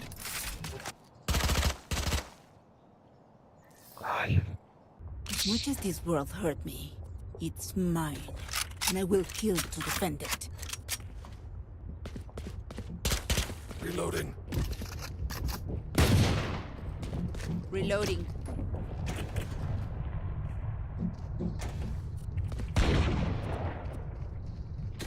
Watching here. Here.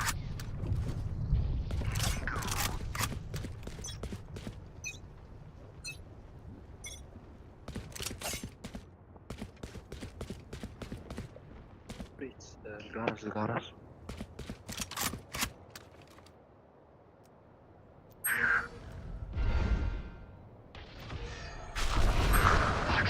Si.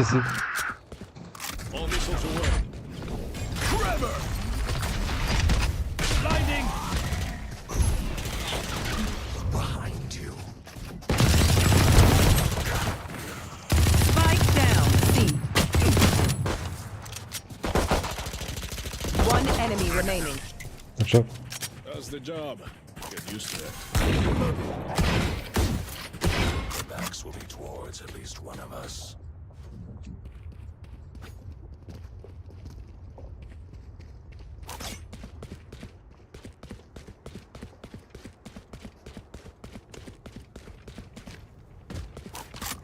Liar.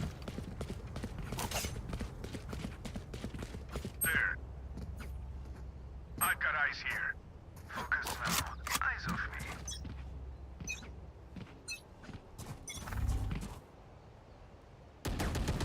me. Hey. Cover going. Flash out! Can't use that.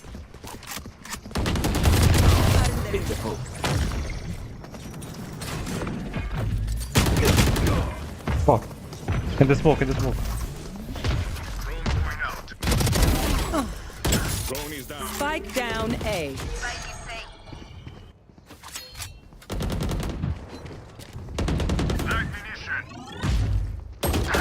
Last player standing. Oh.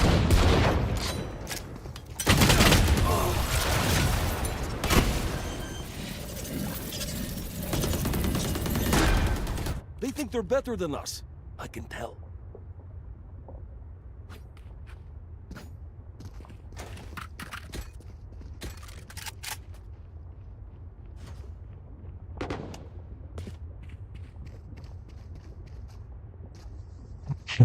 والله نص النهارده. Chamber. Where are you, man? Activate your mic.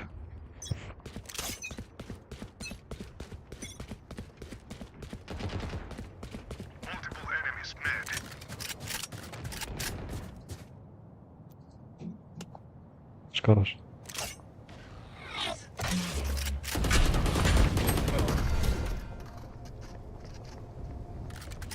Who's next?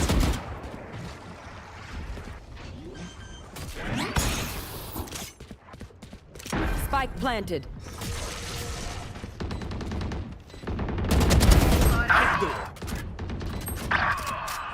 Last player standing. Concussing! Blasting!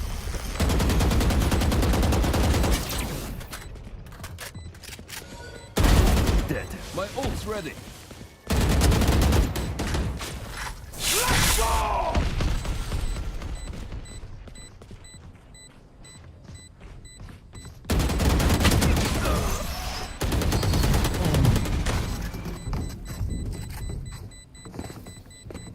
Okay, which gun to pick this time? Oh yeah.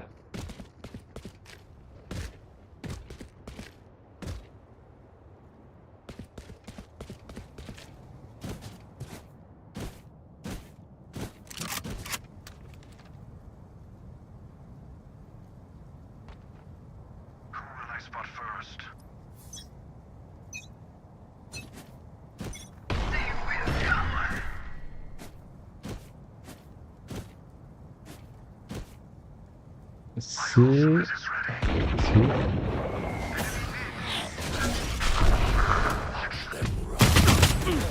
Aussi.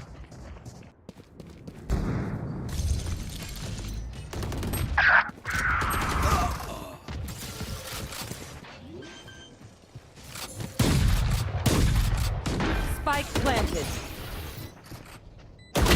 Last player standing. See nothing.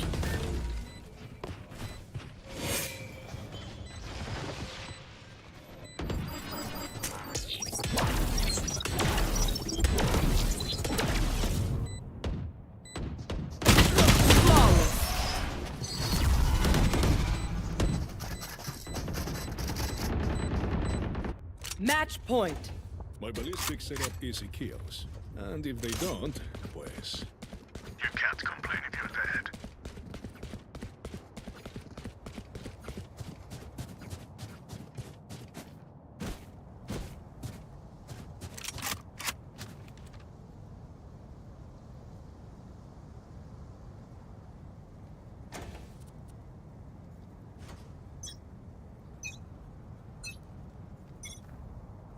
Oh my gosh, I got هنا والله يلشهم.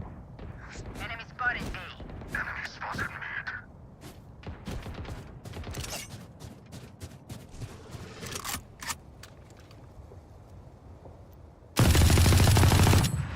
You should run.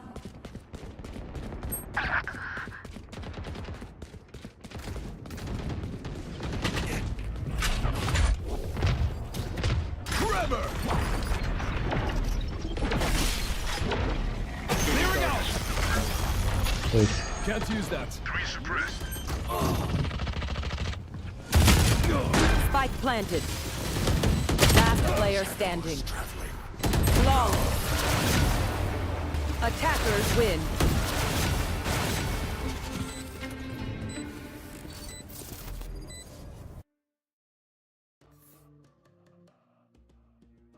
Good night, guys. See you tomorrow. Brian, we'll play tomorrow, okay? Add me on Valorant. See you.